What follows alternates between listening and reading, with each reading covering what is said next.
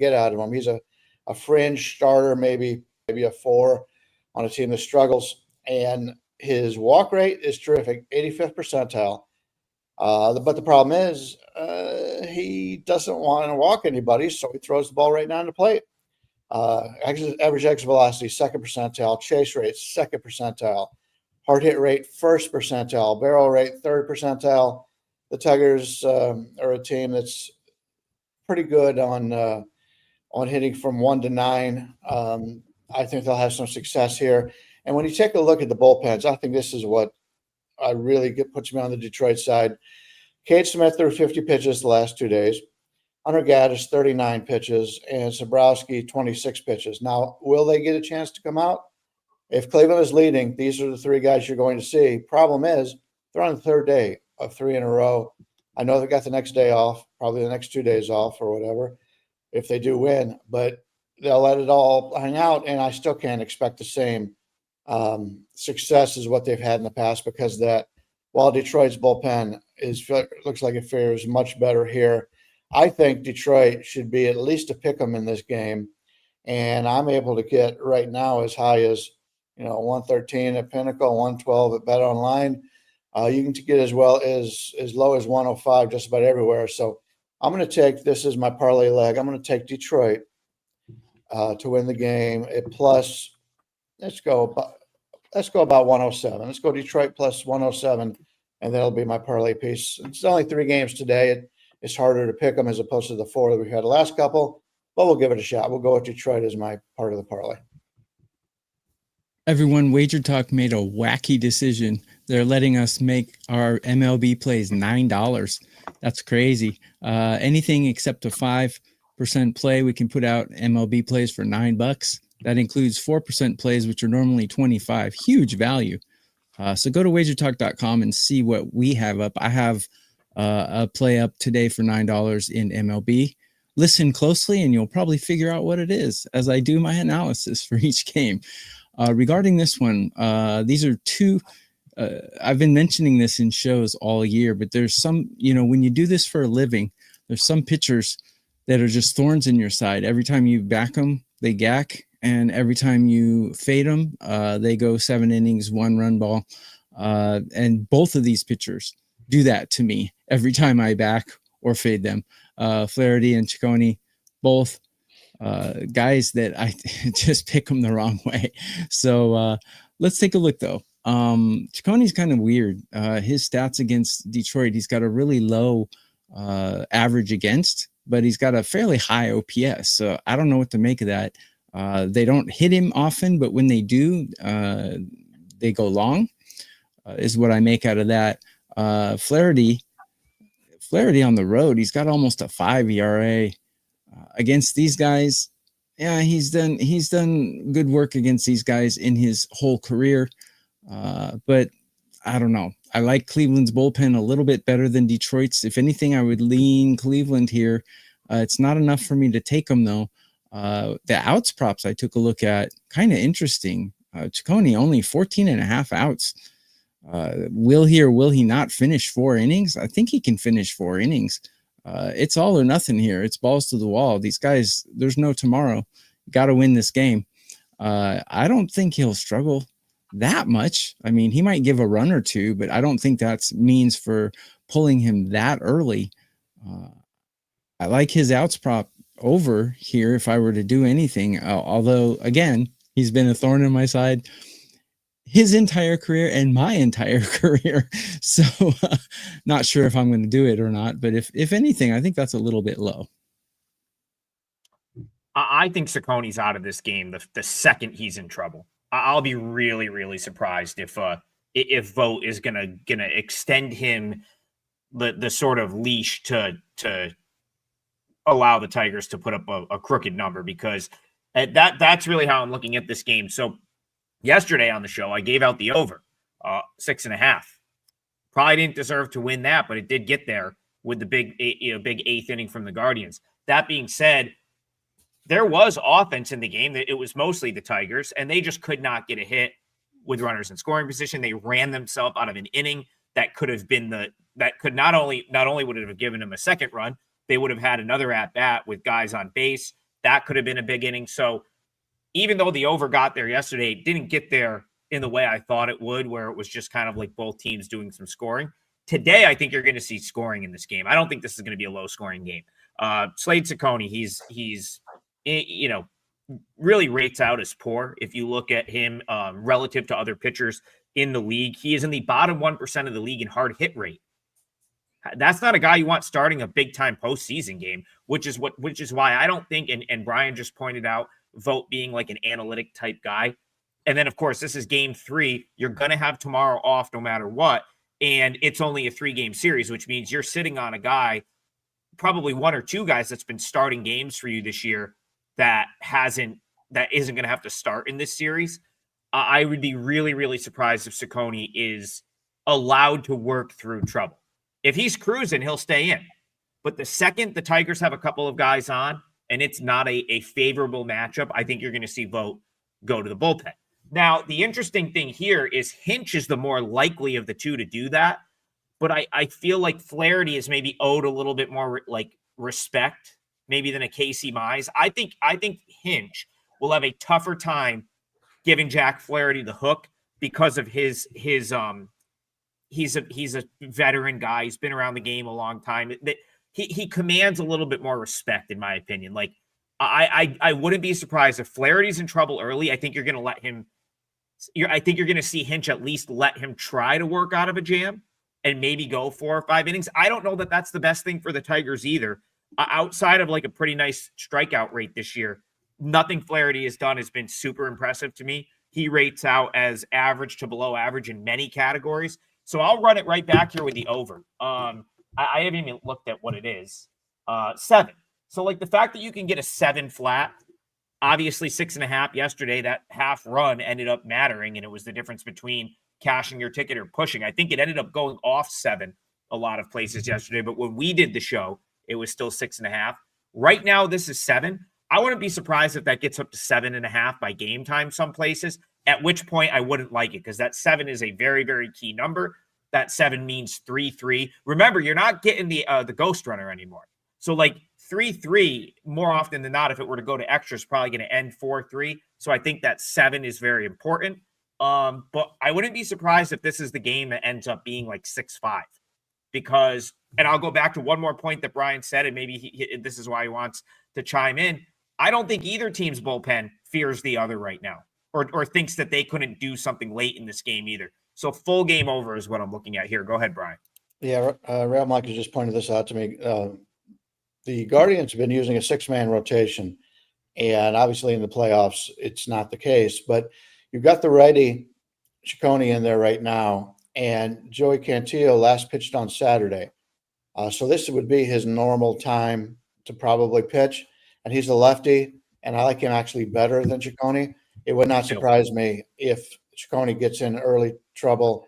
They'll bring in the lefty Cantillo, and that would eliminate a couple of the Tigers' good bats that only bat against righties. They don't play against lefties. So it may be a way to get Carpenter out of the game and some others. So it would not surprise me if they did do a piggyback here.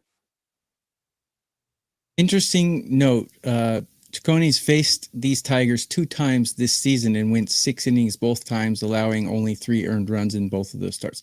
Granted, the playoffs are a different animal, but I think he's going to have a pretty good game. That's just my sense. Well, TB, if he's rolling, if he's cruising, Vogt's not going to touch him because he can. It's not like they're worried about. I don't think Vogt is worried about him second time, third time through. I just think it's like it's going to be based on if the Tigers are timing him up or not. And if I'm saying I don't think he's going to get the opportunity to get into trouble and then get out of it. I think if he gets into trouble, they're going to go to someone else. I think if he's rolling and he goes through the order, gives up 1 hit, and he's got 3 scoreless, he'll definitely be back out there in the 4th. It's really just gonna... Yeah, go ahead. Sorry, go ahead. When was the last time this Tigers lineup got a pitcher in trouble? First inning yesterday. They should have had runs. Like that's the thing. The Tigers have been knocking on the door. Mm-hmm. They have just, what are they, Brian, do you have what they are with runners in scoring position in this series? I don't. I think both teams are terrible at it. It's like two and like a lot. That's what it is. I don't have it Yeah, right here right. either. Yesterday, at one point in the game yesterday, the Tigers were 1 for 12 with runners in scoring position. The Guardians were 0 for 0. Like, I'm pretty sure that that's an actual thing. I think the Guardians, when they got that hit with runners in scoring position yesterday, they were, because of course the one run came off the homer. They didn't have a runner in scoring position at bat, I don't think, until they got the hit in the 8th inning that gave them the lead. So there was a point in time yesterday where the Tigers were 1 for 12 with runners in scoring position. The Guardians were 1 for 1. And that's just, hey, that's playoff baseball. Getting the opportunity, capitalizing on it. The Guardians did that. But the Tigers have had plenty of chances. And right off the bat yesterday, first and second, no outs. They can't capitalize. So, again, it's an interesting conversation. And it's really the managers could do so much. I mean, there's going to be so many chances in this game where Hinch has to make a decision, Vogt has to make a decision, and then whoever makes the wrong one is going to have to go on that podium after and answer why they did that. It's going to be a very interesting game and one that could go many, many different ways. Yeah, the final on the was 1 for 15 for the Tigers yesterday. Ooh, I think Tony's going to have a good game. I just sense it. But, you know, I sense that the Reds were going to put the Dodgers in trouble, and the Reds had the lead yesterday. So my sense has been okay so far. Yeah. Yeah. I'm going to wait for these last two games. I really do like that over, though. I think that over is a good bet. Okay. Let's move on. Let's go. Padres Cubs. TB, I thought of you when I was watching the series yesterday because I remember you making the comment, you know, this is like neck and neck. This is a tough series to handicap. I remember you saying, I don't know if I'll have a play in this series. And I've kind of felt that way watching the first two games. I passed on the first two games. As I watch them play each other, I'm like, man, this is really as even as it gets. I feel like the Padres have been a little bit of value as plus money. But then again, you have to deal with them going into Wrigley. They lose the first game. They come back, they win yesterday. And now we're going into game 3. Brian Leonard, it feels neck and neck again. I don't know if I really know what to do here. So help me out. Padres, Cubs, how are you seeing this one? Well, I hope I see it better than I did yesterday because I had the Cubs, and that was our lone loser in the parlay the last 2 days in the playoffs. We've gone 2-1, but lost our parlay. So hopefully we can get it today. We got Darvish against Taillon. Taillon's about a 110, 112 favorite. Total 7.5, heavily to the under. From 13 to minus 120 on the under a lot of places. But Darvish against Taillon. And if you take a look at the starting pitching, I think it's an advantage for Darvish. He comes in with a 5.38 ERA. That's not normal for him. His expected is 3.64. He's pitched a lot better than what that would show on the season. 1.18 whip. Guy throws 8 different pitches. The most 21% of the time. So he's got a great bunch of pitches he can throw at you and surprise you every time. And that's, if you remember when Darvish was young, he was a fireballer. And by the time he came over here, he's 39 years old now. He's been a terrific pitcher for both Japan and in the United States. Average exit velocity, 91st percentile. Hard hit rate, 95th. Unfortunately, he can't get the chase rate any longer. He's 17% percentile and whiff rate in the 29th percentile. So he's not going to dad you with his stuff, but when you've got as many different pitches as he has, that's a huge advantage. Jameson Taillon comes in with a 3.48 ERA on the season, 3.88 expected, 1.06 whip. A very nice season. After 12-8 last year, he's 11-7 now, and he's got an 82-60 record with a 3.87 ERA in his career, 9 seasons. He's been a pretty good ball player. If you take a look at his StatCast page, though, he looks like a little bit less than an average starter this year. His walk rate's great at the 93rd percentile, extension 80th, average exit velocity 75th. But I just still have concerns. His ground ball rate's in the 13th percentile. So he does give up some fly balls. His strikeout percentage only in the 22nd, whiff rate 16th, and fastball velocity 20th. He throws 6 different pitches from 7 to 39%. The four-seamer is what he uses the most by far, and it's only 92.3 miles an hour. Your average already is 95 miles an hour. So he still throws too many four-seamers for me. but I prefer the Padres slightly in this game. And if you take a look at the bullpen for the Padres, they are running into a little bit of trouble tonight as Mason Miller pitched 40 throws, 40 pitches the last 2 days. He was awesome yesterday. You couldn't ask for anything more than what he gave you. Just tremendous strength of them as being able to throw him out there. 104.5 miles an hour he hit on one of those pitches. Morjan also throwing 42. So they got some guys that will still be available, but they may not get the same results out of them. And then when you look at the Cubs are also a team that's got a lot of talent. Obviously, the offense looked like it was coming around, but it did not show up yesterday. Their bullpen on today's card, they did use Kittredge yesterday as the opener. He went 20 pitches, and he had 14 the day before. But other than that, everybody's pretty good. Palencia did not pitch yesterday and had the previous 3 days off. So I think the bullpen may be a little bit better here for the Cubs. But if I'm going to play it, I'm going to play the Padres here. The starting pitcher edge of Darvish over Taillon is not huge, but you're still able to get San Diego as the underdog here with a pitching advantage.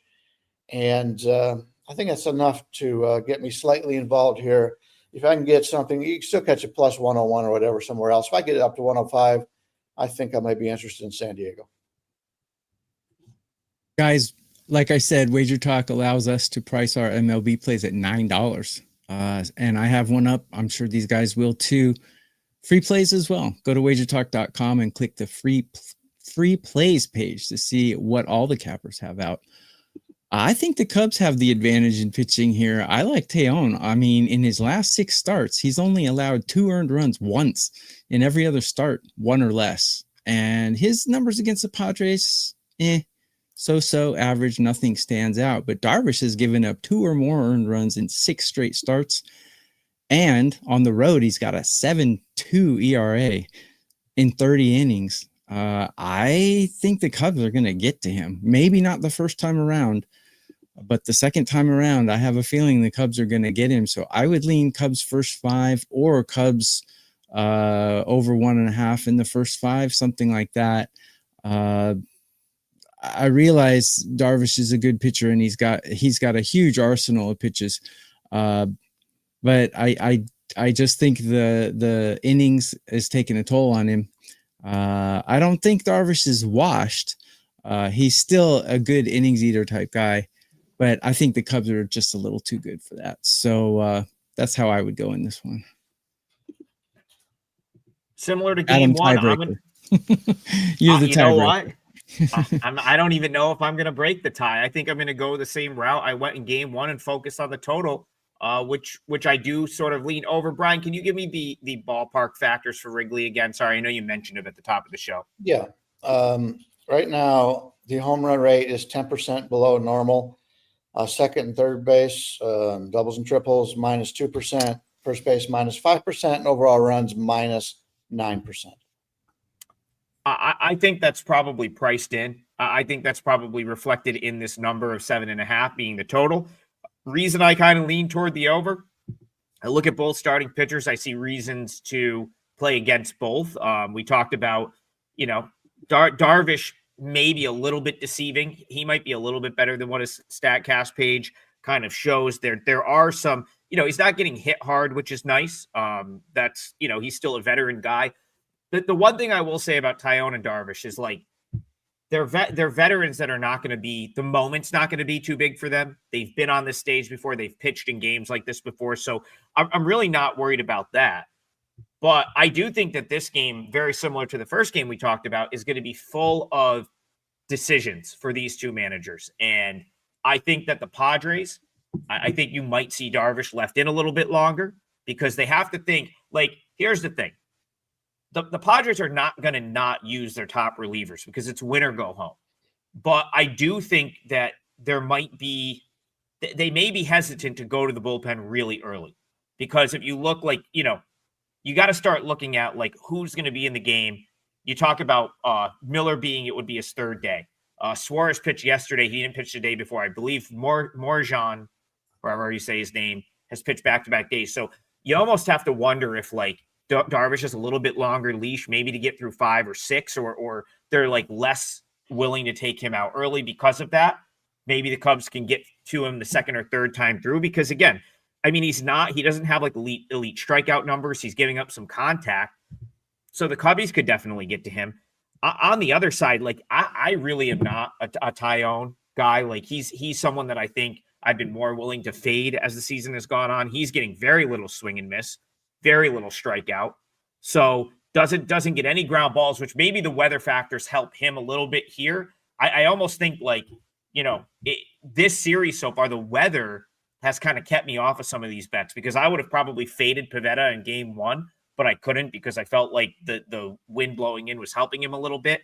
So maybe those ballpark factors actually help Tyone a little bit here. But man, like you got to think the Cubs, with where they're at with pitching, sort of like bullpen depth type stuff, like they may leave him out a little bit longer than they should. So my way I see this game is this: one of these two is going to get left in too long. They're probably going to give up a crooked number. Then you're going to have the Padres have this great bullpen. That's priced in. Everyone knows the Padres have the great bullpen. They've been number 1 in the league for a lot of this year in bullpen metrics, but they're very tired. Now they're on the road. That means that like what's probably going to happen, especially if the Cubs are trailing, these guys are going to be in a big spot, high leverage spot, tired. I don't know if I love that for the Padres right there. And at the same time, I don't know if I trust the Cubs to get late outs in a 2-1 game with the playoffs on the line. So I would like this a lot more if it was similar to the Tigers Guardian series. You could get a flat 7, but I still think over 7.5 is the way to go. I think it gets there somehow, and you'll have chances from both teams. Sorry, were one of you going to jump in there? Yeah, I'm looking at the over, and I'll tell you right now, my parlay leg is probably going to be one of these 2 overs, and I'm going to like sit here and think about which one over the next like 15, 20 minutes or so. But I'm kind of neck and neck with those. I think one of these 2 games, Tigers, Guardians, Cubs, Padres, today is going to see runs. We really haven't seen a ton of like crooked numbers, big innings in either of those series until the 8th inning yesterday with the Guardians. One of those 2 is going to go off today. I think you see an easy over in one of them where it's like 4-4 in like the 4th or 5th inning. So that's kind of how I'm seeing that one. Roger Long says Padres are bunting for single runs. Yeah, I mean, listen, this is the time of year to play small ball, but don't tell me that that lineup can't take Tyone deep. It's even with the wind blowing in, it's very possible. And likewise for the Cubs, I wouldn't be surprised if Darvish gave up a bomb or 2 as well. All right, I want to pull up. So someone commented on our show yesterday. I wish I had this queued up already, because I said I would bring this up today. They made a comment on the Yankees Red Sox series, and I'll see if I can get it quickly. Oh, it's this one right here. Basically kind of said like, Trig, you're wrong about the Red Sox. And it was in that context. And I got to be honest, I think I agree with him. I think I agree after watching the first 2 games that I was probably wrong about the Red Sox being like dead and buried with no Roman Anthony, not having a chance in this series. I feel very, very fortunate having got out yesterday with Yankees -1, getting out with a push. I felt fortunate there. Would have loved a little extra knock in the 8th inning to make that a winner. But hey, that's one that I'm pretty happy about taking a push in, because I really feel like the Red Sox, as I watched the game, were probably the better team most of the night. Big base running mistake by Nate Eaton. You got to come flying around third right there on a ground ball that almost gets up the middle. If he's just rounding third, even if that's fielded cleanly at first, he would have to turn, make the throw home. You're going to be safe all day. I thought the Red Sox made a couple of mistakes. Jarren Duran dropped a ball in left field. That's a play that probably should have been made. So again, after watching the first 2 games, I guess I feel like I was a little bit incorrect about this series so far. I'm not saying that the Yankees can't do it today and move on. Brian Leonard, you were kind of in that same camp where we both kind of like the Yankees going into this series. Have you changed your mind at all about Yankees Red Sox? Not really. Keep in mind, I give my clients a smaller play, 1.5 star, but on the Yankees at -175. Now, after what we've seen the first 2 games, they're still in that same range, 165 to 175. So I don't think it's changed much. Although I will say, if I'm looking to play Boston from this standpoint, I like the starting pitcher for Boston. Early's going today. He's a lefty, which really makes this Yankees offense switch up. Talked about that, and I'll get to that in a second when I break it down a little bit more. But you're getting about a 165, let's say, and a 7.5 to the under. Conley Early has only thrown 19 and a third innings so far, but he's been really good. Just about everything on his StatCast page. Fastball velocity is not the greatest at 39%, but he only throws 94 miles an hour, which is better than league average for a lefty, 93.1.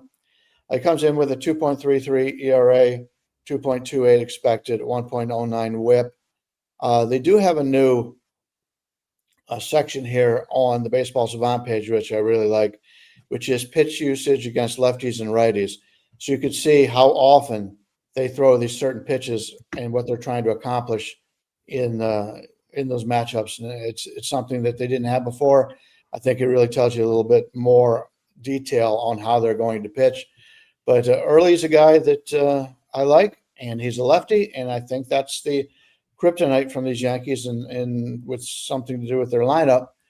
Cam Schlittler has been terrific, 2.96 ERA, 3.99 expected, so he's been a little lucky, 1.22 WHIP. Fastball velocity is terrific, 95th percentile, strikeout rate, 82nd percentile, but he still does walk too many batters, only in the 18th percentile in walks, 20th percentile in ground ball rate. So he's a fly ball pitcher that tends to put too many people on base. I like him, but that's not a good combination. What I really wanted to talk about here was the Yankee batters. And I mentioned this the other day. Ben Rice is a lefty. Jazz Chisholm is a lefty. And Riley McMahon, to a lesser extent, is a number 9 batter. But he's a lefty. And now that they've got a lefty going for Boston, they'll probably use Goldschmidt, Cabrera, and Rosario. That's a lot of power differential. Goldschmidt's still a pretty good hitter, and he played very well early in the season, but he's not a power hitter anymore, not much of a power hitter. Cabrera hits like a couple a year, and Rosario's not much of a power hitter. So you're losing Ben Rice, who if he played every day would be a 30 to a 40 home run guy. Jazz Chisholm, we've seen it. The guy's got a ton of power. And McMahon, in his earlier days, showed more power. But that's a big change for this Yankee lineup, and which gives me more of a reason to lean with Boston or the over here. The under here. The under, because I think they're going against that lefty for Boston, and I like the way Schlittler's been playing. So maybe I had the Yankees team total over yesterday. It was the only game I gave to my clients. You can get right now the Yankees under 4.5 at about 140, 145. Yesterday was 3.5, so which is why we played the over and got the victory. But maybe the Yankees team total under would be the way to go in this one. But hopefully the Yankees still win. I still got that small player out there for clients. So that's the way I'm rooting in this one. I'm going to take the Yankees here, and I'm going to make it my parlay leg, and I'll tell you why. Brian's right. Early has been great, but 4 starts, and he hasn't gone past 5 innings, and I like the Yankees bullpen here. As long as they don't put Nuke Weaver in there, I think the Yankees bullpen is solid, and I think their hitting is better. Yes, they're going against a lefty here, but when you break it down, just simply put, I don't think a rookie is going to hold his own in a playoff game against a team that's 50-30 at home. I just don't see it. I think Schlittler's been great. I think he's been much better than I thought he would be. He does have a better ERA on the road, but I mean, like I said yesterday, it's the uglier of 2 supermodels. He's got a 2.76 on the road and a 3.12 at home. He's got a much bigger sample size. I realize that neither one of these guys have a lot of MLB experience, but to me, Schlittler just seems very composed, and I think he's not going to crack under the playoff pressure. And it's a lot to ask a rookie to go on the road and take on a team that's 50-30 and shut them down. I don't think he will. Give me the better bullpen, the better lineup, and the better home record. I like the Yankees here. And what's the price on that, Brian? About 166. Well, I'll break this tie, and I kind of love Boston in this spot. First of all, shout out to minor league baseball fans like myself, Cam Schlittler and Connolly Early. This is like a Worcester Scranton game. You got to love, like, if you want to know the state of Major League Baseball in 2025, the fact that these two are starting a playoff game just tells you, like, where teams are at in terms of, like, lack of pitching, and then just now, like, seeing a guy that has a little bit of potential and saying, "Yep, you're on the squad. We're gonna roll with you." Both of these guys were in Double-A at the beginning of the year. Both had short stints for their respective Triple-A teams. Scranton for the Yankees, Worcester for the Red Sox, and now they are literally both starting with the season on the line. So one thing I'll push back on is, this is just as Schlittler's in the same spot as Connolly Early. Like, he was up a little bit sooner, so he has a few more reps at the big league level. But both of these guys started the year in Double-A. Where I think the Red Sox will have it was huge that yes, the Red Sox lost yesterday, but it was very important, in my opinion, that they didn't use Chapman. Because I know they had to be tempted to use him at the end of that game. It was a 3-3 game. They had already, Bayo was out of the game in the third inning. You went through Wilson, Slayton, Matz, Kelly, and that was a decision. And that was what part of the reason I liked the Yankees yesterday and was willing to lay the -1 with the Yankees yesterday is that I thought something like that might happen. And I think the Red Sox managed that correctly. They had the 1-game lead, and they basically said, "You know what? We're gonna roll with Garrett Whitlock." Now, the one thing I did think they made a mistake. They should have brought Tolle in to face Austin Wells. That I didn't understand, because if you're gonna bring Peyton Tolle in at some point, why didn't you bring him in to get the lefty that ended up taking the lead in the game? And I think that the at-bat prior, the hitter prior was Jazz. So you would have thought that would have been the spot to bring Tolle in if you were going to bring him in at all. They decided to stay with Whitlock. It ends up costing them the game. But what they didn't do, which a lot of other managers might do there, is bring Chapman in. Because had they brought Chapman in and still lost, they would be in a much worse spot today. Now, I think they're in a fine spot. You're going to have your best reliever on a day rest at the end of the game. So that's big for the Red Sox. And, I'll go back to Brian in a second here because, we've got plenty of time. You can throw it back to me. But, Brian, Ben Rice is going to be in the lineup today. That would be crazy if he's not. He had 2 at-bats yesterday against the lefty. He got a base hit, and then he hit 110 off the bat that got caught. If Ben Rice is not in this lineup today, I will have a large bet on the Red Sox here because that would be a horrible decision by Boone. Go ahead. He is not. They faced 2 lefties in the last week. He didn't even get in the bat starting in either one of those games. And I will point out that Chapman was warming up, so that does make a difference. He did warm up. He just did not come into the game. And when you warm a guy up and he doesn't come in the game, that's a negative. So, just a little bit more information on the game. Go ahead, TV. I'm going to push back a little bit on saying that these guys have equal experience. Schlittler has 71 innings pitched, and Early has 19. I think that's a world of difference.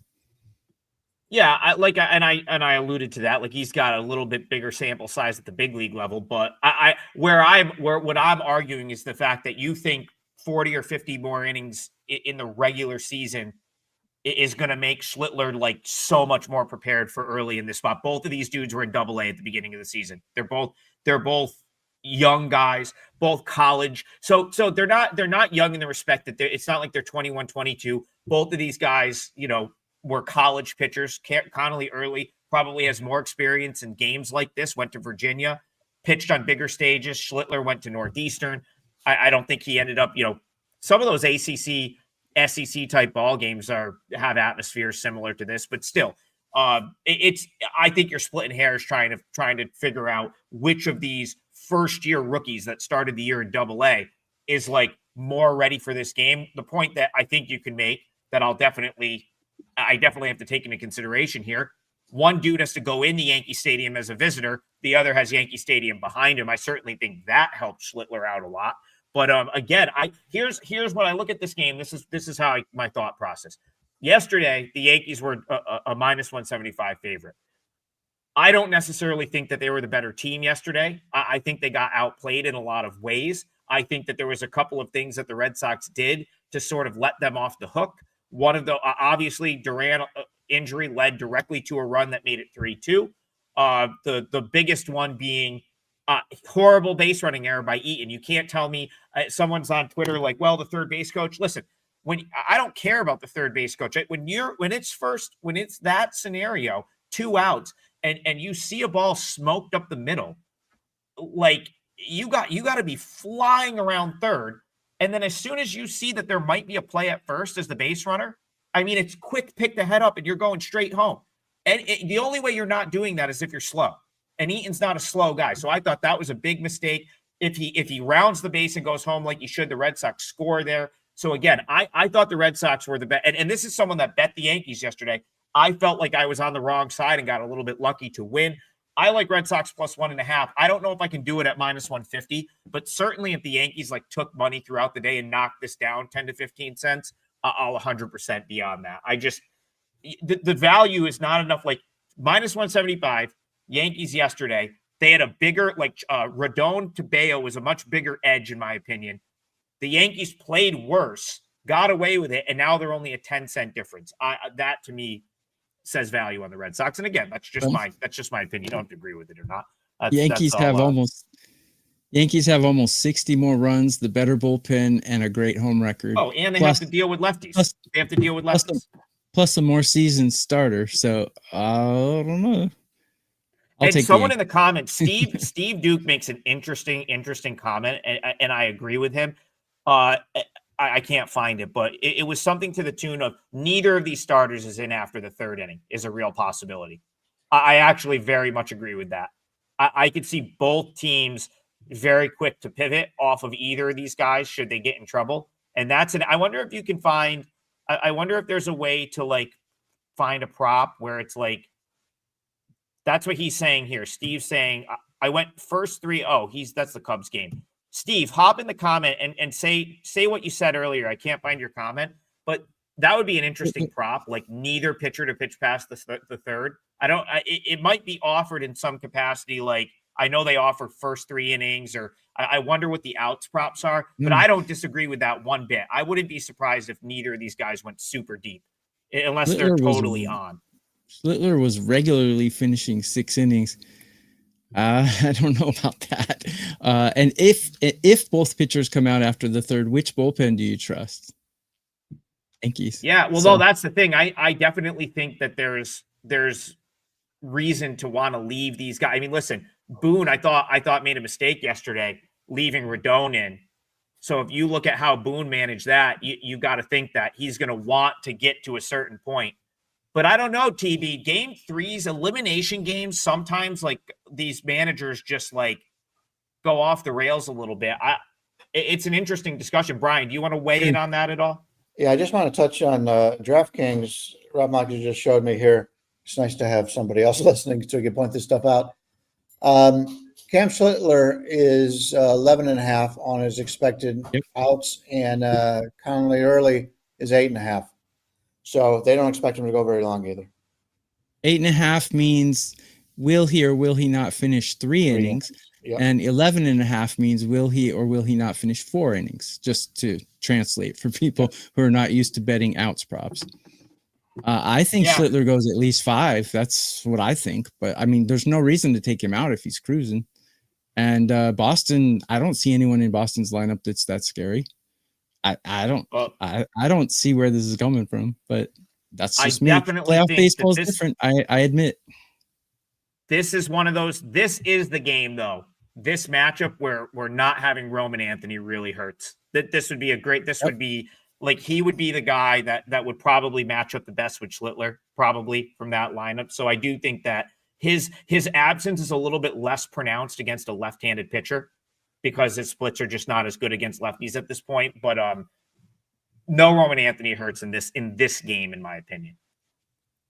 I think I'm the only one. So first of all, we did all 3 games. We've got a couple extra minutes. Does anyone have anything else they want to say about these 3 games today that they didn't feel like they got in yet? I'll go to you first, Brian. Not really. Not really. Concerned about the Yankees lineup, and keep in mind, Boone's not a good manager, so he's upset the entire Yankee fan base by doing this. Why would he change now? He's pretty stubborn. So, yeah, you may get some three good hitters for the Yankees, maybe starting the game, sitting the bench. We'll see what happens. It's still really early. We got no lineups right now. The first game has been moved. It was 1 o'clock earlier the last few days.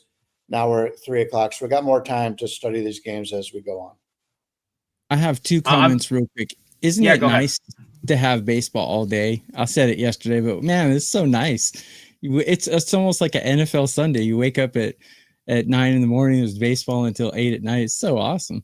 I'm in Japan, of course. The times are different, but that's one comment. Second comment is: do you think, like the Reds kind of toyed with it yesterday? Do you think in this wild card series that a team would even consider using one of their starters as a reliever this early? Of course.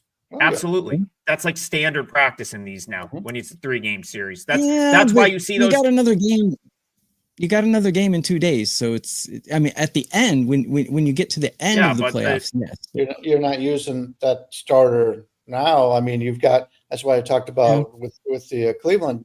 They've got 2 actual guys that are starters, and they've only used 3. So they had a 6-man rotation. So they got plenty of guys that they could bring in. The Reds did it. Yeah, the Reds did it. Yeah, but do you think the Yankees or Boston would do that today? Absolutely. That's why you see those out props so low. I don't think either of these managers is married to that option in that game. Where I think you see, like, again, I think all of these teams, okay, like this is win or go home for all 6 teams playing today. I'm pretty sure all of them, every manager has like the quick hook in the back of their mind and who would be the guy. But I do think there are certain guys that maybe have earned the right to like have it be their game a little bit more. Jack Flaherty being one of them. Rodon Flaherty being one of them. I think you could even argue that Tyone and Darvish are both kind of guys that I feel like you have to maybe let them have a bad inning before you take them out. Yeah. Ciccone, early, Schlittler. The first sign of trouble, if their manager doesn't really like how the body language is, love how things are going, they're out. I'll tell you right now. They are not going to mess around. How quick did Cora go get Bayo yesterday? 2 1/3? Well, same thing will be for early. If he's in trouble, he's out. And I think Schlittler will be the same way. I don't think Boone's going to mess around there. I think he will go to who would the other starter be, Brian? Who would be the guy behind him? For what team are we looking at? For the Yankees. Who would be behind Schlittler in your opinion? As a starter. I know I'm trying to think about it. They got Blackburn and they got Warren. Oh, it's probably Warren. It'll be Warren. Warren. Yeah, if you see Schlittler in even like the slightest bit of trouble, it'll be high leverage bullpen arm to get out of the inning. Will Warren starting the next inning. That's what you'll see, and that's why those numbers are so low. Those outs props. Yeah, I don't think Boone's going to want to use Devin Williams, but I've been thinking that all season. Devin Williams must have like pictures of Boone's wife or something because he keeps using him despite getting tanked every time he goes in there. I don't understand Boone's decisions sometimes. He pitched yesterday and looked pretty good. He was good yesterday. In him, and they want him to come back and play in New York, so they're trying not to get on his bad side. But I don't. This has never been a place for him. He played in Milwaukee. It doesn't have the pressure on him like you do in New York. Certain guys just don't have it when it comes to pressure situations. So hats off to any Yankee or Met or Dodger. Well, really not the Dodgers, but a Red Sox who has to deal with that kind of media every single day. I wouldn't want to do it. True. I mean, we see good pitchers go to New York and fail, like Sonny Gray. There's a ton of them. Yeah. And then they go somewhere else and they excel. Was Greinke there? No, he went to the Dodgers. Anyways, It's pitchers like that who excel at the Royals and Indians and are terrible in New York. It happens all the time. Yeah, very true. Okay. Brian, refresh my memory here with the line. So I'm going to use the over in Tigers Guardians. That's what I've decided to do for the parlay. Okay. So we'll know if we're live or not after that first game. Brian, what do we have for a Tigers Guardians over 7 and the Tigers money line, and also the Yankees? Yeah, Detroit over 7 is minus 118. The Yankees are minus 166. I have Detroit at plus 107. If you don't like a 3-team parlay, and since 2 of us, I've got Detroit and you have the over 7, maybe the Detroit team total, and make it a 2-team parlay. Just bet the Detroit team total and the Yankees for those interested. Let's just take a quick look at the team total for Detroit. 3.5 under, minus 125. So you're laying about at 105 on the over 3.5. You need 4 runs for Detroit if you want to make it a 2-team parlay instead of a 3.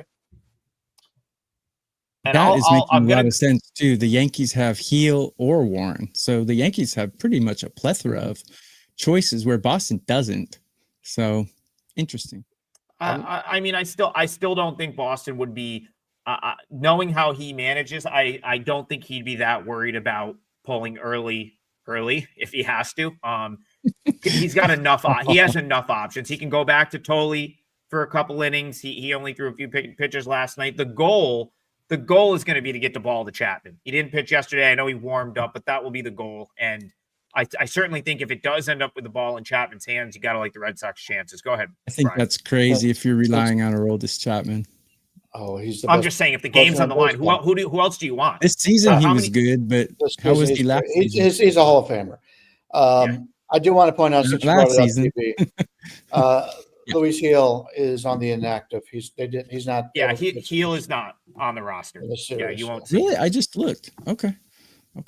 No, yeah. I think Chapman's having a good season, but yeah, he's on the IL. Chapman is having an elite season. I mean, at one point in time, he retired like 50 He's going to get votes for Cy Young Award. You'll get a couple. He is, but he's the head case.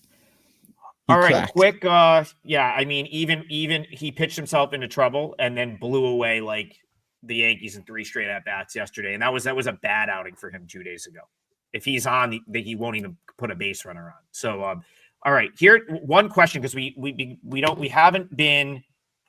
haven't gone to the chat as much since we know what games we're going to talk about. I want to make sure we're getting the chat involved, and we have a couple minutes. So, Gam Junkie, I think is what that's an abbreviation for. I love that. Says, does anyone think the longer break for Philly is a negative and the Dodgers have been playing real game situation a plus? If I remember last year, the wild cards did well at the beginning of the series. It's an interesting conversation because none of those teams that got the week off want to be playing in these games. It's not like other sports where it's like you don't want to be in these best of 3 where it's like you lose one and suddenly you might be going home. Mm-hmm. So I think all the teams that are rested have an advantage. I really do. Now, is one of these wild card teams going to come out and maybe be hot? Yeah, it's certainly possible. For me, I still prefer the scenario that the team that got the week off is in, more so than the team that had to play in the wild card rounds. Let's start with Brian. Do you agree or disagree with that? Yeah, the team that got the bye is obviously a chance to rest up your players a little bit, probably more importantly, get your starting rotation in gear for the next series, a 5-game series as opposed to the 3. But I fully understand the having not played for a while, which is why a couple of the teams have had inter-squad matchups and things like that. Okay, Ralph Michaels is coming over with some information. Okay, guys, some TNA. Adam, to answer your question, teams that have had the bye since 2016 have gone 16-6, average line of minus 179, so that is still plus 13.8 ROI. That's amazing that we just had Ralph in the show like that. And he just had that stat ready. I just need to move in with them, and I think it'll help me by handicapping so much better. Incredible stuff. Nice. That's great. That's really to have that number to quantify it is huge. I didn't realize it was that lopsided. Go ahead, TB. Yeah, regarding the long break, it throws people off their routine a little bit, but being rested kind of trumps that negative. Having all your guys rested and ready to go and fresh is huge, considering you just came off 6 months of every day straight playing baseball. So Ralph's stats make a lot of sense to me. Your pitchers, it's just like getting back into spring training and starting to go again. But yeah, I think it's nothing but good. And also interesting that, you're going to get into a scenario going into the weekend where there's a lot of, it's going to be tempting to look at some of those underdog prices. And what Ralph's saying, average line of like minus 170, minus 175. A lot of those teams that have been off for the week are going to be favored. And it seems like with good reason. So maybe you're going to have to pick your spots carefully. I think if you want to sort of like ride the team from this week into the next series, I think, someone will get hot and win that series. And make no mistake about it. One of those teams that's been off all week will come out flat and will likely end up going home. It's just from a blanket standpoint, I don't necessarily think you want to just be like riding every team that wins a wild card series into the next round. And Ralph's numbers sort of suggest that being the case, that you wouldn't want us to do that, or that you wouldn't want to do that. The parlay, as we wrap the show up here, 3-teamers. So yeah, so Brian and I are going to use the same game. We're going to use a side and a total. Listen, you could do 2-teamers and take one with the side and one with the total if you want to just give yourself a little bit more chance to be live into Tokyo Brandon's leg. But either way, we've got Tigers on the money line for Brian. I'm going to use the over 7 in that game. So Tigers money line for Brian. Tigers Guardians over 7, full game for me. You should have no problem parlaying the two of those together. And then Tokyo Brandon's going to go Yankees minus 165. That 3-teamer plus 521. As long as we've got like 3 or 4 games in a day, we'll continue to do the parlay.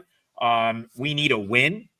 We had our nice winner, couple winners 2 weeks ago, and then we've lost them ever since. We are still slightly ahead. So we really need to win one of these. And we will keep doing the parlays until there's only like 1 or 2 games. Then we're just not going to do a parlay because there's only 1 or 2 games. We will have a show tomorrow. So there was some confusion with that. Tomorrow, 9 a.m., total bases. We really should take a second to promote. We haven't done a lot of that this show. Bases 99 works for, that's a coupon that gets you the rest of the playoffs for your chosen handicapper at a discount. And as TB, I believe, said at the beginning of the show, all non-5% plays are going to be $9, all playoffs. But that basis 99 coupon, if we'll all probably have a 5% or 2 at some point. Those are still $35. That package will quickly pay for itself pretty much the second someone plays a 5% play. So anyone else have anything to promote before we're off air here? I still have that package going, and hockey season starts on the 7th, 5 days from now. Number 1 career over at WagerTalk in their 11-year history in hockey net profit. Also number 1 in Major League Baseball net profit. You get a savings of $100 on the hockey, and you get the rest of the baseball for free. Just go over to the site right now, and that's available for a few more days left. And we're getting a few people getting it now, and I would recommend that if you're looking for long-term service from a guy who's giving you a lot of winners. I have a Japanese basketball package. Japanese basketball starts this weekend. It's actually my most profitable sport, believe it or not. And there's a package discounted at my page at WagerTalk for that. Also, any non-American sports, including KBO baseball, Japanese baseball, international basketball, we're allowed to price at half price. So those are up always. And Major League Baseball plays all $9 for the rest of the season, non-5% plays. We're back tomorrow, 9 a.m. We will look at Saturday's game. So by the end of the night tonight, we will have all 4 lineups set for, or all 4 matchups set for Saturday. I expect to have lines for them. Usually, like these other sites are like DraftKings or FanDuel, someone's going to have Saturday's lines up tonight at some point. So we should have something to go off of there. And I guess we'll be probably one of the first ones sort of looking at those Saturday games. So we'll be doing our normal show with the Saturday matchups. And I think for the most part, we're going to be back doing like as long as there's games, we'll be doing shows. So that I believe is the plan. There's going to want to know who we'd like for Monday Night Football? Maybe some barking dogs this week. Is the deli back open? And we know VR is going to bring you all of that information from the Wise Guys. NFL Week 5 is up next on Bet On It.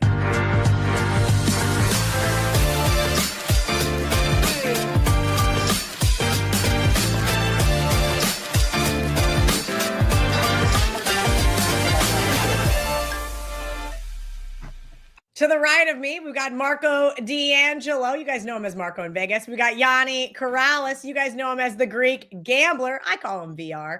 Back in the day, Vegas runner. And I am Kelly Stewart. This is Bet On It, the NFL edition, specifically Week 5. We're going to get right into it here with Thursday Night Football. San Francisco, boy, oh boy, has this one gotten out of control. Up to 6.5 here on the odds logic screen at the Rams. VR, the total sitting here at 46.5. Talk to me about this NFC West matchup. Yeah, and the reason I wanted to touch on this game as the TV game is because it makes it easy for a handicapper and a sports bettor. Because you look at this betting line right now, and you only have one option, and that's, do I like San Francisco catching 7, or is it a pass? Because you can't bet the Rams. The Rams in this spot is just not a good bet. Only because if you don't have that ticket in your pocket already, you're buying at the absolute worst time. And regardless of outcome, that's just not a good way to do this. Because a week ago, they were minus 3.5, 4. Then you had a couple days to bet them at 4.5. You had a few days to bet them at 5, 5.5, 6, 6.5. So again, once it gets to 7, a key number of 7, the bet becomes easy. It's either a dog or pass situation, because we're not going to take the worst of it with the Rams here, which I think is obviously an inflated price coming off of their win compared to San Francisco, the way they looked. But I just think this line's now a little bit too inflated. Like eventually it gets to a point where it's an overreaction. And I think that's what we're looking at right now, because prior to Purdy returning, San Francisco was actually outperforming the betting market. There was supposed to be a big drop-off, and that just didn't happen. They ended up, winning at New Orleans. They ended up beating Arizona by 1. Then he returns, loses, and all of a sudden, all those cluster injuries compounded have just forced bookmakers to keep moving this line. And that's just them trying to protect themselves against risk. But again, there's not sharp bettors out there laying the 7. The only shot you should be looking at the Rams is if it gets to 7.5. Then you want to look at the teaser. Then that makes sense on betting the Rams. If I see 7.5 or 8 across the board, but where it sits right now at 7, again, I'm forced to either bet the dog or pass. And personally, I think there's a little bit of value on this dog in San Francisco. Divisional game, they're going to show up. Usually the market overreacts to what players are worth. I think that's happening right now. And again, you have a Rams team that's coming off impressive win against Indianapolis, and now it gets to play at home again. This line's just too high. For me, it's dog or pass. I don't know if I'll be on San Francisco, but I do like the Niners a little bit. And like I said, though, if it goes above a touchdown, I'll probably look to the possible teaser spot for the Rams. But for the pick for the show, it's San Francisco plus the 7, and see how it does. Speaking of teaser spots, this is an interesting one. Sunday Night Football, New England is 7.5 at Buffalo. Marco, 49.5 here as the total. Yeah, Kelly, no question. There's going to be a ton of Buffalo teasers in this game. The books are going to need New England come Sunday, but we got to handicap the game as it is. And you go back to last week, Buffalo was in a major flat spot. They were coming off their first 3 wins of the season. They beat Baltimore in a come-from-behind win. Then they had 2 division games against the Jets and Dolphins, Dolphins being the last one on Thursday Night Football. And you're coming off all of that. And then what do you got? You got the Saints coming to town. And, nobody's, striking fear in when the Saints come marching in. But that's exactly why, free play Sunday morning, I gave out the Saints. That was a horrible spot for Buffalo, sandwiched between two primetime games, the Thursday night game against Miami and this Sunday night game against another division rival. So you saw a lackluster performance. How many times do I tell you when you get these big favorites that have that lackluster performance? And I know the final score, they almost got there. But, Kelly, I know anybody that had them in Survivor got a little worried there in the third quarter when it was a 4-point game and the Saints had the ball. But then, things righted the ship and they ended up getting the win, but not the cover. And that's all we're about is who covers. We don't care who wins. We care about who covers, and the Saints got the money. You'll get a focused effort from Buffalo this week.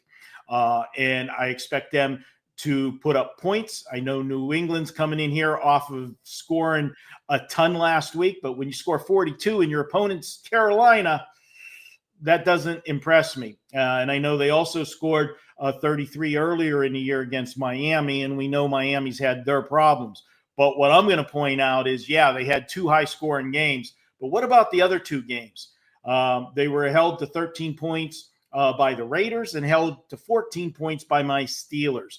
And the Steelers' defense has not played that well this year. So I don't think they can trade points in this game with Josh Allen. He'll be focused. It's a division game. It's a TV game. We get the best of the Bills. There's only one way I can play this game. That is with Buffalo. And yes, I like Buffalo minus the points, but yeah, I may have a couple teasers as well, Kelly. As you know, those teasers have been doing very well. Yes, they have. We're going to talk about them here in the Steam segment with VR. But first, we got to talk about Monday Night Football. Kansas City is a 3.5-point favorite at Jacksonville, total 46.5. And honestly, I could have went dog or under here. I kind of went back and forth. Teddy and I do the opening line report here on the WagerTalk YouTube channel on Monday mornings. And I said, Teddy, what is going on with this line? What am I missing here? Jacksonville, I believe, was Marco's barking dog last week. And we were both on them in that spot versus San Fran. I think we were both on Kansas City, if I remember correctly, versus the Ravens. And hey, look, I don't want to take away from what Kansas City was able to do for me last week. I appreciate getting to cash that ticket and get another win in the contest. But let's look at kind of the inverse there. The Ravens, well, there was a lot of injuries that started to pile up there. But I'm going to give the Kansas City defense a little bit of credit. They were able to stifle Lamar before ultimately he left the game. On the other side of that, let's look at the Jacksonville defense and what they've been able to do. So look at the metrics. Both these teams really tight. And ultimately, I wanted to make a case for Jacksonville. I wanted to make a case for the under. I'm giving you guys both here for Monday Night Football. But for the show, I'm going to give you guys the under. I found this stat. I think it was from our good friend Ralph Michaels. I don't know. I read a lot of things come Wednesday. But unders, Monday nights, 83, 35, and 1 since 2016. If you guys are looking for this pattern, Monday night road favorites of 1 to 10. That is Chiefs and Jaguars this week when the line is less than 50 points. And just over the last 5 years, it's 3 and 21. That is 88% to the under. So I'm going to take the easier route here, instead of betting against the Kansas City Chiefs, because I don't want to hear it from the comments section, give me under 46.5 here on Monday Night Football. VR, you're up next here with the Steam Room. But first, got to do it. I got to ask you guys, give us a little bit of love here, whether it's in the comment section, whether you want to give us a like or get that thumbs up so you never miss another moment here on the WagerTalk YouTube channel. VR's Steam Room. He's given us information, actionable info to use as part of our handicap. Get your pens and papers ready because I'm going to let my guy go. All right. And a little early in the week, but already getting down on some NFL, especially on those look-ahead lines. Pay attention to those. And as I touched on week in and week out, and then look at the odds logic screen on Monday. and see what the adjustments are made after that. Because again, the look ahead lines, the limits are low. With that said, let's dive right in. Start off with 463 Miami at a pick'em, 469 Denver plus 4.5, Denver plus 4, steamed them while the Monday night game hadn't even started. They were betting Denver against the Eagles. 472 New Orleans at a pick'em and -1. 479 the Lions. They steamed the Lions last week, got the money. They came right back and laid 10 with the Lions and went over 49. Talk about getting out ahead of the public on both of those. 475 Tennessee from plus 9.5 all the way down to plus 8.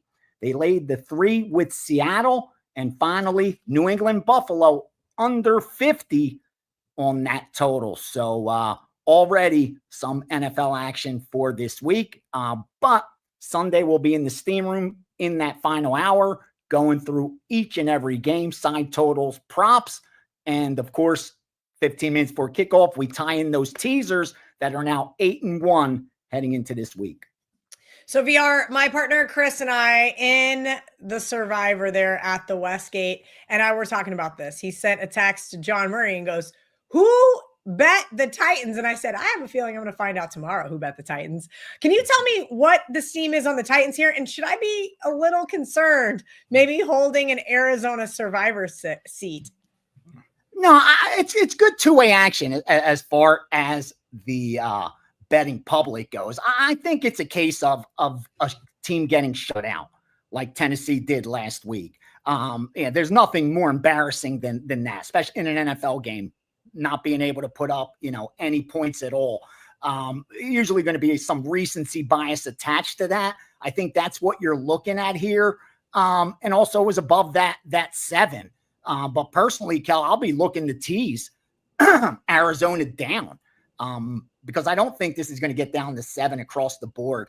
I'd be surprised if it got down to 7. I'd be a little worried on that Arizona Survivor ticket. But as long as it stays above a touchdown, I wouldn't be too concerned. Again, the teaser protection opened up at 9.5, but that sharp money came in on Tennessee. And I think it is the result of them getting shut out and, the overreaction because of that shutout. And I just think they concluded the lines a little bit too high. And based on power ratings, I think it is. I mean, obviously Tennessee is the worst team in all of the NFL power rating wise. But still 7.5, so 8 is a lot of points to be given them in this spot for Arizona. So I could see why they took the points, but I think you're safe with your Survivor pick. All right. Speaking of those teasers, Giants, Cardinals, Jets, Bills, Commanders so far on my list for this week. I do not have my odds logic screen open, so I apologize if any of those have moved since. VR, let's talk about these teasers because I thought the Jets were going to really hurt me there on Monday night. They backdoored those teasers once again. Yep. If we're looking for these teasers, right? Well, actually, you know what? Here's a great one. I got a tweet yesterday from a guy saying, Kelly, X major sports book is offering 10-point teasers. And I said, what's the juice? And then he's sending me screenshots and I'm going, you're laying -120 on 10-point teasers, huh, bud? That is a pretty wild thing. So I want to kind of talk about some teasers here, what people should be looking for. Again, I know everybody in the comment section hates it. I say I have -110 teasers with a guy. I'm sorry. Ask around. Ask your local guy if he'll give you -110 teasers. You'd be surprised what you guys can get at your disposal. VR, kind of talk about the math there and what people should be looking for. I know laying more than -120 on a 6-point 2-team teaser is unacceptable. -120 on a 3-point, 10-point teaser, I thought was a little egregious.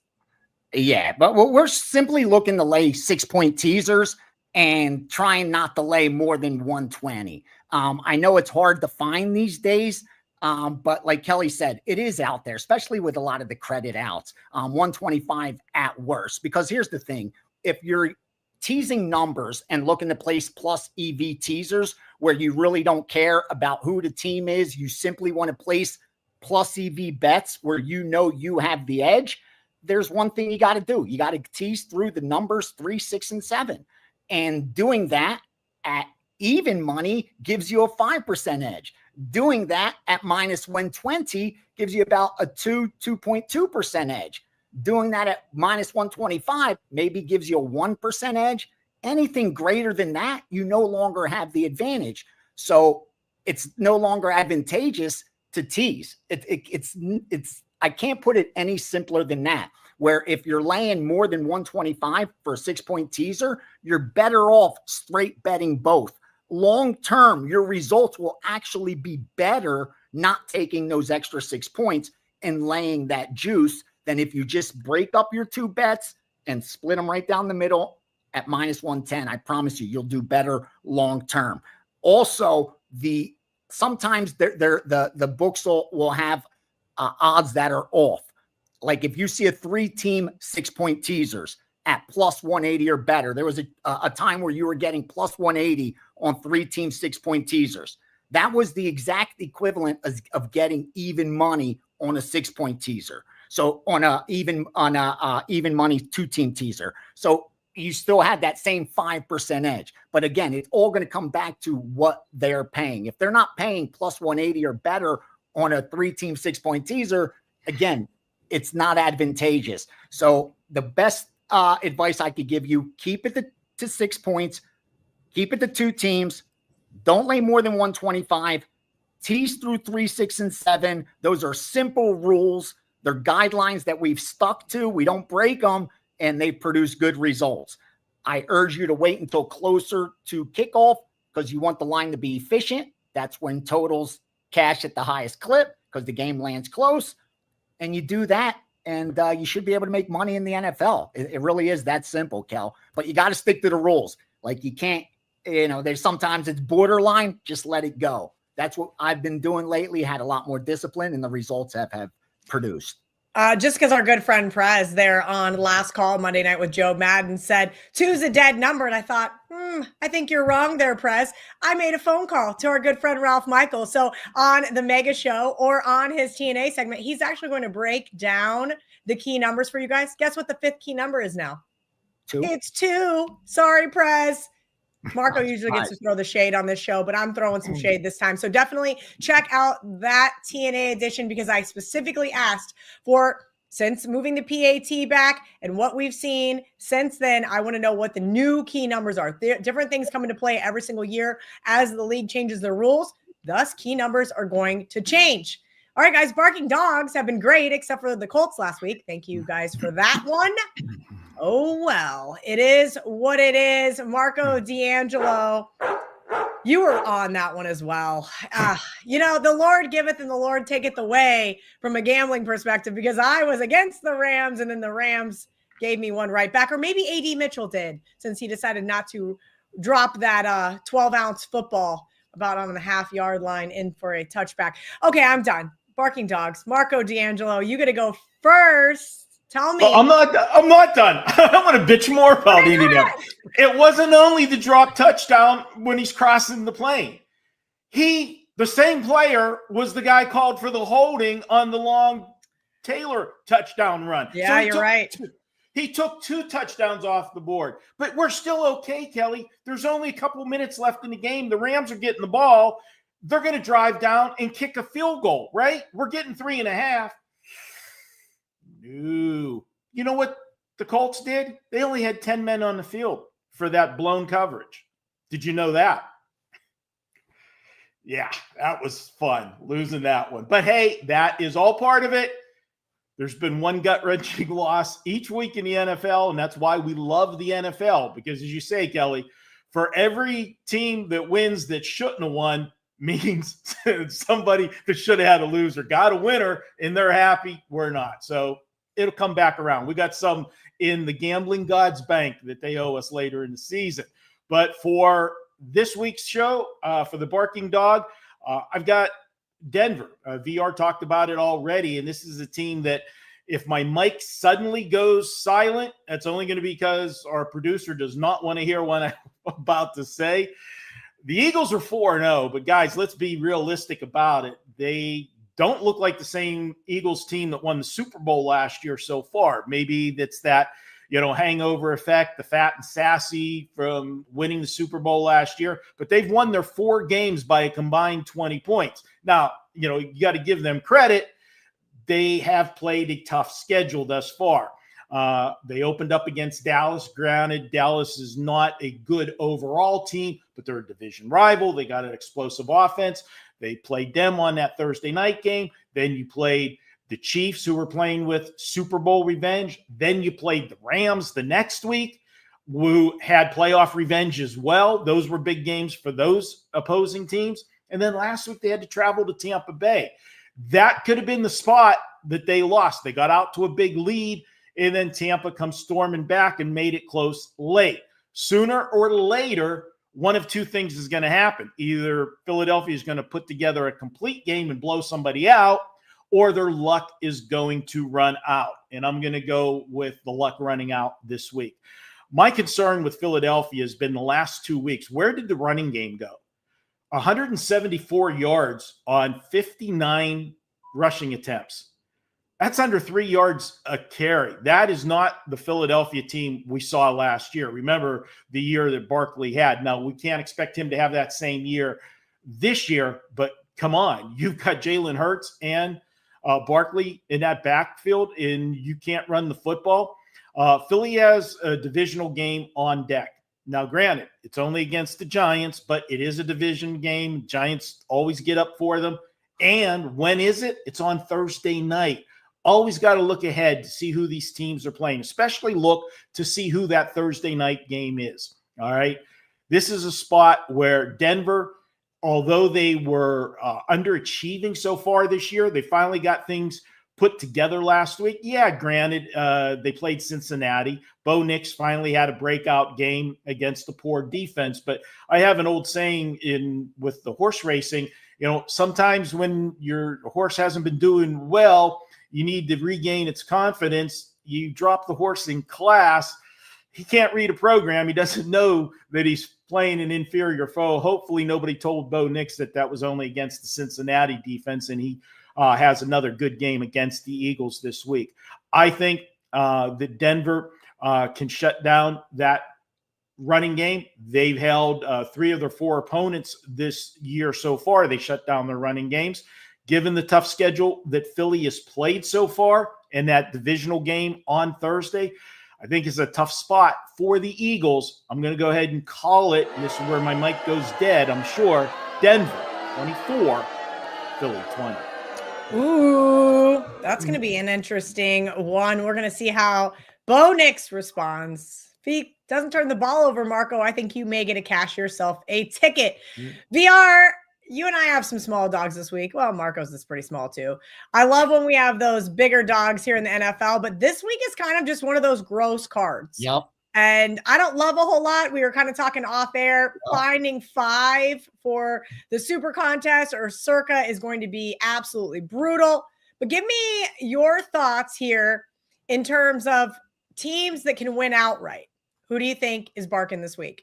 Well, I got to look to Washington. And I'm biased towards the Chargers. Like, I have a Chargers season win total over. I have a Chargers future to win the Super Bowl. So I want the Chargers to win football games, but this is just a bad timing game for Chargers and perfect timing for Washington, because Washington doesn't have any problems on the offensive side of the ball. It really doesn't matter. I'm telling you now, who's at quarterback. In fact, if you look at passing success rate, which is one of the highest correlations to winning, Jaden Daniels has been below the NFL average so far this season, and Mariota's been above it. In fact, the highest quarterback rating so far for Washington has been a game that Mariota was the quarterback in. So the drop-off just isn't there to warrant the adjustment to the point spread, regardless of who's at quarterback. Coupled with all the injuries on this San Diego side offensively, the weakness of Washington's on the defensive side of the ball. But when you have an offensive line that's as banged up as the Chargers are, that's going to take a lot of pressure off of this Washington defense. Like, if they're able to pressure the quarterback, something that they've been able to do against more stellar offensive lines, then that's going to relieve a lot of the pressure on their linebackers and in their secondary. And that's exactly what Washington needs right now. So again, the timing is perfect for them to go into San Diego and get a out of conference win. I think the Chargers offense is starting to come back to life after that first week or two. I mean, they were going to regress. It was an outlier kind of box score. So that was expected. Again, I like the Chargers as a whole, but I just think this week does not set up well for them. And I do like Washington, who's being overlooked here. I think this line should be closer to a pick 'em. You're giving me 3 points, key number. Give me the Skins and sprinkle that money line. All right. And I'm going to take the ugliest dog on the board, and that is the New York Jets. We just saw them on Monday night have to backdoor their way into the teaser spots. I will thank them for that. But reality is they're a pretty good fourth quarter team. Let's look and see what they've done over the past 4 weeks. And that is they come out of nowhere. We saw it against the Bucks as well to finally play late. Now, we could argue that the Dallas Cowboys are doing the exact same. They started off absolutely dreadful in that first quarter versus the Packers. And then next thing you know, the game turned on its head. They were up at halftime and they ended up in a 40-40 tie. I woke up at 3 a.m. like, what just happened? I did kind of feel bad for survivor backers because I've had that tie before. And that's not any fun. Just lose the damn game outright.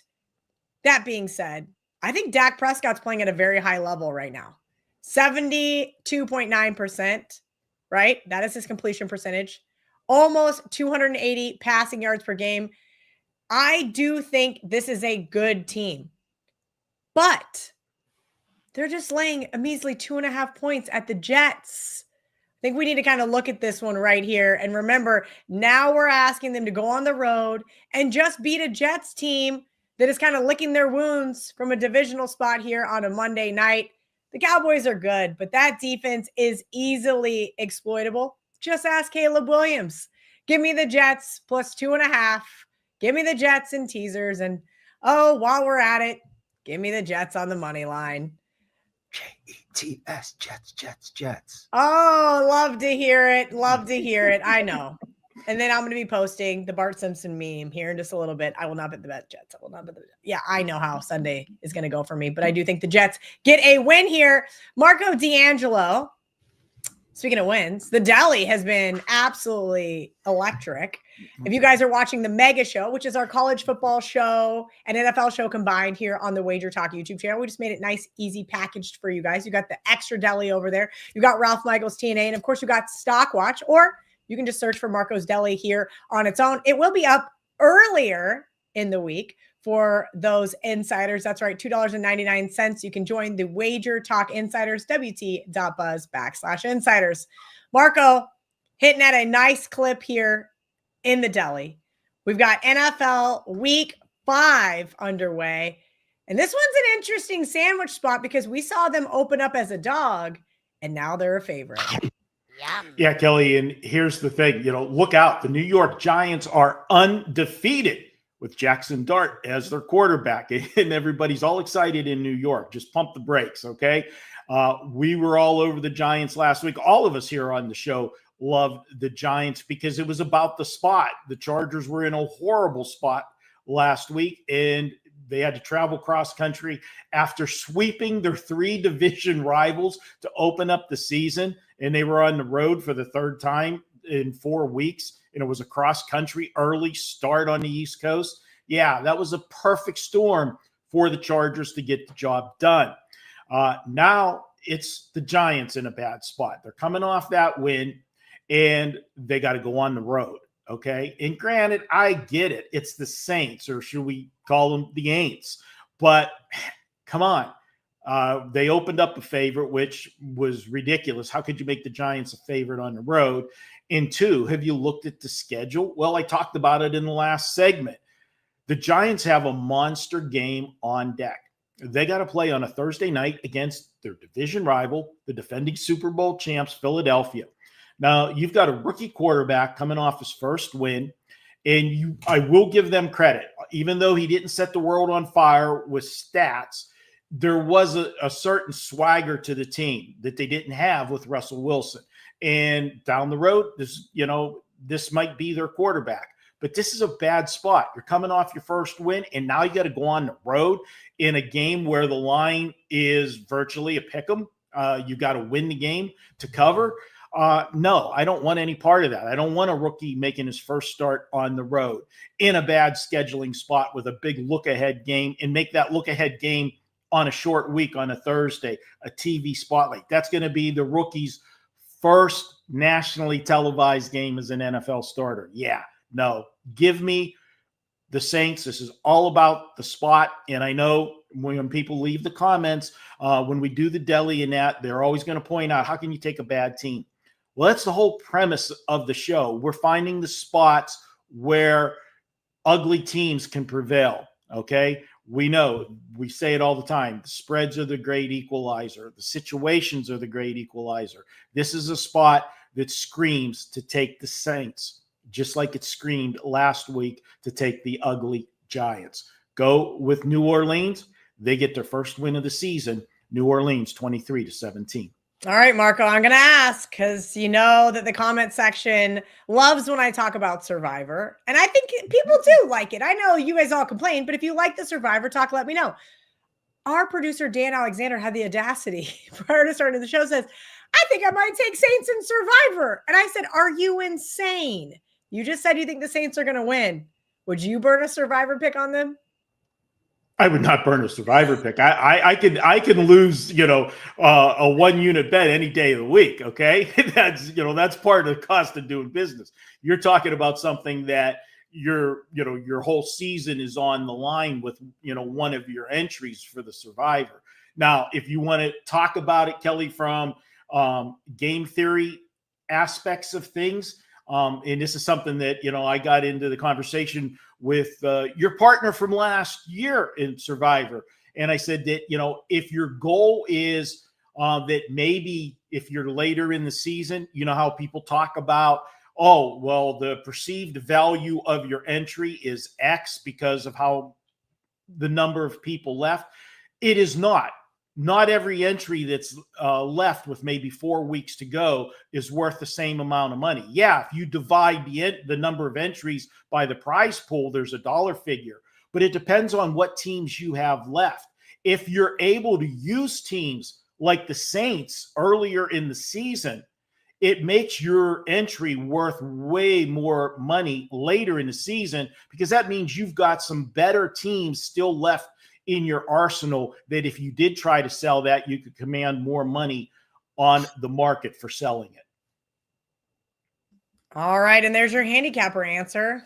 There's just no way. There's no way. Not with the Bills, with the Lions, with the Colts, with the Cardinals, all these other teams that are at your disposal. And VR is smiling because I'm looking at the script. So we're just going to go right into it with best bets because you also like the Saints. So I swear on my mother's life, I didn't know Marco had that for his sandwich. In fact, I was going to use Denver as my dog, and I noticed he had Denver already. I chose a different dog. I didn't see it on the Saints. I remember I did it late last night. I got back from the UFC, and I like the Saints. I gave them out to my subscribers at a pick 'em immediately. I thought this was a great spot. Remember, I was big on the Giants. They were my dog last week. They were a big bet for me for subscribers. I thought the sprinkle was warranted because I thought the spot was really good for them. But this is a terrible spot, and I don't want to waste the viewers' time because Marco nailed the handicap perfectly. You got a rookie quarterback coming off a historic win for the team, getting them their first win of the season at home. And now he's got to go on the road against a winless Saint team in dire need of a W that already has shown the splits. They play a lot better at home. Just look at their point differential at home compared to what it is on the road. If you're ever going to back the Saints, this is where you want to do it when they are playing at home. And I think it's a good spot for them with Neighbors being lost for the season as well. I just don't think it's going to be an easy afternoon for the Giants, who got the pressure off of them. Like, not only did now you got your new starting quarterback, which is the youth, but he even got hurt. He's a little banged up. from what I saw. Like he's listed even as questionable because of the hamstring. So you got a Jackson Dart who's not even 100% now going on the road. Again, he won the game. He managed it well, but he threw the ball only 20 times. He had 111 yards passing. He just didn't lose the game. He didn't go out there and win the game. He just didn't lose it. Eventually, you're going to have to win football games. And on the road, that's kind of what you have to do. I don't see that happening. I like the Saints. Again, I won't waste time. Just rewind everything that Marco said. I second it. And even power rating wise, I think it makes sense. Just give me the Saints at home, man. I just don't lay the 3. Bet it now. Lay the 2.5. Don't lay the money line because the money line is a little bit too high. We laid it when it was like 110, 115. But right now, you're better off laying the 2.5 with the New Orleans if you agree, or sit back and maybe you'll get 3 if you disagree. All right, guys, right now you get $500 off a 1-year pass. That is just $125 a month. Plus, we're going to give you a bonus coupon for any additional purchases, 25% off at WagerTalk.com. For a limited time right now, you get $500 off a 365-day all-access pass from your favorite handicapper. That is all their sports released. Any 5% best bets, 365 days of action for about $125 a month, which is about $4 a day. Just wanted to throw that out there before we went to Marco D'Angelo for his best bet. Marco, what do you have going on at WagerTalk right now? Well, Kelly, we had a big week last week from Thursday through Monday. We put up a 9-4 mark for our clients. We're going to have a 5% this weekend. College, I said it in the other show, 7-1 on our 4% and higher. NFL's winning. We had a 4-1 Sunday. Would have been 5-0 if it wasn't for those freaking Colts. But let's, I'll take 4-1 anytime you want to dish that out. We'll do that. And then we came back and won on Monday night as well. So it was a good week all the way around. Join me, don't forget, we talked about the long-term package, but Kelly, there's another package going at WagerTalk this week. We've been running it the last few weeks and it's been such a success. We're bringing it back. Weekend Warrior, $49. You can pick your favorite handicapper, get all of their plays Saturday and Sunday in football. And if that capper has a Monday night play, you'll get it free as a free bonus as well. Just $49. Check that out. And it even includes the 5% plays. And you know those 5% plays sell for $35 by themselves. So it would be silly not to buy the $49 deal. For my best bet, Kelly, we're going to head to the great Northwest and we're going to look at the Seattle Seahawks. And Kelly, when you look at this one for Tampa Bay, we always talk about, travel situations and everything else. This is the longest road trip that there is in the NFL. That is either going from Seattle to Tampa or going from Tampa to Seattle. Bad spot for Tampa Bay. And I got to tell you, this Tampa Bay team, they are a gritty team. They're 3-1. Their only loss came last week to Philadelphia. Their 3 wins were all come from behind fashion, and they almost did it for a 4th week in a row last week. They fell way behind the Eagles, made a charge in the second half, and almost got there. I know Philly backers were getting a little nervous there in that 4th quarter, but they ended up losing by 6. Seattle went on the road last week. It was a hard-fought division game. They had a big lead and almost blew it. But they did prevail on Thursday Night Football. Now they've had a couple extra days to prepare for Tampa. And I think given that added rest, given the schedule that Tampa Bay has played so far and the tough games that Tampa's had and had to come from behind, I think this is just a bad spot for Tampa to go on the road. I also feel that this is a Seattle team that's kind of flying under the radar. They have yet to allow an opponent to score more than 20 points this year. Now, granted, some will question their schedule, but they have held 3 of their 4 opponents to under 90 yards rushing. The only team to top 100 yards rushing against them was San Francisco in week 1. But you know what? To get to that 119 yards rushing, the 49ers had to rush the ball 36 times in that game to do it. I also want to point out that this is one of those spots we talk about it. It's a phrase we like to use, lose the same game twice. Tampa Bay played host to the defending Super Bowl champ Philadelphia Eagles last week. They lost a game in close fashion. Are they going to come out maybe a little bit flat this week? Possible. That's what I'm looking at. But here's what I'm going to look at. Seattle's 3-1. The winner, both teams are 3-1. The winner of this game is going to come out of this 4-1. Now, scratch your head with that one. Last week, we joked about when we talked about the Baltimore-Kansas City game, when both teams entered that game at 1-3, 1-2. We said one of those teams was going to come out 1-3. Nobody would have thought that. Well, nobody would have thought that Seattle could come out of the season and start 4-1. And I'm just going to point one thing out for all of the people that have badmouthed Sam Darnold. And I know that the last 2 games of the season last year tarnished the year that he had. I'm going to point this out. From the beginning of last season through this season, as a starting quarterback in the NFL, Sam Darnold is 17-4 the last 21 games. Think about that. How many NFL quarterbacks have a 17-4 record? I'm going to go ahead and take Seattle at what I think is a low number here. I think the value is with them. Let's take Seattle, lay the points on Sunday. I've got them winning 31-20. All right. As if we have not talked about the Colts ad nauseum, the Colts are my best bet for this week in the NFL. I was on them last week. Marco has went over all of the reasons why that they lost that football game. And it is gross. That's not a fun way to lose. But you know what could also be worse? You could lose like we lost Las Vegas last week. Do you guys remember that?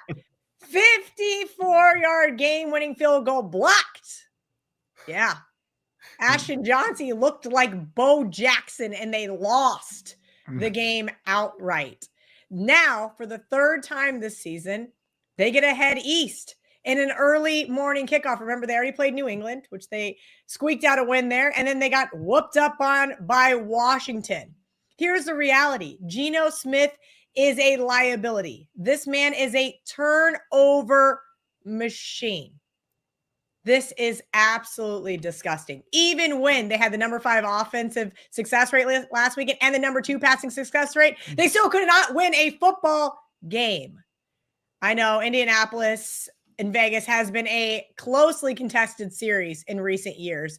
And the Raiders won as a 3-point road underdog, or they had a 3-point win, in 2022 as an underdog. But this is the reality. This is a much better Colts team. And if those 2 touchdowns don't get called back last week, they go into LA and beat the Rams. The Colts are going to bounce back after last week's loss. And I think this is an absolute buy low spot for them here. Keep in mind, 6.5, not 7.5. I know a lot of people are thinking it's a little fishy, but it's not. I'm also going to take the Colts in Survivor this week. I know I'm going to do a little bit of Cardinals, but I'm going to do a lot of Colts. I think this is a spot to utilize them to get the win here at home. Not only the win, but of course the cover for you guys. All right, let's bring back in Marco and VR to say goodbye. We appreciate you guys watching us here every single week on Bet On It. This has been the NFL edition, week 5. And there's your recap graphic that you guys love so much. And of course, if you guys missed the college football edition of Bet On It, you can catch it right here. And if you want to watch the mega show, it's going to be right here. That's right. You're going to get your TNA, your stock watch, and of course, your deli. Until next week, guys, let's bet on it. Welcome to the NFL presidential address for week 5. If you guys have never seen the show, I am going to tell you exactly how to make money on every single game on the board. It's about 20 minutes long. It's all off the top of my head. I'm killing it so far this year. Let's get to it. Thursday night, San Francisco against the Rams. Guys, this line keeps moving. There is a ton of money pouring in on the LA Rams. 94% of all tickets so far are written on the Rams. 91% is on the over.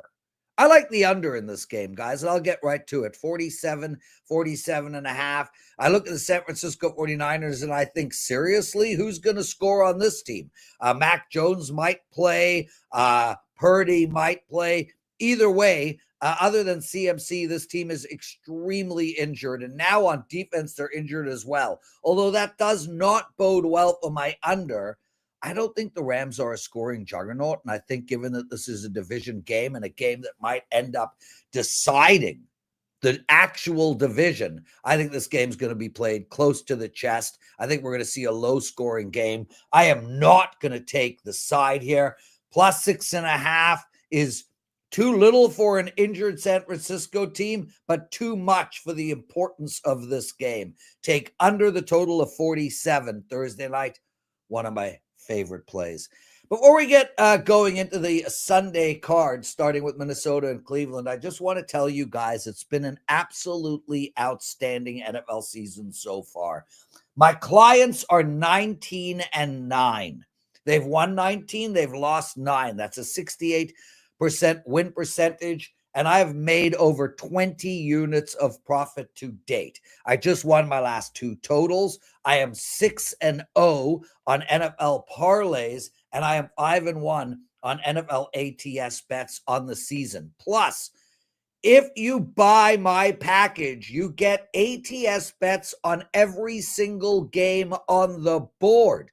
I am 42-22 ATS on every game on the board. I put that up there in my package. I'm in a pick 'em pool where I have to pick every game. You get all that information. And I do have a promo code. Try me for 30 days. Guys, please. $129 for 30 days. It's actually $139 for 30 days. All access NFL. Use the promo code NFL30. It's been an unbelievable run, and I'm really, really seeing the NFL well right now. So please head over to WagerTalk.com. Use the promo code NFL30. Thanks for that. Also, shout out to Corey Mallet, one of our listeners. He patted me on the back for picking the Giants on the money line. I hope we could do that again this week. Let's go. Minnesota, going into Cleveland. I like Minnesota here, and I like the under, and I like Cleveland team total under. Let me start by saying this. Minnesota is in Europe. They're going to be well rested. They will have recovered from the time change. They will have been recovered from jet lag. They understand what's going on in Europe. Now a Cleveland team with Bernie Sanders or Joe Biden or Weekend at Bernie's. I don't remember the name of the old guy who's their quarterback. Flacco. Anyway, Flacco behind center, basically immobile. This Cleveland team has put up 17 points as their most. I think it is 13, 10, 17, and 16 on the year. The under for their team total is 16.5. This Minnesota defense is exceptional. This will be the best defense Cleveland plays this year. I don't think they get anywhere near 16.5. Now, Cleveland has a good defense too. I get that. But in order to cover 3.5, I think Minnesota could win this game 7-3. And that covers 4. So I know Minnesota's going to get us some points. I'm deeply concerned Cleveland's going to get any points. Take Minnesota minus the 3.5. Take under on the game and take Cleveland 16.5 team total under. Now we turn our attention to Miami -1 against Carolina, a total of 44.5 here. And man, I don't know. Do we celebrate Miami's win against the New York Jets, or do we look at it and say you had 3 turnovers, the game well in hand, and you almost still screwed it up? This Miami team is no good, but is Carolina any good? Is this the spot to take Carolina in Survivor? The answer is hell no. Is this the spot to bet Carolina on the side? No. Is this the spot to bet Miami on the side? No. How about a total? How about we just move to the next football game? I can't get anywhere near this Miami-Carolina game. Water. Dallas, -2.5 against the New York Jets. Aaron Glenn, I heard, just went ballistic on his team last night in the dressing room. Does that matter? Will that help? I don't think so. I mean, this New York Jets team is so horrible that the punter caught a punt at the 1-yard line. I mean, literally the 1 yard line. It might have been the 1.5 yard line, but let's be honest. You know, things are horrible when that happens.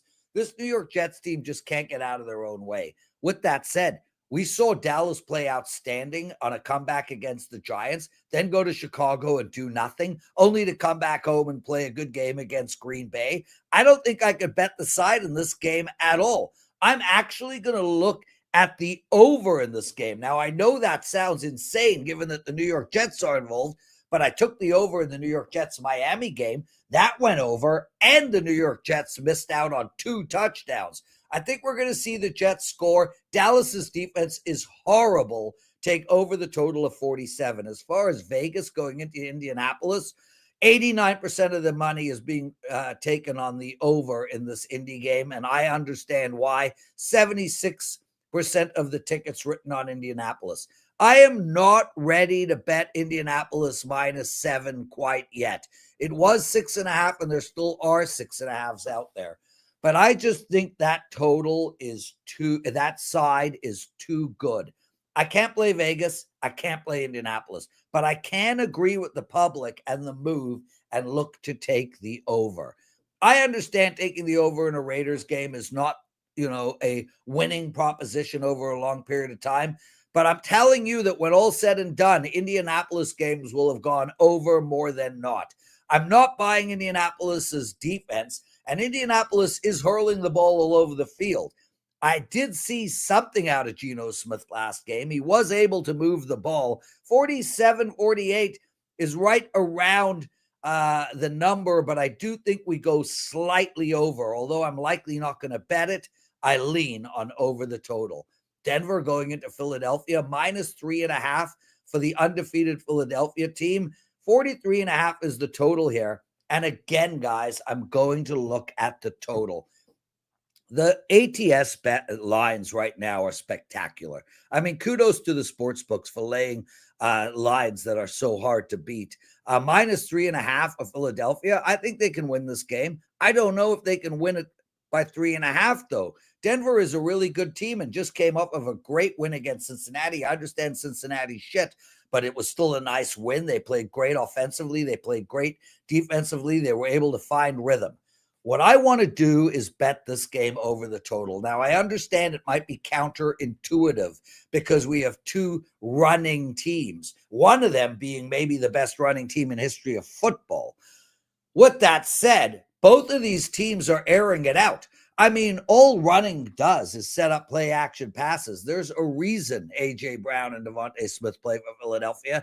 It's because Jalen throws the ball to them and throws the ball deep. We've already seen Bo Nix stretch the field at least once a quarter. You can count on Denver throwing 30 to 50-yard bombs 4 or 5 times a game, and Philadelphia as well. Plus, Philadelphia can score, guys. They put up 30 regularly, and I think the Broncos are going to be a high-scoring team. This is a low number. Take over the total of 43.5. Please, if you don't mind taking a second right now, just hitting that like button. I really need you guys to do that. It's super important for our YouTube algorithm. This show is 20 years old. I've been doing it for a long, long time.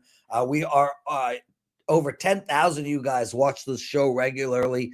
Hit the like button. Also, make sure to comment. I read all the comments, and I'm greatly appreciative of them. Let's turn our attention to the New York Giants-New Orleans game. 41 is the total, -1 for New Orleans. There is no chance that I am betting New Orleans. 0. I understand Malik Neighbors is injured.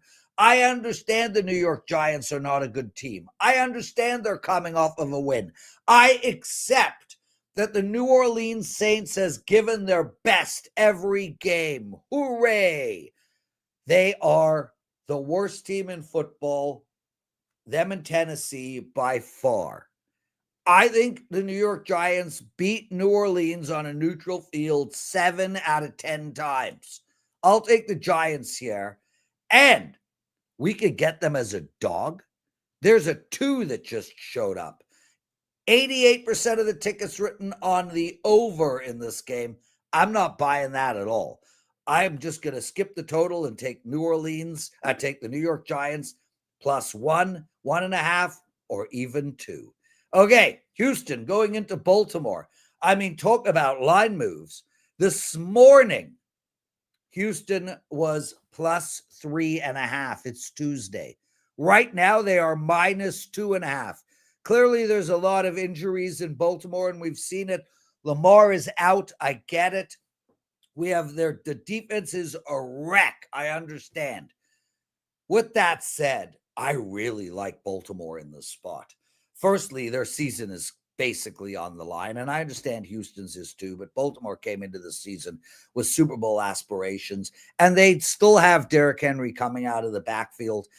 I'm worried about this Houston team. I think CJ is not a great quarterback. They really do lack weapons. They can't seem to find a running game. I don't like their O-line. Their defense is okay, but not great. I think this might be the shocker of the week. Baltimore steps up and plays their best game. Take Baltimore plus 2.5. Tennessee, Arizona. Arizona been bet down from 9 to minus 7.5. And yet 95% of the money is on Arizona. 92% of the money is on the over. The over, you say? Why? Tennessee put 0 points up last game and have been struggling to score all year. Offhand, I think Tennessee has scored 2 touchdowns. As far as Kyler Murray and the Arizona offense goes, they are horrible. I mean, you could always count on Kyler Murray to get you a meaningless touchdown with 3 minutes to go in a game. But other than that, they're anemic, and they have been for years. This number is 41. 17-13 equals 30. And that still gives you 11 points to spare. Arizona's defense is for real. Tennessee is really going to struggle to score in this game. I am looking at the under 41. I am salivating over that. Tampa Bay, Seattle, 44.5. Seattle minus 3.5. 85% of the tickets written on the over. I agree with that. 63% on Seattle, and I agree with that as well. I think Seattle gets it done. I think Seattle is looking way more impressive than I expected coming into the season. And what I love about Seattle is their two-headed running game. They really look like they have leaned into this run game, and they're really going to put their eggs in that basket. That has opened up the play action with Sam Darnold, who last week looked really, really comfortable in that offense. As far as Tampa Bay goes, great comeback against Philly. It fell short. I get it, but it was still really excellent. This is going to be a bad spot for this Tampa Bay Buccaneers team. I like Seattle minus 3.5. Guys, before we finish up, I just want to say, please, please purchase a month of my NFL plays. The promo code is NFL. It's NFL 30. N for national. F for football. L for league. 30. NFL 30. You get 30-day all access for $139. And I am destroying the books in NFL. Okay. Detroit now minus 10.5 against Cincinnati, total of 49, 88% to the over, 88% on Detroit. I'm going to break this game down real quick. Water break. So I can't take a road team at minus 10.5, and I can't take Cincinnati. The way I'm going to look at this game is straightforward. I'm going to look to bet Cincinnati under team total, Detroit over team total. That's how I'm going to sort of attack this game, but I really don't think I'm going to ultimately get to the window on this game. It's not a great spot for the Detroit Lions. I'm telling you that right now. If they do have a letdown game, it will be this. With that said, I do think they get the win, and I do think they put points up. Washington on the road, +3 against the LA Chargers. 80% of the tickets written on LA, 75% to the under. I like the under here, guys. I like the under here a lot. Let me start by saying, look, with Joe Alt out and Staley out, I got to stay off of this LA Chargers team. I told you guys all year I'm really high on this LA Chargers team. If they were a strain, I would smoke them, Chargers skunk, we'd call it. Lightning bolt, reefers, whatever the case may be, I'm very high on the LA Chargers team. but I got to wait to see what they do now that their offensive line is such a mess. With that said, I think they got the best secondary in all of football. I think they got a good pass rush, and I think they're going to really make things hard for Washington to score. I do expect Jaden Daniels back this week, and I do understand that Washington have a whole lot of weapons, but I think the Chargers are going to slow this game to a crawl. This is a big total at 48. I like it under. New England plus 7.5 against Buffalo. Total here 49.5. 92% of the tickets written on the over. 71% on Buffalo, yet the line keeps getting moved down. That means there's incredibly smart money coming in on the New England Patriots, and I understand that. This game is one of those where I think we get New England at their very best. Does that mean they could cover 7.5? It's going to be super bloody close. Where I'm looking to bet is the team total for Buffalo over. That's the bet that I'm looking at. I don't want to bet the over on the game, 49.5 too high. And Buffalo, the Buffalo is going to get 30 points almost every game they play. So that's where I'm going in the New England Buffalo game. And as far as Kansas City, Jacksonville goes, last week I made a big bet on the Baltimore Ravens. It was the only bet I lost. I went 5-1 for my clients in week 4. I don't want to bet against Kansas City anymore, but I don't see how you can't. I think this is a horrible spot for Kansas City. I think that Jacksonville is looking good, feeling good. I think we're getting a home team plus 3.5. That hook is there for us. I don't think Kansas City is going to create distance against most teams this year. I got to look at the dog, take Jacksonville at plus 3.5. That's it for the entire show. Thank God there are breaks this year, guys. Last week we had to do 16 games. This week, I can breathe. Anyway, I hope you guys enjoyed this. I hope you guys are betting with me. Please use that promo code NFL30, get 30-day all access. Watch my daily show with Art DeCesar and Joe Ranieri. It's called The Best Sports Betting Show Ever. It's fabulous. The show is so tight, informative, and entertaining. You guys will really, really like it. You can find it at WagerTalk TV. Other than that, thanks for watching, everybody. Make sure to hit the like button, subscribe to our channel, and comment. Lots of love, and let's all win together. Would you rather move the show to Wednesdays going forward? I will probably no is the answer, but I might need to move next week's show because I'm going to be at G2E on Thursday. All right, and you're going to make me work on my birthday. We've already established, so we have to do a Tuesday show before Thanksgiving. We always do the show on Tuesday before Thanksgiving because of the Thanksgiving travel on Wednesday. You're such a busy guy. Well, we talked about we could do it Monday, but then I'm just telling you, I won't have a whole lot to say. Do you usually have a whole lot to say? Because I feel like no, not really. I don't. That's a good point. I didn't really think about that. We could do it. We could do it on Monday, but there's not going to be that many sharp bets. Listen, I want lots of sharp bets. I want the sharp action, but the reality is the sharpest shit you give me is on Sundays with Ariel on WagerTalk's Last Call. That's the sharpest stuff that I get from you.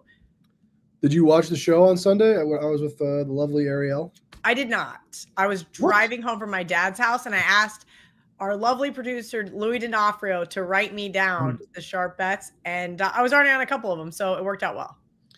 Ariel and I we have 2 baseball series price bets we made together independently of all you guys. Oh, so great. We're Thank sweating. you for sharing. Yeah. No, it's just me and her, and we're sweating them out. Yeah. Are they already losing? Is that what you're trying to imply? No, one of the teams is 1-1. They're going to game 3 tomorrow. Can you can just say it now? Just say what they are. No, I can't do that. I can't betray her. And the other one, I'm pretty sure she already told me and Dan Live Shacks and our group chat because Dan and I have Boston Red Sox World Series futures. Shit. All right. Well, the kid needs to learn how to button up. No. So anyway, go ahead and let our audience know in case they want to maybe bet them live. We got the Tigers and the Padres. I wasn't going to say it because Johnny Hoagland is sitting next to me living and dying I with told every him pitch. yesterday in our Every video pitch. meeting, I said, "Oh, your good friend John Murray didn't tell you he bet against the Cubs?" And Why he do you just sat care? there with his dumb look on his face in his Cubs shirt. Are you saying that John Hoagland is dumb looking? Is that what you just said? No, I'm saying he always has a dumb look on his face because he's working in the background. He doesn't want to be in a I got meeting with HR on me. speed dial. Okay. Like, so he's working in the background. So he's always got like a working look on his face, but he's trying to pretend like he's not working because we're on camera. Well, right now he's not paying any attention to what we're saying because the Cubs and the Padres. Yeah, it's like 3-0, right? Game 2 top. Yeah, Machado had a 2-run dinger. 3-0 Padres. That's a good series. I really enjoy the baseball playoffs. It's really good. It's really good stuff. I feel like I mean, the Tigers left like 4,000 base runners on. But after how's that enjoyable? After watching Monday night's 2 games, I feel like the baseball and the Champions League soccer have been a nice palate cleanser for me as we enter, even though Liverpool lost, as we enter into a new week of your league. I've enjoyed. The books have been making a ton of money. What are you complaining about? I just feel like the product is just so bad. Like I'm enjoying watching real sports here during the day, and then we'll go into another week. We did have a very good college football Saturday. Very good college football Saturday. Sunday wasn't that great. We won big on the game in Dublin. That was the Steelers. Vikings, I believe. But we didn't do well on what was the big morning game that hurt us? There was some game in the morning that really hurt us. But the game that really stung us. The Lions just thrashing the Browns? One of them. That was definitely one of them. But the game that really stung us was the Rams covered. Oh, don't talk. That was so. I know. That was such BS. Like AD Mitchell. That really hurt us. I try not to ever blame like a team loss on one player, but he single-handedly lost his team that game. I feel like you're quick to blame single individual. It's usually a coach more than a player. Yeah, I'll blame coaches before players. Absolutely. And then obviously the Sunday night game was we were going to win. A terrific windfall if Dallas wins. Dallas has to win the game, knocks out all the money line parlays. They end up tying, which is funny, obviously, but ends 40-40. 40-40. How do you think we did on props? Yeah. So much so that on Monday morning, I woke up, my nail lady texted me and she goes, "Look what I won." I think she hit like a 6-player prop for Sunday Night Football. All overs, all big plus money, plus 250 or higher, $5 to win like 4 dimes. I couldn't believe it. I was like, wow, that's pretty impressive. But of course, that's what happens when the game goes to overtime. It's where dogs go to die and where unders go to die. Well, the under was already dead, but just a crazy game. I hope I'm retired before there's a Super Bowl with 80 points scored. Because that'd be a hard one to explain. That would be bad. It was pretty bad. I gotta backtrack. Your nail lady. So are you going out into the world? Are you going out into the wild and just forcing your sports betting stuff on every person? No, but it's funny because like every conversation has to pivot back to sports betting. No, but like, okay, think about this. You go to a business, you go to a hairstylist, you go to a nail person, like you find somebody you like, you become friends with them, you see them every couple of weeks. And then they ask what you do for a living. So like Mai's been to my house for a Super Bowl party because she makes amazing egg rolls. So like I want her to come over and cook and hang out, and she likes to drink, she likes to gamble, she likes to roll dice. So yeah, it became a natural progression. When she sees what I do on Instagram and other things, like we became friends. And so you hit a big ticket like that. And of course you're going to want to show other people. You know what? That's actually a really good explanation. And that whole thing kind of backfired on me. That made me look bad because that explanation made a lot of sense. So, because guys, I feel like guys aren't like friends with their barbers. You talk to them. You talk, but like, you don't like you're not texting them moneyline parlays. I don't text anybody moneyline parlays. Yeah, but she texts me every single Thursday. Before sometimes I can even text you, what's the parlay? Every single week she wants to know. Because you have to remember when I first moved here and I started seeing her, it was like week 2 and week 3 or week 3 and week 4 when I worked at Barstool, I hit those back-to-back parlays. She was on both of them. What? Yeah, so she was like, so ever since then, like an ATM. You know? Sure. No, that's pretty good. Pretty good explanation. Do you want to tell everybody what you're doing this weekend? Do you want to get into that? I mean, this weekend I'm going to be laying by the pool and watching college football and NFL. that's really Friday, I have a wedding. Brett's little sister is getting married. Yes, a football season wedding, and it's somehow justified because it's on a Friday. So that's why we're doing the show on a Wednesday, because I only have a half day tomorrow because I have to go practice walking down an aisle. Like, I haven't been in a wedding 150 times at this point. And what I wanted to say is half of my weddings I've been in a bridesmaid have been in a divorce. You should not ask me to do this, but don't half of all marriages end in a divorce? Yeah, but like I'm not batting very well. You're just right there at the average number. Yeah, but that's what happens when you're 40. Half your friends are already divorced and getting remarried. It's kind of true. What about you and Brett potentially getting married, but it has to be in October? It has to be like an October Saturday. First of all, why would it be in October? Why would I have it? First of all, if I was ever to get married, it would definitely not be during football season. Okay. What if Brett was really had his heart set on it? He's like, I really want to get married on October 10th. What man has their heart set on a certain date? I don't see Brett. I think Brett is a little bit more like, actually, I know he's a little like more rational than you are. Like, I don't think he would care that much about missing like a college football game. I think it depends on what type of person you are.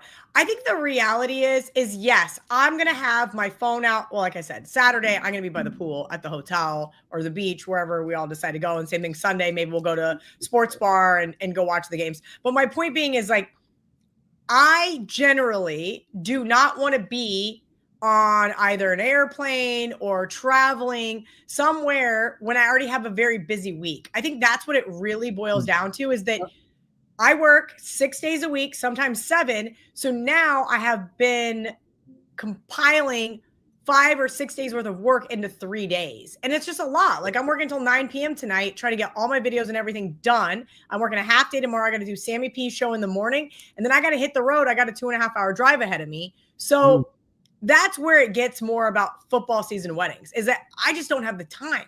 Ask me in May, ask me in June, ask me in July. I'll be there. I'll help you out. You need me for something? No problem. But come on, like, it's just a busy time of year. I don't understand it.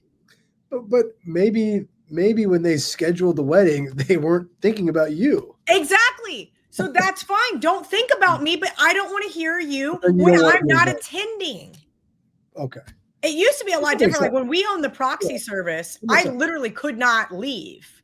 Like, Brett and I could not leave Las Vegas during football season. So like, CT always gives me shit about not coming to his wedding. I'm like, Chris, we literally owned a business where we had to be in town. Like, we are there because other people are not. So like, CT is Chris Thurston. Yeah. So Chris now gives me shit. Well, you didn't come to my wedding. What month was his wedding? I think it was in September. It was either September. What the point being was, it was a football season wedding. Football season wedding. Well, how'd you do last week? I don't feel like you've been as vocal this season as. It's been a pretty good last couple of weeks. Like I said, the stuff that you've been giving on Sundays has been great. I've been really, really selective in NFL. Obviously, I give out my 5 picks that I give out on the Super Contest, but I just haven't been betting that much on the NFL. Just like a few select games here and there has been really nice. College football was good last weekend. I only regret is not having a single dollar on Virginia Tech money line. Started off Friday, had Virginia winning outright. That was a nice little plus money bump. And then Iowa money line would have been really, really nice. But I will say this, I was at the bar with my dad and we were hanging out, and I was like, just kind of degening out a little bit. I took a little Iowa second half just for fun. And I knew they were going to lose. And so I walked over to one of the video poker machines. I was talking to one of his girlfriends, and I was like, yeah, put an extra 20 in there. Like, they do this like thing where everybody puts in $20. So you have like 5 people in for 100, and then just like degen out at $5 a spin and see what happens. I was like, all right, if you guys are doing it, put in for me. And I just hear one of the guys start yelling, and that safety is the reason why I covered my second half bet. So I've had like some really nice things start to go my way. Obviously the Colts game did not, but basically since that Eagles field goal, a lot of like weird things have started to shift and go my way. So I've been pretty happy about that. That was one of the real bright spots for us on Saturday, was that safety, getting the game off of 7.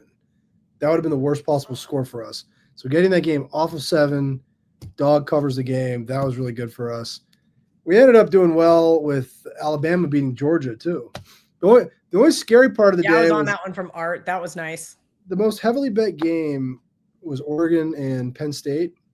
And the public was definitely betting Oregon plus 3.5. But there were all these parlays to Penn State and Penn State money line. Yeah. That's important distinction. Penn State money line. Not Penn State minus 2.5, right, where somebody bought it off 3.5. Yeah, I saw that. So when Oregon scored the touchdown in the second overtime and then missed the 2-point conversion, I remember thinking to myself, uh-oh. And I reached for my phone and I texted my direct boss, like, immediately, like, we do not want Penn State to win by 2. And before I think he even read the text, Drew Aller had already thrown a pick. Yeah. And the game was over. But I think my takeaway from that game was when they got down 17-3, talking about Penn State, they finally started to play football. Why don't they just try from the start of the game? Why are they playing this incredibly vanilla game with all the talent they have on that roster? James Franklin is just as bad of a in-game head coach as I can remember. Just because obviously when they needed to score, they did. They scored a touchdown in the first session of overtime as well. So I didn't get to watch much of that game. I'm going to be honest with you. I had really no rooting interest. Brett was watching at my dad's house. I went to bed. He was cheering for Oregon, so kind of just didn't really matter. I think maybe Drew Aller should stop messaging girls crazy things that end up appearing on the internet instead of throwing. Maybe he should focus on not throwing interceptions. Football player. Let him have some fun. Yeah, but come on. This is the year 2025. This is not when I was in college and you were in college and you could just say whatever you wanted.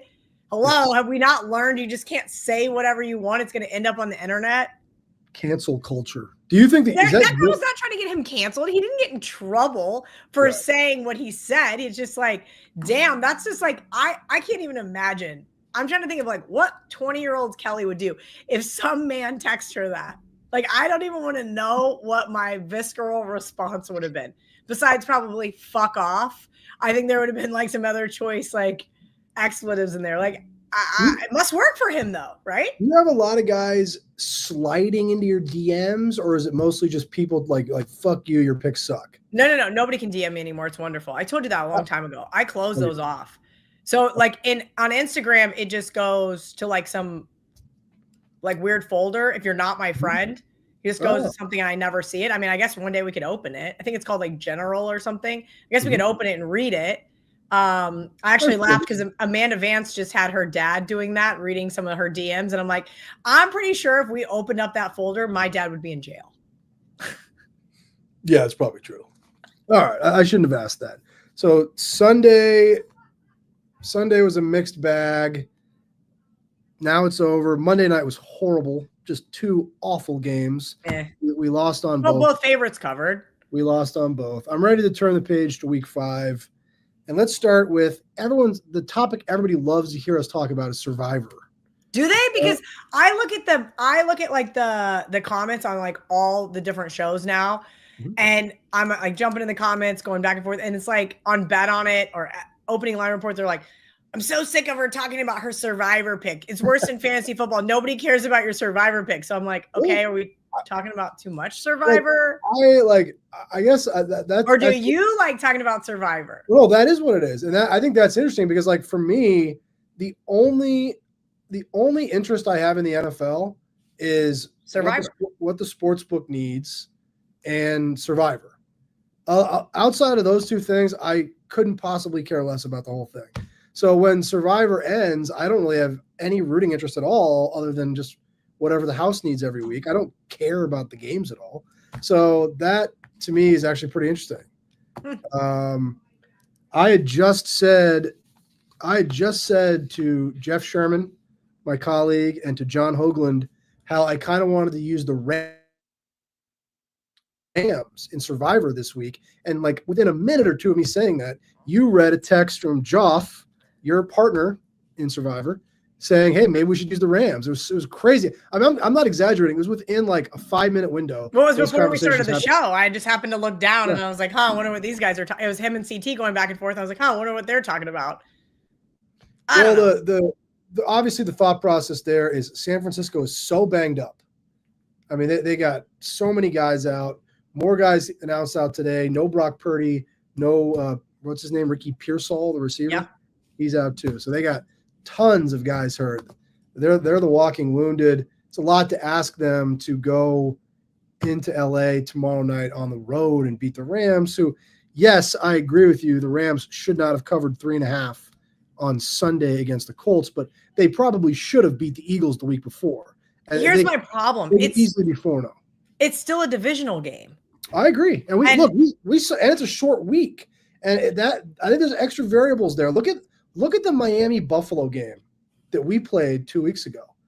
Miami could have easily won that game. If Tua doesn't throw that ball right to the linebacker, I mean, Miami could have won the game. So here's what I started doing with my spreadsheets as well. And now this doesn't mean necessarily anything. I don't have any data to back it up. Certain teams are better going into a bye. Certain teams are worse going into a bye. Certain teams are better off a bye. Certain teams are worse. But I did start to incorporate that into my spreadsheet this year. And so I had already slated the Rams for week 9 versus the Saints. They're coming off of a bye. They play the Saints. But then as I start to look at that, I'm like, oh, you're coming off a bye and you play the Saints. Do you really care? Like, maybe you're healthier, but do you really care? But they'll be almost double-digit favorites against the Saints, right? Like 9. You know what? We talk about this a lot. We just can't know that right now. I mean, look at the Ravens now with all these guys. I mean, who would have ever thought the Ravens would be an underdog at home against Houston? Look at the Bengals right now.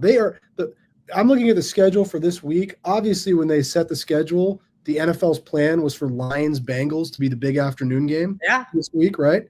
The Lions are a 10-point favorite, and we have seen sharp money on -10 because Joe Burrow's out. So I just think sometimes I think now the Browns, now they're saying it's not going to be Joe Flacco. No, Dylan Gabriel's going to be their quarterback. So but I think sometimes when you're mapping out the season, I don't think it's the correct thing to do is to just map out the same thing that everyone else is mapping out. Right. Everybody else is probably looking at Rams week 9 at home against the Saints. Maybe you take the Rams tomorrow when I don't think a ton of people will be on them. They'll be popular. Chaos. Yeah, exactly. They'll be popular, but they won't be as popular as Arizona at home against Tennessee. You said it last week. God, did you say it? You're like, I don't like Kyler Murray. And there I am going, gosh. Like that was the most annoyed I was maybe at an NFL game this whole year. I mean, we had really sharp money on Arizona. The public was all over Seattle. And I'm watching this guy, can't even see over the line of scrimmage. And he's running around like a freaking maniac. I mean, isn't this guy in like his 6th season? He still hasn't learned that you got to keep your eyes downfield and wait for a receiver to come open. Look, I don't think that they're going to lose to the Titans. The Titans just got blown out by the Texans. But, like, maybe if he gets hurt, like you said, like, there are, like, what are we saving certain teams for? What are we doing here? What are we doing there? And I also think sometimes people are trying to get a little too ziggy instead of zagging. And I don't understand it. Like, yes, historically, there have been absolute utter bloodbaths this first 4 or 5 weeks, but we haven't seen it really yet. We've seen a couple, right? Like the Packers and the Chargers last week knocked out a chunk out of Circa, but they barely even made a dent. I think we lost 6 in the Westgate 5K. Yeah, something like that. But you know what? I think there's been a little bit more attrition than people think. I mean, I've got a couple entries in the Circa contest, and even though there really haven't been many upsets, there's still about a third of the field's already been knocked out. Okay. I think it's almost 6,000. Half of it's just because nobody submits their picks every single week. Yeah, it's true. Like 150 of it is just, I forgot. It's like, so like when Brett had to log into an app and hit submit. Yeah. You didn't when have Brett had the proxy seconds? service, he would keep track of year by year, no picks. Yeah. And he looked at last year, like every week, the no picks are less and less and less, obviously. And also, if you have a proxy who's going to submit something on your behalf, Right. then you're not going to get a no pick. But like this year, they're just keep going up. Every single week, they're going up. It's like we had one start to drop off week 19. Nope, last week 24 again. It's like, what is wrong with these people? How could you not have the time in your week or your day Saturday or your night Friday to log into an app and go select a team and hit confirm? I already set an alarm. Yeah. Oh, I did too. Joff and CT said, hey, let's talk about Rams tomorrow. I said, okay, we have until 2 p.m. to submit it to the proxy service. I put in an alarm for 1:30 in my phone that says Survivor. So we have, in case everybody else is busy or forgets, like, I don't understand it either. But when I used to help the rules were pretty clear. And, you know, you and I remember when contests were not available for mobile submission. And then you had to go down to a sports book and then submit them in person or have your proxy submit them in person. Then, I mean, there was some hurdles. But in the modern age with mobile submission, what is your excuse? I mean, seriously. There isn't one. It's just bad. It's just ridiculous. All right. I would agree with that. College football Saturday, not as strong as last Saturday. But I think this week kind of sucks. I think there's a couple of good ones. Last Saturday, we got a little spoiled. Last Saturday was really, really exceptional. I think this week, there's a few good games. The big one will definitely be Miami and Florida State on Saturday night. I think that game lost a little bit of its luster with Florida State losing last Friday at UVA, but still a very good game. But the line is the same. That's the funny thing. Even though they lost at UVA, the line hasn't changed. It was 4.5 over the summer. You don't really want to – I don't really think that game would be something where you'd want to move the market too much. It's not like a player got hurt. But we did see some sharp money on Florida State +5. So Florida State +5 from a sharp account. We moved it to +4. A couple other college ones. I think this game is actually Thursday. Let me double check. Myself. Nope, it's Friday. They bet South Florida -27 and 27.5. That game is Friday. West Virginia plays Friday too, but I'm going to try not to watch. They're a 19-point favorite at BYU. Yeah, don't do that, John. It's going to be really. Well, you know, you don't want to make excuses for injuries, but they really just their whole team is out. I mean, they just have nobody left. It sucks. Saturday's games: Notre Dame, they bet -17.5 and -19.5.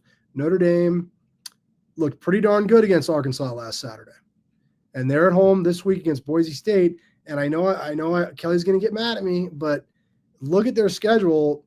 They're going to be favored. Okay, just bet them to get in the college football playoff. Go ahead, do it. I did, but because of you, I did it at +160 instead of -200. Thanks to listening to you, and they're going to make the college football. They're going to let them in with 2 losses. They are. I think so too. And the last one is one that I think you'll love. Well, you know, you shake your head, but last year they did make it to the national championship game. It's not like they got in and they just didn't do anything. Yeah, but with 1 loss. They beat Georgia. They beat Georgia and Penn State. You don't think that they deserve to be in it last year? I didn't say they didn't deserve to be in it last year, but they only had 1 loss. True. How many? They're not going to let. Okay, let's just use this as an example. Okay. Yes. How many 2-loss Big 12 or ACC teams are they going to let in? 2-loss, probably 0. That's my point. So why are they going to let in a 2-loss Notre Dame game? Because they're an independent and they don't have to play a conference championship game? I think you know why. Okay. Moving along. Anything else you've seen? Yeah, I got one more. They laid Clemson -13.5 at North Carolina. That game's early Saturday, and it's now up to 14. How could you bet Clemson -14?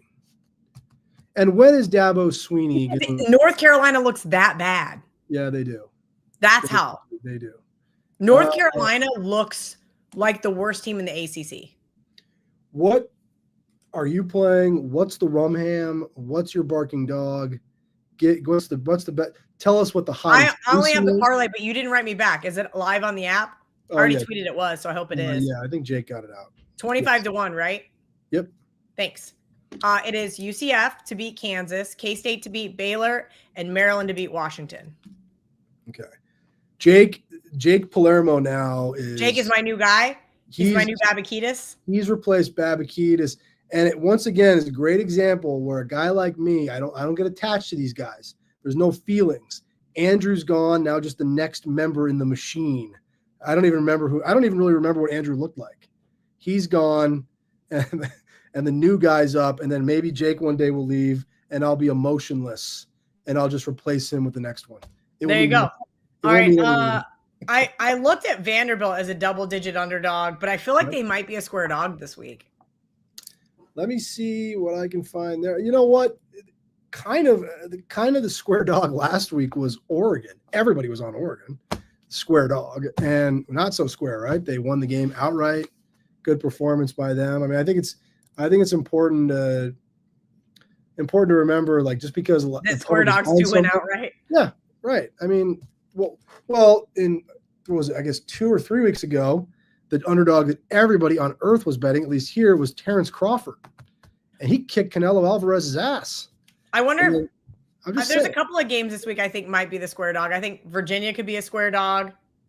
We do have one sharp account that I do respect. Did take Vanderbilt plus 10.5, but I don't see a one-sided ticket count. Not yet. Now we are doing the show about 24 hours earlier this week than we normally do, but I don't see a one-sided ticket count in that game. Okay, cool. Yeah, that's all I really got. There's a couple teams on my long list. Purdue. How long is your long list? Long. It's pretty but I crossed a lot of stuff off throughout. I'm not going to bet Florida. They made my long list because I put them on my list in July because this is a great situation for these losers and they have a great defense. But is DJ Lagway going to throw 5 interceptions? Yeah. I don't know, and I don't want to put my money on this team. I think that's that kind of, to me, is the most intriguing game of the week. Just where, like, I have no idea what's going to happen. I continue to believe there has to be something wrong with Arch Manning's throwing arm. He just looks so weird throwing the football. DJ Lagway has been horrible. Florida's offense is just dreadful. And then both those teams also had a bye last week. So it's just an interesting game. I want to see a little bit of that one. Do you want to go to Sunday? What's your best bet in referee ball? Referee ball is the Colts. I'm betting against the Raiders because Geno Smith is also a turnover machine. And you never know what you're going to get with Geno. Super fun. I do think the Colts are probably going to have a long week at practice after blowing that game to the Rams. And I think this is one of those games where it's like, all right, no fucking around. Just nail them. And that's what's going to happen to the Raiders. The Raiders is their third trip. This is their third trip east in 5 weeks. So they've already been back. So it's an interesting scheduling spot. I just don't think the Raiders are any good. You don't know what you're going to get from this team other than, Jonty is the only reason why they were even in that Bears game. If you make Caleb Williams look like they did in that fourth quarter. Go on. Yeah. I think we're going to see a big day from Daniel Jones. What, hold on a second. Why'd you change the tone? Like, you make Caleb Williams. Like, what's wrong with Caleb Williams? He's not that good. Oh, he's in his second season. Okay. Wise texting me right now. I wonder if she's asking what the parlay is. I feel like I'm going to give a criticism of you. I think you jump to conclusions on these quarterbacks too quickly. I remember somebody going on and on and on about how great C.J. Stroud was after his rookie year. Remember that somebody? It was C.J. Stroud made me a lot of money. I love C.J. Stroud his rookie year because he made me a lot of money because he was winning games outright as an underdog. You had him as like the second best quarterback in the league going into because he was making me a lot of money. I did not have him as the second best quarterback in the league. I was just clicking back and forth on some weird thing, and it just spit out all of this nonsense. I like Caleb, man, and I think your problem is you're so adversarial. Like, you have to root against the Bears because Johnny's a Bears fan. I don't have to root against the Bears. You're probably rooting for the Padres to beat the Cubs just because. No, I have zero interest. Actually, I was talking to Dan today, my buddy that does a lot of stuff with baseball, and we think it's going to be Red Sox Cubs in the World Series. Who's we? He and I. Oh, I have the Red Sox at 18-1 from February. I gave it out on the show. Did you forget? No, I didn't know that. At what you had it at what? You didn't listen. At 18-1. Oh, that's it? Is that high? 18? I mean, for the Boston Red Sox, you're paying a premium because their name's a Boston Red Sox, just like the Yankees or just like the Dodgers. That doesn't seem high enough. I don't know. Okay, great. Where was I? I don't know. I'll give you some NFL plays I've seen here at the counter. Okay. Gee, We thanks. took so I think this will be the public versus sharp game for sure this week. They took Denver +5 and Denver +4.5. Philadelphia is now just a 3.5 point favorite. That's at home. That's against a Denver team. It's got to go all the way to the East Coast that played on Monday night. And now they're only getting 3.5. I mean, the public is definitely going to be on Philadelphia for sure. But Denver could very easily be 4-0. You know, they probably should have won the game against Indianapolis with that field goal situation at the end of the game. And the Charger game could have easily gone either way. I mean, they had that game. They were in very good shape in that game, late in that game. Justin Herbert made some great plays, stole that one from them. But Denver looks pretty good. I think probably one of the better afternoon games looks to be Tampa and Seattle. They laid Seattle -3. They took us to 3.5.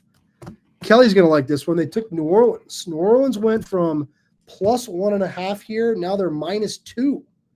New Orleans at home against the New York Giants and Jackson Dart. I mentioned earlier on the show they played. That game's great. I got both sides of it teased. I teased the Saints early in the week, and I teased the Giants. I think it's going to be a coin flip. Yeah, I would agree with that. Total of 42. I mentioned earlier on the show they bet the Lions -10, and I think the game that was the most interesting bet for me would have to be Baltimore +2.5. We took a bet on Baltimore. Baltimore, it looks like Cooper Rush is going to be the starting quarterback this Sunday. I don't know. I asked Ariel earlier. I FaceTimed her and I said, hey, are you hearing anything out of Baltimore? And she's like, look, they're saying 2 to 3 weeks, but now there's like rumblings that Lamar might be trying to go. So Really? It's like, why wouldn't you take the Ravens? Let's just say right now, okay, what is it? Ravens 1 probably there. We got Baltimore +1, yeah. Yeah, so Ravens 1, okay. Now I know games don't land 0, but we just had one land 0 on They don't land 1 either. So Sunday. Yeah, well, there's been like 5 that have landed 1 this year, in case you were keeping track there at home. that doesn't make sense. Here's kind of the thing. Like if Lamar goes, it's going to be Ravens 5.5, 6. Well, it's always tough because, you know, what if he goes? I mean, how's he going to look? I mean, how They didn't look is he good gonna against be? Kansas City. No, he did not. The look-ahead line, just to give you guys an idea, the look-ahead line on September 24th was Houston +10, and now it's Houston -1. Yeah, so to Kelly's point, you could say that Baltimore's a good bet either way because I guess in theory this guy might play. I don't believe that he would play. I cannot believe that the Ravens would risk him getting more significantly injured, given his value to the franchise. But if he does play, you're going to get great line value, closing line value, Kelly's favorite. And if he doesn't play, I mean, you could argue this thing's already moved too much from +10 to -1. You know, I mean, that's a big move, even for a player as great as Lamar Jackson. Baltimore it's not that line moved all Lamar Jackson. Baltimore's got issues. Baltimore's banged up. I mean, I thought it was on Kansas City. Yeah, if you go back to the first 3 quarters against Buffalo in week 1 on Sunday Night Football, they looked like a runaway freight train. Like, whoa, these guys are the best team in the NFL, and it's not particularly close. And now they're 1-3 and potentially going to be an underdog at home on Sunday. Life comes at you fast in the NFL. Seriously, that is a very awful way to look at that. Hopefully, Ariel Epstein is not listening to the show. Well, no, she wouldn't be. The Yankee game starts in 10 minutes. Oh, Do you want to go through the UFC? Do you want to do the mailbag? What do you want to do? Yeah, let's hear what you got for UFC since the last one you gave me was a scratch. Yeah, the opponent of the guy we bet on ended up pulling out of that fight. He was sick or something like that. So they bet Santos +175. She is now +165. And they bet Austin Vanderford. Yes, that is Paige Van Zant's husband. Remember Paige Van Zant? She decided she can make more money doing OnlyFans and fighting. Yes. Smart girl. They bet her husband from -280. Like now she just has to show off her body and not get punched in the face for a living. I mean, I was being serious. I don't blame her at all. She's probably making an outrageous amount of money. I totally get it. minus 280, now minus 320. Good point by John Hoagland, PVZ fan club president. She also is in Power Slap. Oh, I thought he was going to say he's a subscriber to OnlyFans. Come on, man. Come on. To each their own. I'm not here to judge. I don't care what he does. It's his money. But no, he does not subscribe to her OnlyFans, but I think he is a Power Slap fan. I don't really understand Power Slap. I be honest. So she is still getting hit in the face, so she can't be making that much money on OnlyFans. Well, how much money does she make in Power Slap? She also does bare knuckle, I think. Oh yeah, she does the bare knuckle boxing. Maybe she doesn't make that much money on OnlyFans. Like, why would you let somebody punch you in the face with bare knuckles? That sounds awful. I had a friend when I first moved to Vegas that was starting to do UFC stuff, and I was like, all right, like maybe I'll go and like this could be fun. And I just watched this girl just get pummeled, and I was like, nope, I like my face too much. There's no way. There's just no way. I was at a fight early in Paige Van Zandt's career when, you know, she was all the rage because of how attractive she is. And at this point, she was like 21 or 22. And she was fighting Rose Namajunas, who went on to become the champion at that weight class. And Paige got her ass kicked for like 25 minutes. And her face was, and she was a real cute girl. And she just got pummeled and just black and blue and bloody. And it was kind of like at the end of it, it was like there's something wrong about what we're doing here. Like, I don't think I like this. And I love the UFC. Yeah, I love the UFC too. I just most of the time I'm like this watching. Like I've been to a couple of fights in person, and I feel like going to the fights in person, it's not that bad. Watching it on TV because of the camera angles and the blood you can see because you're over top of the mat, you see the blood stains from the previous fights and stuff. And I'm like, okay, I can't. I'm a wuss. I've gotten very wussy in my old age. UFC puts on a great show. There's a lot of fun. That's definitely a sport that's a lot better in person. It's really, really fun. They like their production team does a great job. It is awesome. Do you want to do the mailbag? Yeah, we only actually have 3 questions. Oh, I retweeted it, but because the show's early, so we'll knock out these 3 questions. Sammy P. SP Shoot on X says, is there anything better than a college football coach kicking a field goal down 38-0? Well, you got a great. Thanks for the question, Sam. You got to get points on the board. So, you know, maybe they get that. You have to get points on the board. You gotta get points like on the so you board. don't get shut out. So Yeah. 38-3 is a better final score than 38-0. It's funnier because you have the 3. It's kind of funny. No, I don't think there's a lot of coaches in college football that are the best at like managing the game situations. Did you see I really liked Ole Miss last week against LSU. So I watched basically that entire game, and the Ole Miss quarterback, LSU had no timeouts left, and Ole Miss had the ball and the lead, and the Ole Miss quarterback got out on a run, and he dove out of bounds. LSU didn't have any timeouts left. He dove out of bounds. Luckily, Lane Kiffin isn't like some others, and he went for it on 4th and 3, and they picked it up, and they were able to knee it out. But it was amazing to watch. These guys have no idea what's going on. That's just, I didn't see it. I wasn't on that game, but that should not shock me that we have low IQ people playing football. Jason Still 12 on X says, why are all the top selections in the Super Contest and Millions doing so awful this season? It's like the kiss of death if you have multiple of them on your card. Yes, and it's been a kiss of death for as long as I can remember from my knowledge. Was there a year that those top 5 were ever profitable? I don't really pay any attention to that, to be honest. Oh, it's great. Every time John Hoagland tweets it out, I retweet. I'm like, you guys know what to do. I love when I'm opposite of those. Now, granted, the Falcons won last week, but that's because everybody played the Falcons because it was a stale number in the contest. So I like omit that because it's like, that's not what the current line is. People only played the stale number. I was very unhappy with the way we booked the Falcons game, and I let my opinions be known about that. Next question. Did you fire anybody? No. Oh. Yes, Andrew.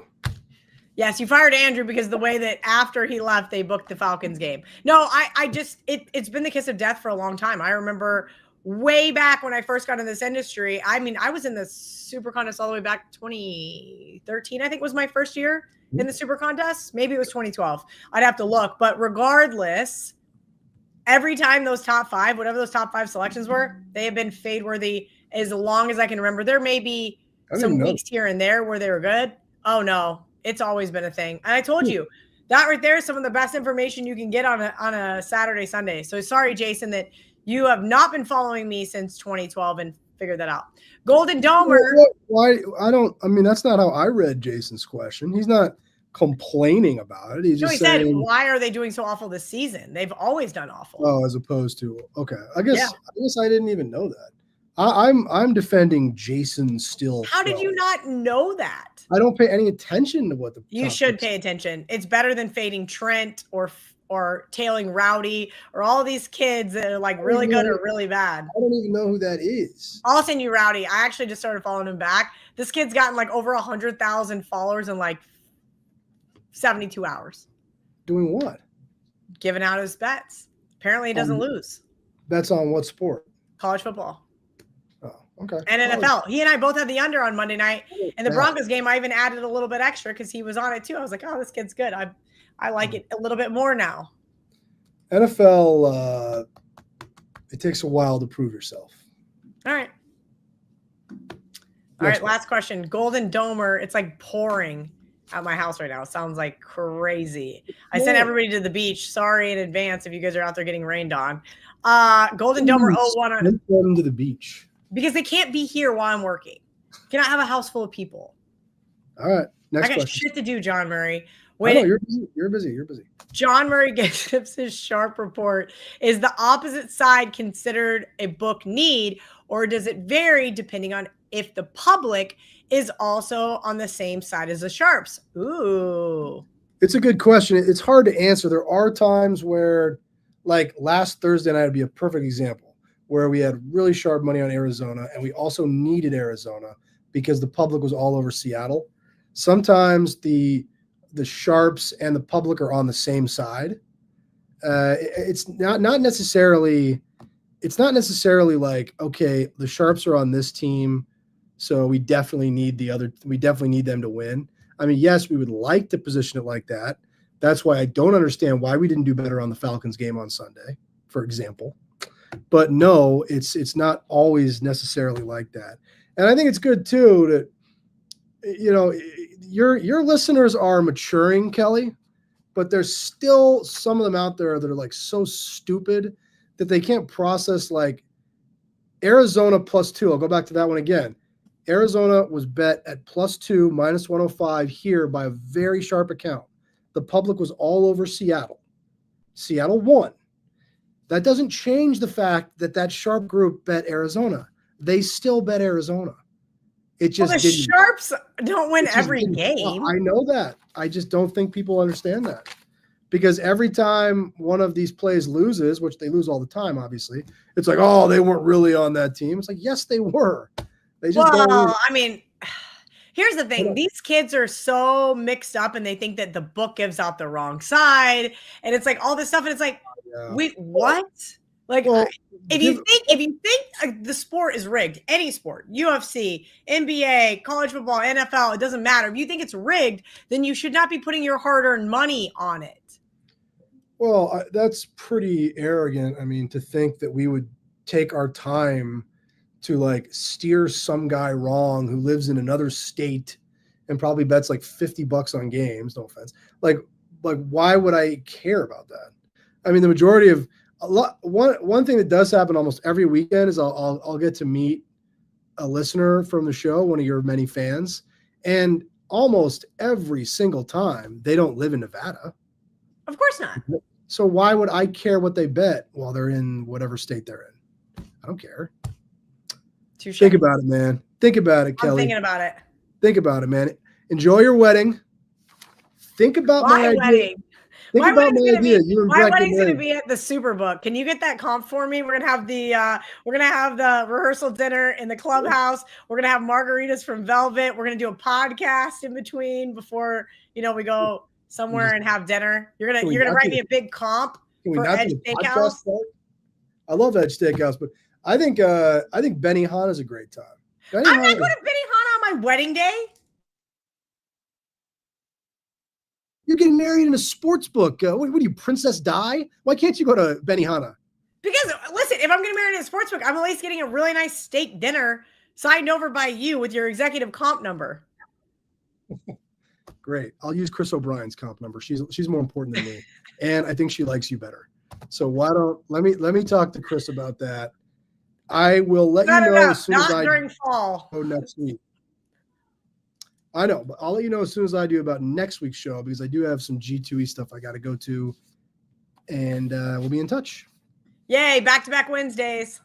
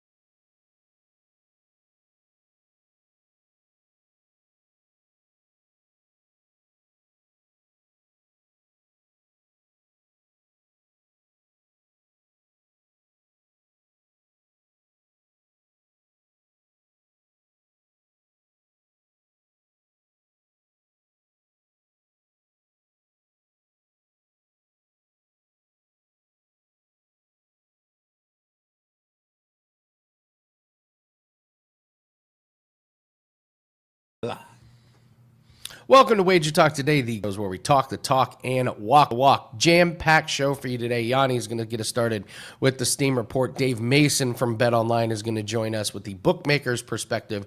Joe Ranieri is going to break down the 49ers and Rams, the injured, riddled 49ers versus the Rams. And we're going to talk Miami and Florida State. I'm going to close things out with Thursday Night Football props. And then Dan's going to jump on. We got to talk about this game tonight. Do we play the Rams in Survivor? So we're going to bring on Dan at the end. And then don't forget, after this show, immediately after the show, 1 o'clock Eastern time, The Blitz.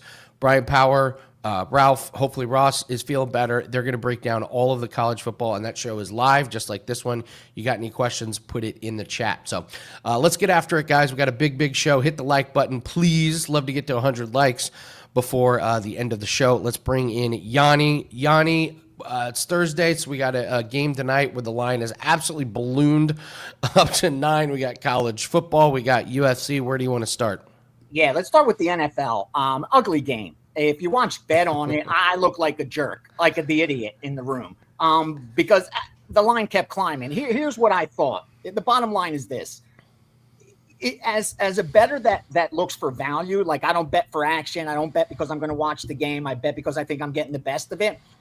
Games like this are easy for me because it's either I like San Francisco or I pass because I didn't get down at the look ahead at -3.5. I didn't get down at the opener of -4. I didn't get down at the first move at 4.5. I didn't get down at 5.5. Didn't get down at 6.5. Didn't get down at 7. So I didn't lay 7. At that point, I said it's dog or pass situation. And usually what happens is the betting market overreacts. Like the bookmakers adjust slightly, and then the betting market overreacts to injuries. And I thought that's what we were looking at. And we touched on it yesterday that what I'm looking at is either to look at the dog, or if it gets to 7.5, 8.5, it's a teaser ready on the favorite. And that's exactly what they did. They did the teaser protection. So if I ended up taking the San Francisco +7, which I didn't, fortunately, I would have looked like the fool today because I could have got 9. But where it sits, I think it's still the same exact situation where it's either you like San Francisco getting 9 points or you leave the game alone. You can't get to the window and bet the Rams because even if they win by 21, it's just not a good bet. You're buying at the absolute top. I talk about it all the time, but I see bettors continue to do this, so I'll continue to remind them that there's just not a winning formula. You can't continue to be last to the window and think you're going to beat the betting market, especially the NFL betting market, which we know the lines are so tight. Every half point matters. So for me, I lean dog. I haven't bet the dog. I'm probably not going to get to the window with the dog. If I am able to find any of my credit shops that have 8.5, I will tease down the Rams to -2.5. I think that the teaser makes a ton of sense, especially with the total being steamed under. But I would be careful on the under because I'm seeing the public betting the under blindly as well, thinking San Francisco is not going to be able to score any points. The bottom line is once the adjustment's made, the value's gone. Like at under 47, it made sense. Maybe at under 46, it made sense. But now it's down to 44. So all those injuries have already been factored into that betting line. Having that information becomes meaningless. And I would actually look, if this continues to drop, to possibly go over at that point. Because, again, even though you don't expect a ton of offense, turnovers, special teams, like there's a lot of way to score points without needing a high-profile offense, especially in the NFL, and especially a total below 50. So for me, I lean San Francisco and over. But unless I get any confirmation, especially on the total, because I don't see it on the side, I probably will sit this one out and move into the Sunday action because football's been good to us, and I'll stay selective. It's a great game for props. I'll be going over some props There a you bit go. later. Even it's a great game for props. There's a lot of good props out there. The books are struggling with what numbers to put on some of these players, so we got some good looks. I'll go over a few at the end. Let's move to Sunday. What are you seeing on some of these NFL games? All right. A lot of the look aheads got hit, but there hasn't been much follow through. Hasn't been much steam, and that tends to happen as the season progresses because the lines get tighter. meaning not that the margin of error is a lot greater, because it's always around that 10 points that they're off from the point spread on average. But most of the moves are based on injuries and public knocking lines out of whack, which doesn't happen till later in the week. But some of the moves that we have seen already start off with the Miami Dolphins. Not surprising. There's a little recency bias there. Everybody just saw them on Monday night. Look good, get the job done against the Jets. And again, it's Carolina. No one's worried about slight road favorite with Miami. They're one-sided. Denver plus 4.5. Denver actually got steamed before actually the game even kicked off, the Monday night game for Denver. So they had already steamed Denver before their game with Cincinnati. They hit the look ahead at plus 4.5, hit the opener at plus 4. That's why we're looking at 3.5 right now with Philadelphia. 472 New Orleans at a pick'em and -1, fading the New York Giants and their new stud quarterback. Detroit 479. Detroit, they laid the 10 just like they did last week. They laid 9.5 last week. Detroit got the money. They came right back again. It looks public, but they're betting Detroit and they're betting the over as well at 49. They took Tennessee all the way down to +8. They laid the key 3 with Seattle, and finally New England and Buffalo under 50. So we do have some action. It's still only Thursday, but definitely some action in the NFL. I guess I don't understand why money would be coming in on Cleveland, because they changed quarterbacks. Love the Browns. No, I don't like either team, but I'm just wondering who's betting enough to move the line on an overseas game with a quarterback change. It just kind of makes a little bit of sense. And I listen, I'm the prop guy. I don't mess with spreads, but boy, 10 doesn't seem like enough for Cincinnati. What's that Cincinnati team shown? Any fight, any competency? I don't know. I'll let the people smarter than me at spreads do that one. No, dude, Cincinnati's been outscored 76-13 in the last 2 weeks, bro. It's really bad. I actually liked Browning last year. We cashed some props on him to go over his passing total. Boy, has he regressed. He has just looked awful. Yeah, now let's move to let's look to college football. Anything of note that we need to pay attention to, and then I want to get your thoughts on MLB. Yeah, I'm into Friday and quickly Saturday, because I do have 2 4% up tonight. I had a strong lean on tonight's game on the side in the total. One of the groups I work with came in on the side. 2 of them came in on the total. So I released a package that's up at WagerTalk for you guys. It's a side and total on the Sam Houston, New Mexico State game. Looking at tomorrow, we did see some action come in on Colorado State at 6.5. But now I'm starting to see the 6.5 pop up again, because San Diego State's going to be a heavy public side. The recreational bettors, they don't mind teasing college football, even though it's a negative EV situation. They'll still do it, and they're going to tease San Diego State down to pick them. That's for sure. So the books are trying to limit their risk, and they're moving that 6 to 6.5. But when they do, it's kind of getting picked off. So it lets them know that there is going to be some Colorado State sharp action out there at near a touchdown. Saturday action, 320 Old Dominion -17, 18 and 18.5. 316 Appalachian State from +2.5 to -1. So they took them as a dog and laid the pick 'em as well. 321 Kentucky +21. 325 Kansas -4, 4.5 and 5. 352 Georgia State +20. That's opposite public money. I keep seeing the opposite on recreational bettors for whatever reason. 360 Nebraska -11. 396 A&M -13. And finally, a total that we bet yesterday, UNLV Wyoming under 51.5. So not a lot of moves early in the week in college football, but today is Thursday, and that means the totals start coming in. I talked about it on Bet On It, that if you start looking at the odds logic screen today at about 9 a.m. our time, which is now, over the next couple hours, even into the evening, you'll start seeing a lot of the totals move. For whatever reason, Thursday's when they fire on legit college football total. So pay attention to line moves on Thursdays. All right, Justin says in the chat, yeah, 10 is a lot in the NFL. All right, Justin, moment of truth. You going to put your hard-earned money on Jake Browning?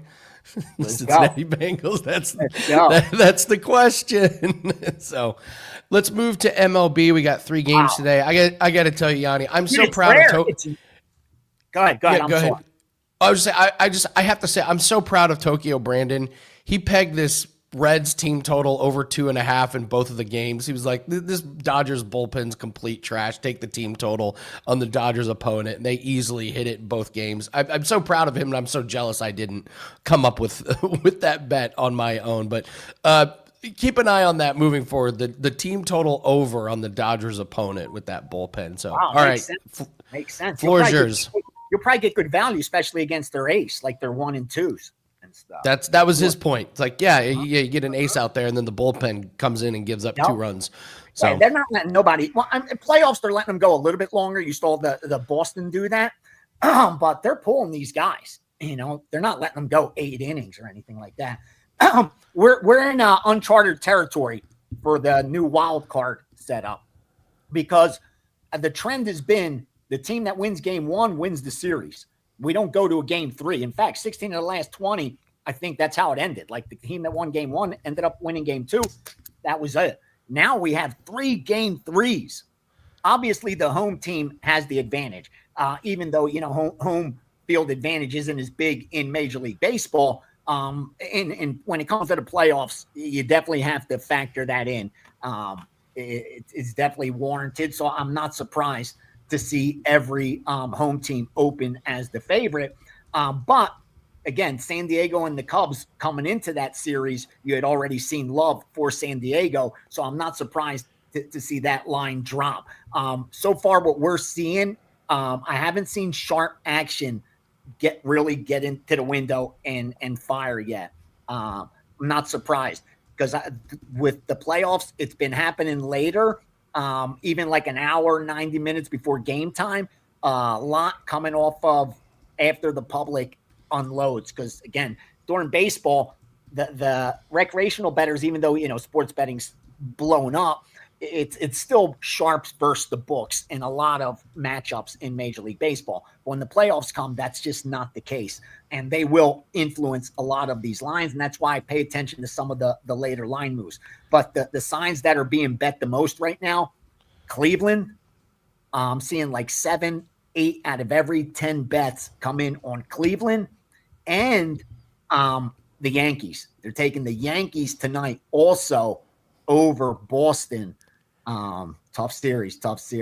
They like both of those favorites. And again, not surprising. All right, Yanni, it's a gambling show. We just have made a bet live in the chat. All right.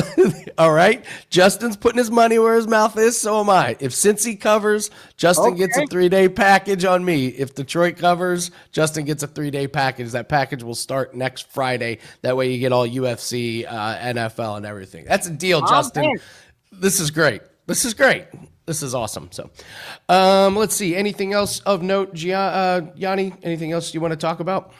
I got a 5% coming in the UFC. I was at Apex last 2 days. I was there Tuesday. I was there Wednesday. How the fighters were there, man. That's what's cool when they're there for the press conferences and you're in there because they're in the makeup room too. So you're talking and they all want to know the gambling guy's opinion, like who do you like? Yeah. What do you like? What's the line? And even on other sports, like they ask about football and stuff like that. So while they're doing that, I'm prying for information as well because they just see things I don't. You know what I mean? And just how certain fighters match up. And it's fine because a lot of times they don't want to say anything negative about another fighter. So they don't want to even give an opinion, but they share enough that you know what they're saying, So, yeah, I got a little confirmation yesterday and I really like a fight on this top UFC 320 card. And where I'm at right now, if you're in Vegas, that's where they're staying. They're at Trump. It's the UFC hotel.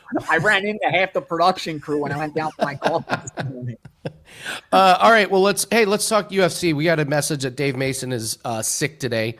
Apparently he got sick in his cubicle in Aruba. All right. So let's go over some UFC leans for this weekend. Adam. So UFC guys, A lot of big favorites. Yanni, you were saying this is like a lot of guys are minus 250, minus 300, and like, yeah, they should win, but boy, they're making you pay a pretty penny. What are some fights you got your eyes on? I'll go through some of them as well. Pull up the lines. Yeah, that's where I feel like the Basharants, the Chasons, like where I think like Yana Santos, I think at plus 170, she offers value. I don't think Chason should be a 2-1 favorite over anybody really at women's bantamweight. But real quick, let's talk main event. I think Ankalaev gets it done once again. Defending champ, we know the trend with that. Rematch, we know the trend with that. And Pereira hasn't gotten any younger since last year. I think Ankalaev has the answer. I like the Ankalaev side in the co-main event.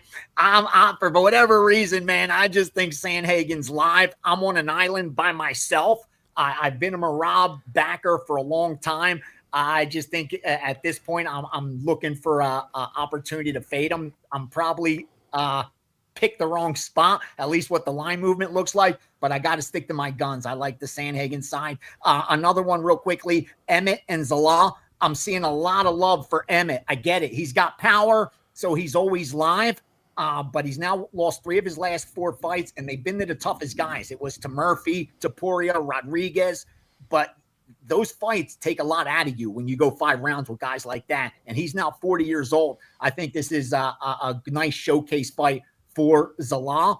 Again, he's a minus 400. He should win, but I say that to caution bettors because I see a lot of live dog talk about the Emmett side. Prochazka and Roundtree, I've always been wrong on Prochazka. I always say he's overvalued, and he always proves me wrong and slaps me in my face for doubting him. So for me, it's Prochazka or pass probably for the rest of my life. And Piper, I like Piper over Abus. Again, I see the argument. Abus is got the wrestling, and Piper hasn't really been tested there, but he's going to be so hard to control, even if Abus takes him down. And that power is the equalizer. We've seen Abus get rocked again. So I'm sorry to go long, but I just went through the whole main card, I think. I want to touch on this Josh Emmett Zalal. I'm just waiting. I'm going to take Zalal by decision. Here's why. That's what I was going to ask you. I wanted to ask you a prop because I want to bet Zalal. I do. Zalal by decision all day. Zalal by decision right? all day. Here's why. I am constantly told that Josh Emmett has this insane power. Okay. He has 1 knockout in his last 7 fights. Thank you. Give me a break. And it was against a grappler, but it was so violent that he damaged Bryce Mitchell. Bryce Mitchell has to have CTE after that. He's not been the same. But 1 knockout in the last 7 fights does not mean you're this insane knockout guy. He's slowed down. He's 40. My only caution is that you know who he's training with? TJ Dillashaw. Oh yeah, I saw that. the guy that's good for the over, if anything. And Zalal is fast. I think he does exactly what he did to Cater last week. Like stick and move, use his speed, get the wrestling, get the grappling. By decision, as low as minus 160 and as high as minus 200. So so I like that one. I like Roundtree. I like Roundtree as a dog. You and I will go head to head. I'm all aboard the Merab train. Good. I hope Prochazka loses. To be honest with you, I want you to be right on Roundtree. That line does look a little suspect to me. I thought because Roundtree's stock went down. His stock went up when he lost to Pereira, and then in his win, it actually went down. So I agree with you there. And yeah, listen, man. Fading Merab, no one's gotten rich doing that. So I true. It's not going to be hard for you to argue the Merab side. You know what I mean? I get it. I completely get it. You got a Chris Gutierrez fight. That means it's an over. I'm with you on Santos as a live dog. Patchy Mix, I would stay away from. I see a lot of love for Patchy. This guy he's fighting is coming over. You know what stuck out to me the most? What? Real thin calves. Like from the calf to the ankle, because he was just standing next to me waiting for like they valeted, whatever. And like he looked so thin there. I'm like, I'd be chopping those calf kicks all day. Yeah, this guy's fighting is a wild card. Wicklaws. Wicklaws has fought the same guy 5 times in his career. It's just a really, really strange one. He's more grappler, right? He can do a little everything. Striking, grappler. You have Mr. Paige Van Zant fighting. I saw him and Paige at the restaurant. Oh, did you really? Okay. Yeah, Ford and Paige are here staying at Trump too. Nice. And then Brogan Walker is one of the worst fighters I've ever seen in the UFC. You can Mikey, take you're Veronica. probably right. You're probably right. Marab by decision's probably the play, sir. Yeah. I would say Veronica Hardy fight over 2.5 rounds is minus 410. Be careful with that. Brogan Walker's so bad. She's so bad on the ground, and Veronica Hardy has got a brilliant coach, Dan Hardy. Have your husband that game plan. He's going to show her how to take Brogan Walker down. Don't be surprised if Hardy wins and blows everybody's parlays with that with the over. So it's good stuff. You're going to have to lay juice or get creative with some of these UFC fights. So do you do PFL, Yanni? Yeah, on occasion, like when I have time, because I handicap that. Okay. You know, I mean, like if any of my originators, the two that I work with, have a play on it, I use it. I usually piggyback it because they're selective there, and if they have something that historically it's done well. But I like when I have time to handicap the card. You know, it's just when it's so many with football and everything. Sometimes I just don't, so I'll pass. So I don't, force anything. We will have PFL plays for clients that are going to be a part of the UFC package. The big matchup is Usman Nurmagomedov against Paul Hughes. That line is ridiculous. Minus 285 is laughable. Paul Hughes is a live dog. He almost beat him last time. Kyle Loughran is fighting. He's making his PFL debut. You got Sergio Pettis, who's probably going to get beat. We like Archie Colgan. And then you got a plus 320 underdog that we like. Slim I think it's pronounced Trabizzi. Is a really good wrestler. There's no world he should be plus. For PFL, right? Yeah, this is PFL. So all right, Eric. We did MLB. We did plenty of MLB. Tessie Betts, real quick. I wish you the best of luck, my brother. I wish you luck. That's a good bet you have in your pocket. I got the Phils in my pocket. I'm just going to keep it real with you. I bet the Phillies earlier in the season at 10-1. I didn't give it to subscribers because I had already given them Seattle and another future. But now when the playoffs started, I did give them the Phillies at 5-1. I have the Phils. I have a future on the Phils, and I have a future on Seattle. Those are the teams I'm pulling for in the playoffs. So I'm biased towards both because of those big tickets. But I wish you luck, Tessie. It'll be a tough series, Dodgers and Phils. I'll tell you that. Last, before we let you go, Yanni, anything in WNBA? I was so bummed. By the way, what a brutal beat. The Aces is my $5 Tuesday 4% best bet at -8. I was just getting ready to say brutal beat for Fever, but what a cash by you. Holy cow. So we got Phoenix and Vegas -3. I see a little bit of money on Vegas. Marco's actually going to be at that game. The total's climbing, but I like the under. I like if I have to bet this, I'm telling you, if I have to bet this, I would be on Phoenix and under. I'm in Vegas. It's tough to win here. This line to me is just, it tells me I like Phoenix, man. I like Phoenix. Ugh. All right. Let's do it. Gianni, one more time. What do you have up for clients? All right. I got a 2-pack tonight, side and total in the college football primetime game. Number 1 in college football. We won in week 0, 1 in week 1, 1 in week 2, 1 in week 3, 1 in week 4. We're going to win every single week. We turn the profit, bro, every single week. And the same thing, NFL, regular season. Didn't do good in preseason, but number 1 in regular season. I have an NFL package for Sunday. I got the college football for Saturday. No need to fire 5% because the 4% have been so strong. But I do have a 5% in the UFC. That package will be up probably within the next 60 minutes. And baseball as well, as soon as I confirm. So this is a good time to jump on for a longer term package because we're just so much going on. We're betting all those markets and winning as well. So I'll take it. Gianni The Greek, thank you so much for staying on for extended period of time. Good luck on all your bets. We'll see everyone. We'll see him tomorrow for Football Friday. Again, guys, Football Fridays have been an absolutely just a smash hit. Like the numbers are through the roof on Football Fridays. Teddy comes on and we do Sell Me. He breaks down games. We've got Marco. We've got Yanni. It is a massive, massive show. So make sure you're here on Football Friday tomorrow. Ethan was asking about McLaren double podium. McLaren cannot get out of their own way. I'm not going to be betting on McLaren. And And yeah, Shane Van Gisbergen at the Roval in Charlotte. The only problem is it's the playoffs. He's out of it. So he might pull out of the way and just let the guys in the playoffs fight for it. So can't say I'm that excited to bet on Van Gisbergen. That being said, he's probably going to win by 5 seconds. So we do have a UFC 5% best bet that is up. We're hitting 60% of our 5% plays this year. Good number. I'd like that to be about 65% by the end of the year. So we got a few months to increase that number. But I absolutely love a few plays on this UFC card. So we got a 5% play. You can use the promo code. You guys are going to love this promo code. It's a theme of the week. BANG10.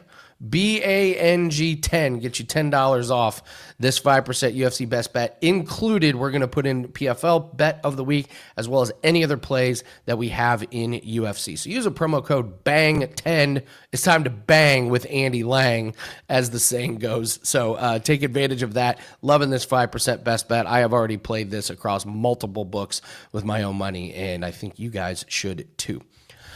All right, Dan, let's do all around the world.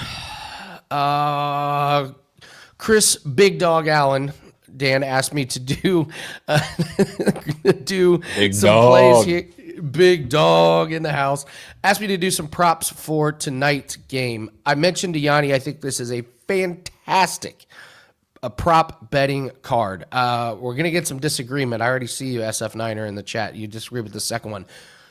Kyle Juszczyk over 9.5 receiving yards. This line is incredibly too low. You got Jennings that's out, Pearsall is out, and all these injuries means guys like Demarcus Robinson is going to have to catch passes, Christian McCaffrey is going to have to catch passes, and Kyle Juszczyk is going to have to catch passes. Last week with all these injuries, this man had 3 catches for 32 yards. He can catch. He's got good hands. They trust him. They will run multiple plays for him. So I love this 9.5 yards. He can get this with 1 catch. And just also let you know how much I like this. I think the books are a little confused on it because they have his receptions at 1.5. If he goes over 1.5, he's going to get over 9.5 receiving. So I like Matthew Stafford to not throw an interception. I know I saw in the chat there was some people saying we'd like him to throw an interception. I like him not to throw an interception. The 49ers don't have an interception this year, and he didn't throw an interception in either game against San Francisco last year. If the Rams get up, he's not going to throw a whole lot. It could be a nice Blake Corum and Kyron Williams game. So I'm looking at Stafford to not throw an interception. And let's do a same-game parlay. This one pays about plus 480. Blake Corum's usage was very interesting last week, so I'm going to take him to get 25 plus rushing yards. The 49ers gave up 4.7 yards per carry last week, and Corum got 9 carries. Kyron Williams got 13. Short week. I think this is when they mix in multiple running backs because you don't want your running backs to be playing on Sunday and then Thursday with full workload. So I expect both guys to get plenty of carries. I think this number is really, really good value. So I'll take Corum to get 25 plus rushing yards. I'll take Stafford to throw 2+ touchdown passes. He's been throwing the ball in the end zone a lot, 7 in his last 3 games. I think the Rams are able to move the ball. And then we'll take Demarcus Robinson, 40+ receiving yards. Again, no Pearsall, no Jennings. So there's going to be guys that come out of nowhere to get catches. Demarcus Robinson, he's a sneaky ad in your fantasy leagues. So that's your same game parlay. Blake Corum, 25+ rushing. Stafford to throw 2 touchdown passes. And Demarcus Robinson, 40+ receiving yards. All right, Dan, let's talk a little Survivor. Normally we save the Survivor talk for tomorrow, but we got an interesting game tonight. We have a decision to make here. We have a decision to make here, Andy. Yeah.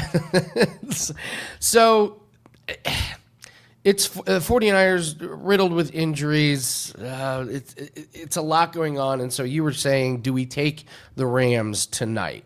Make the case for taking the Rams. Yeah, one thing real quick, Andy, when you were talking props there too, my ears kind of perked up because the thing is with this 49ers team, like, someone is going to catch the ball. They're not just going to hand it off to – they're going to hand it off to Christian McCaffrey probably 20 times, but they're also going to have to put the ball in the air. So one thing that I think I'm toying with, I got to shop around on the number and see if I find something I like a little bit more. But Jake Tonjes, the backup tight end here for the San Francisco 49ers, yeah. He's filled in nicely in George Kittle's stead. It's something that Kyle Shanahan frequently uses in his offense. Now they're kind of pricing you out because they got his receptions on DK sitting at 2.5, but minus 162 to the over. That's a fine parlay piece, but we're not laying minus 162 on a bet. The receiving yards, again, I'd like to shop around because they're hanging it at 29.5. I lean that, but he's only averaging just over 31 yards per game. And that's when they also had other receivers. So I think anywhere in that like 26 to 28 range, good bet for Jake Tonjes. You're eyeing a couple different guys on the other side. I think, if the Rams do get up, they're 9-point favorites. They'll have to pass the ball. Jake Tonjes is going to be definitely involved in that. So before we talk Survivor, little prop there for you, Andy. I knew I could tickle your fancy there with a little backup tight end talk, baby. don't you threaten me with a good time taking it over on a backup tight end on Thursday Night Football. These are the ones. Because he scored some touchdowns, the secret's kind of out. You know what I mean? But I think if you shop around on maybe like a Caesars or something like that, you should find some better prices than what DraftKings kind of hanging currently. These are the props that hit. These are the ones that the books can't get the numbers right on. Like, they're going to be big numbers on Justin Jefferson and Bijan Robinson. But, Tonjes, some of these other guys. There's one podcast I listen to. They call him Tonjes McBasketball. And I don't know why, but it cracks me up every time. So, Tonjes McBasketball overs. Andy, any thoughts? Yes. Devontae Adams, anytime touchdown? I mean... Yeah, I'm pulling up his game log right now. He has a touchdown catch in each of his first 3 games. And what's interesting is Puka's only got one. Yeah, Puka's only got one touchdown pass. So it's like Puka moves the chains, and then they get in and throw it to Devontae. So I can't argue with it. My biggest problem I have with these touchdown props is the numbers are laughable. Like trying to pick a touchdown prop at 105 is ridiculous. Like they had the defensive prop at like plus 450, but like in one of these, it was like, do you know how hard it is to predict a defensive touchdown? You're only going to give me plus 450 on it. So there's a few touchdown props that I like, but the thing with touchdown props is you have to play them every week, like what we do with Jalen Hurts. You play them every week, and you hope that you're 12-5 at the end of the year, 11-6. So if you're going to play Devontae Adams this week, you just play him every single week on the streaks and hope to be up at the end. How about the prop that keeps on giving, Andy, that's disgusting to sweat the entire game on will Matt Stafford move forward at all? Matt Stafford every week, I think he's gone like -3, -4, some kneel downs. I think he's gone over a half yard once this year. So if you want to sweat out a little, minus 137 on Matt Stafford to go under a yard, that's another gross prop there for you. That could be a fun one. We could just make a disgusting same game parlay with plays like that, like Matt Stafford under rush yards. You know what I mean? Devontae Adams to not score a touchdown, or Puka Nacua to not score a touchdown. Gross, disgusting like that. Yeah, I'll give you a plus 140 prop that's just sitting out there and nobody's paying attention to. Justin Fields doesn't throw a lot of touchdown passes, but I get plus 140 for him to throw over 1.5 touchdown passes against the Cowboys.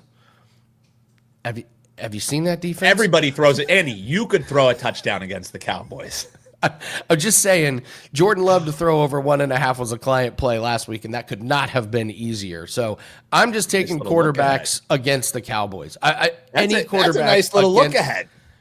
Any quarterback against that Cowboys defense, it just has to be. They can't get pressure on the quarterback, and they can't guard anybody in the secondary. Like it's just a recipe for overs on that one. So, all right, Andy. So I like the look ahead there. Last thing I'll say, props, and then we'll talk. Is this a potential survivor play? I saw some people in the chat saying they already switched from Colts to the Rams. I might throw a little ice water on that. But I mentioned Jake Tonjes. How about a plus 425 anytime touchdown score? Little sprinkle, little half unit play. Jake Tonjes, if I like him to be involved, I like him to be involved towards the goal line. It can't all be Christian McCaffrey. Plus 425. Lock it in. I'm betting it myself. Jake Tonjes. Tonjes McBasketball. to score. We got to all right. figure out where the McBasketballs come from. I have no clue. I have no clue where it came from, but it gets me every time.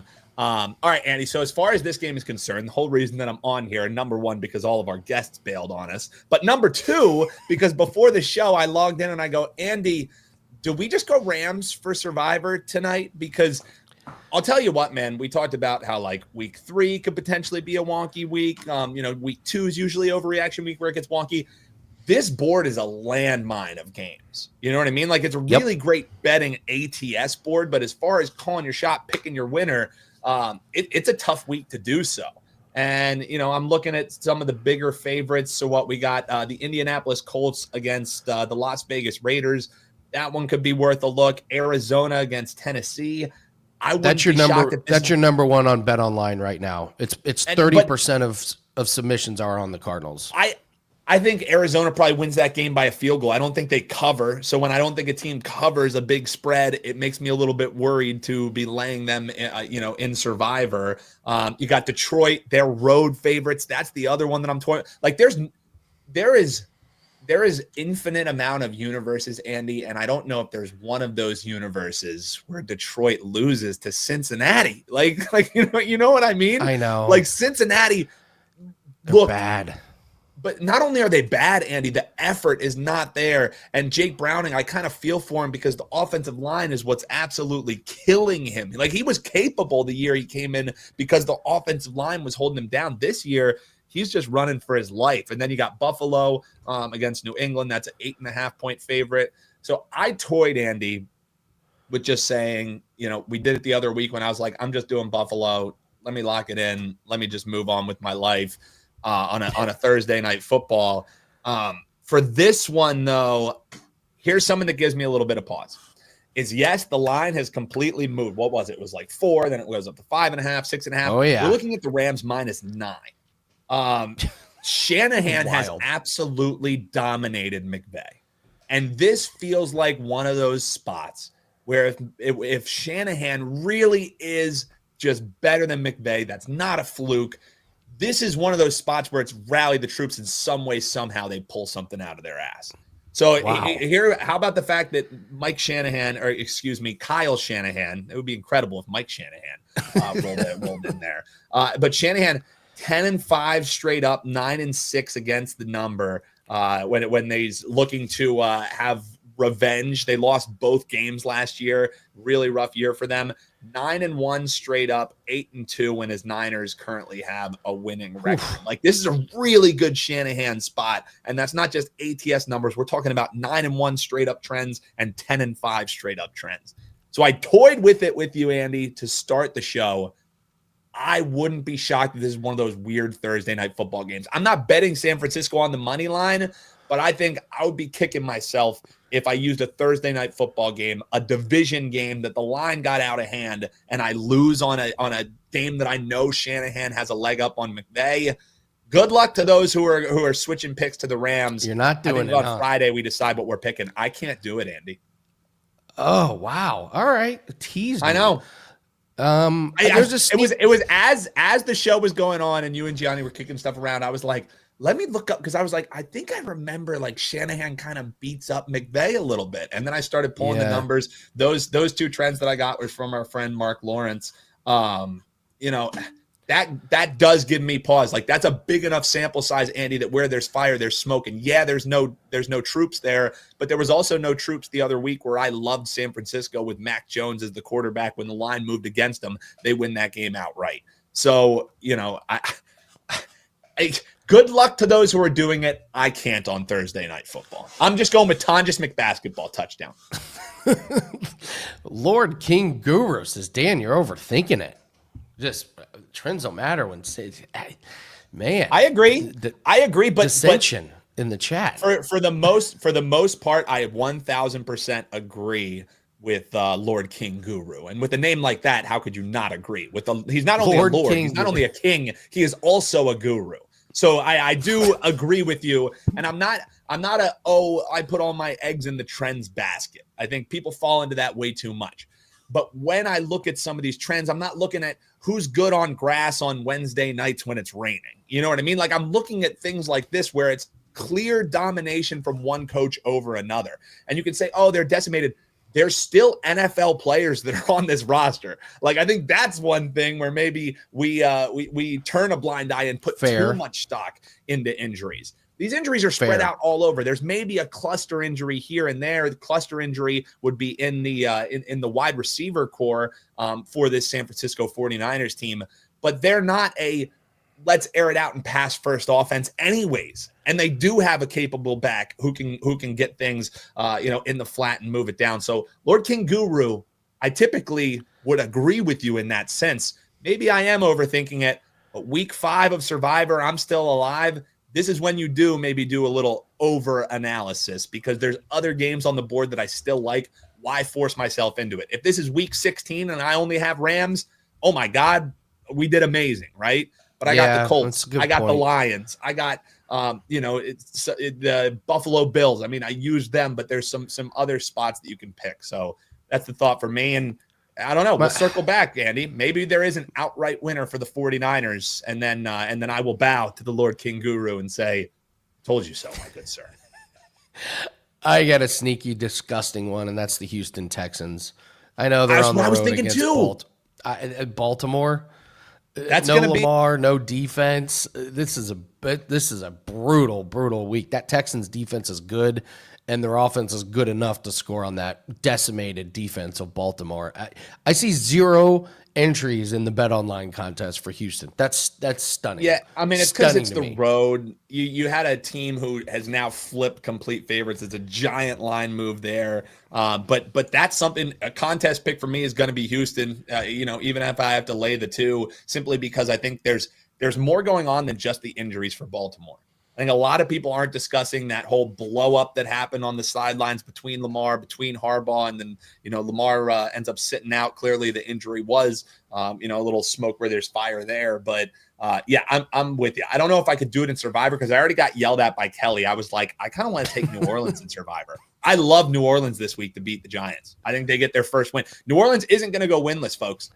They're just not. They're not going 0-17. They're going to win one game. I think the one game is people are really overrating how good Jackson Dart looked because it was just the new shiny toy. The passing yards weren't that great. The reads weren't that great. He made really good decisions running when he had to, but you were doing that at home. Now you're going on the road to a very hostile place. Yeah, do I love Spencer Rattler? No, I think he's disgusting, but I think we're getting a little bit ahead of ourselves, and you have the kind of internal thing where you lose your best player in Malik Neighbors too. Oh, we have other guys who can step up. We have Cam Scatabo. They're still all rookies that are going to one of the hardest places in the NFL to play. I don't care who's on the other side. It's a screamer New Orleans spot. So we'll decide what our pick will be in. A screamer. Yeah.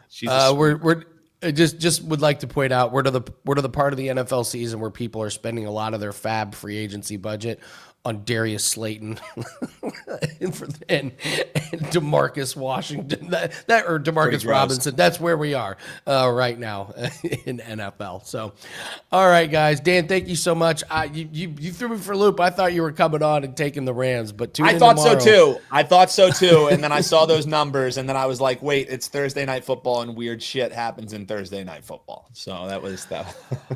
All right. Special thanks to the guest on today's show. Dave Mason's sick. Joe's MIA. So you're stuck with Andy and Dan. So you can bang special with thanks to bang special with thanks. Today was banging with Lang in here. So shout out to all of our guests today. And shout out to chat. You guys were the real MVP today. You guys crushed it. Thank you so much. And again, Football Friday is tomorrow, the most important episode of the show that we do every single week. We're going to get you ready for Saturday and Sunday. Again, don't forget to use the promo code BANG10. That's BANG10. Get you $10 off my 5% UFC best bet. And that best bet is going to come with more UFC best bets and any PFL bets that we have. There's going to be multiple bets, and our week 5 NFL props pack just went up. That includes every single NFL prop that we have for Sunday and Monday, coming off of a 3-0 stretch in the primetime games. Let's get this streak going good. All right, thanks everyone for joining us. Good luck on all your bets tonight. Good luck if you're in play on the Rams in Survivor. We're going to do it again tomorrow. Good luck. Take care.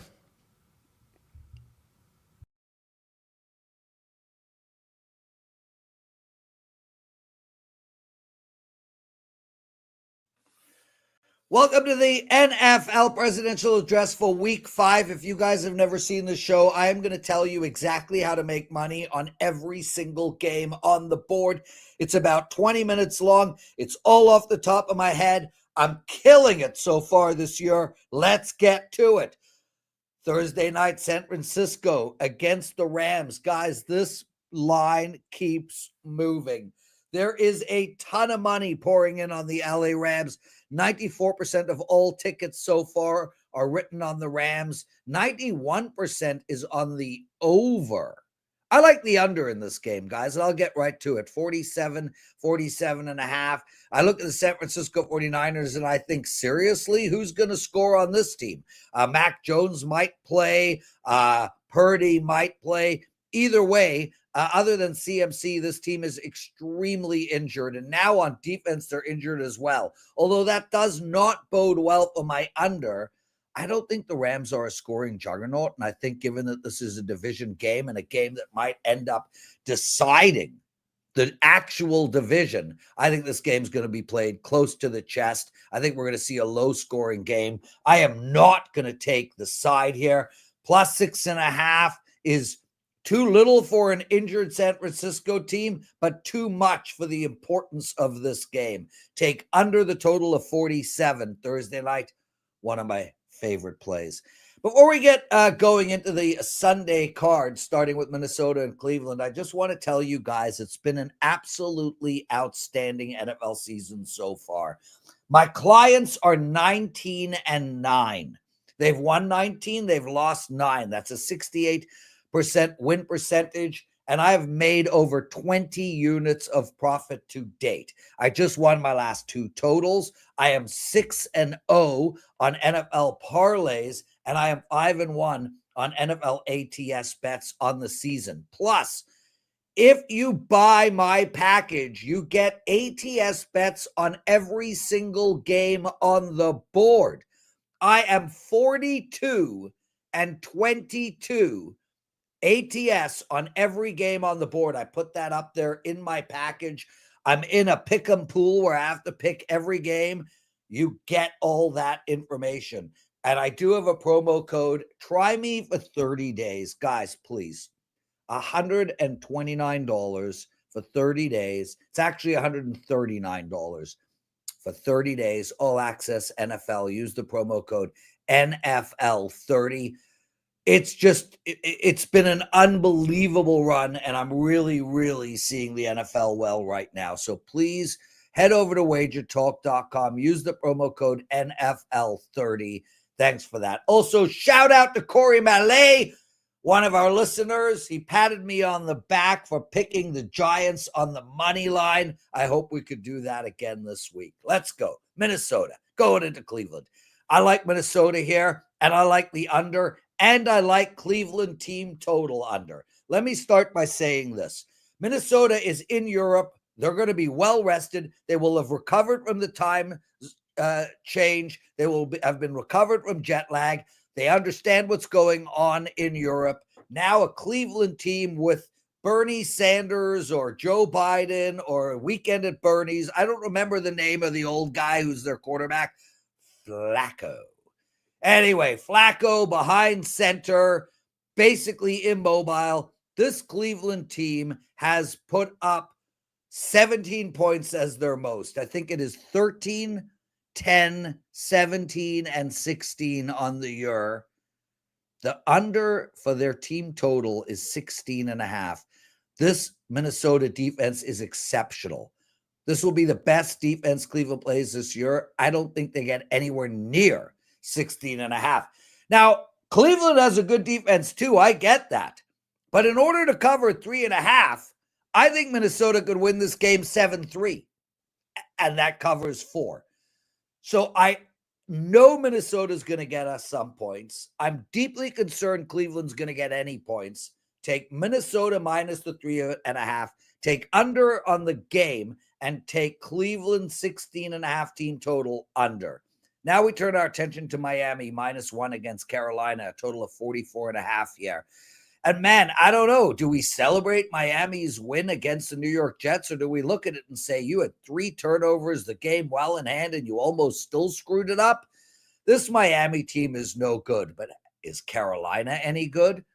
Is this the spot to take Carolina in Survivor? The answer is hell no.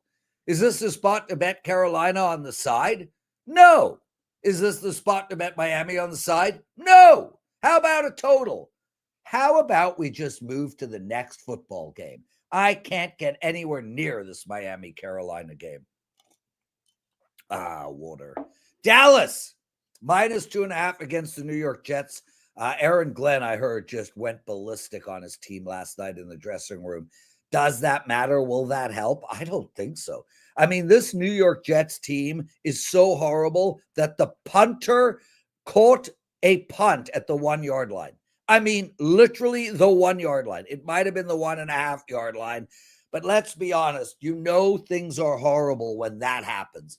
This New York Jets team just can't get out of their own way. With that said, we saw Dallas play outstanding on a comeback against the Giants, then go to Chicago and do nothing, only to come back home and play a good game against Green Bay. I don't think I could bet the side in this game at all. I'm actually going to look at the over in this game. Now, I know that sounds insane given that the New York Jets are involved, but I took the over in the New York Jets-Miami game. That went over, and the New York Jets missed out on 2 touchdowns. I think we're going to see the Jets score. Dallas's defense is horrible. Take over the total of 47. As far as Vegas going into Indianapolis, 89% of the money is being taken on the over in this Indy game, and I understand why. 76% of the tickets written on Indianapolis.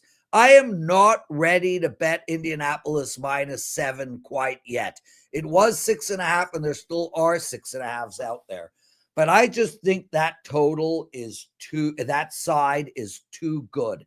I can't play Vegas. I can't play Indianapolis. But I can agree with the public and the move and look to take the over. I understand taking the over in a Raiders game is not, a winning proposition over a long period of time.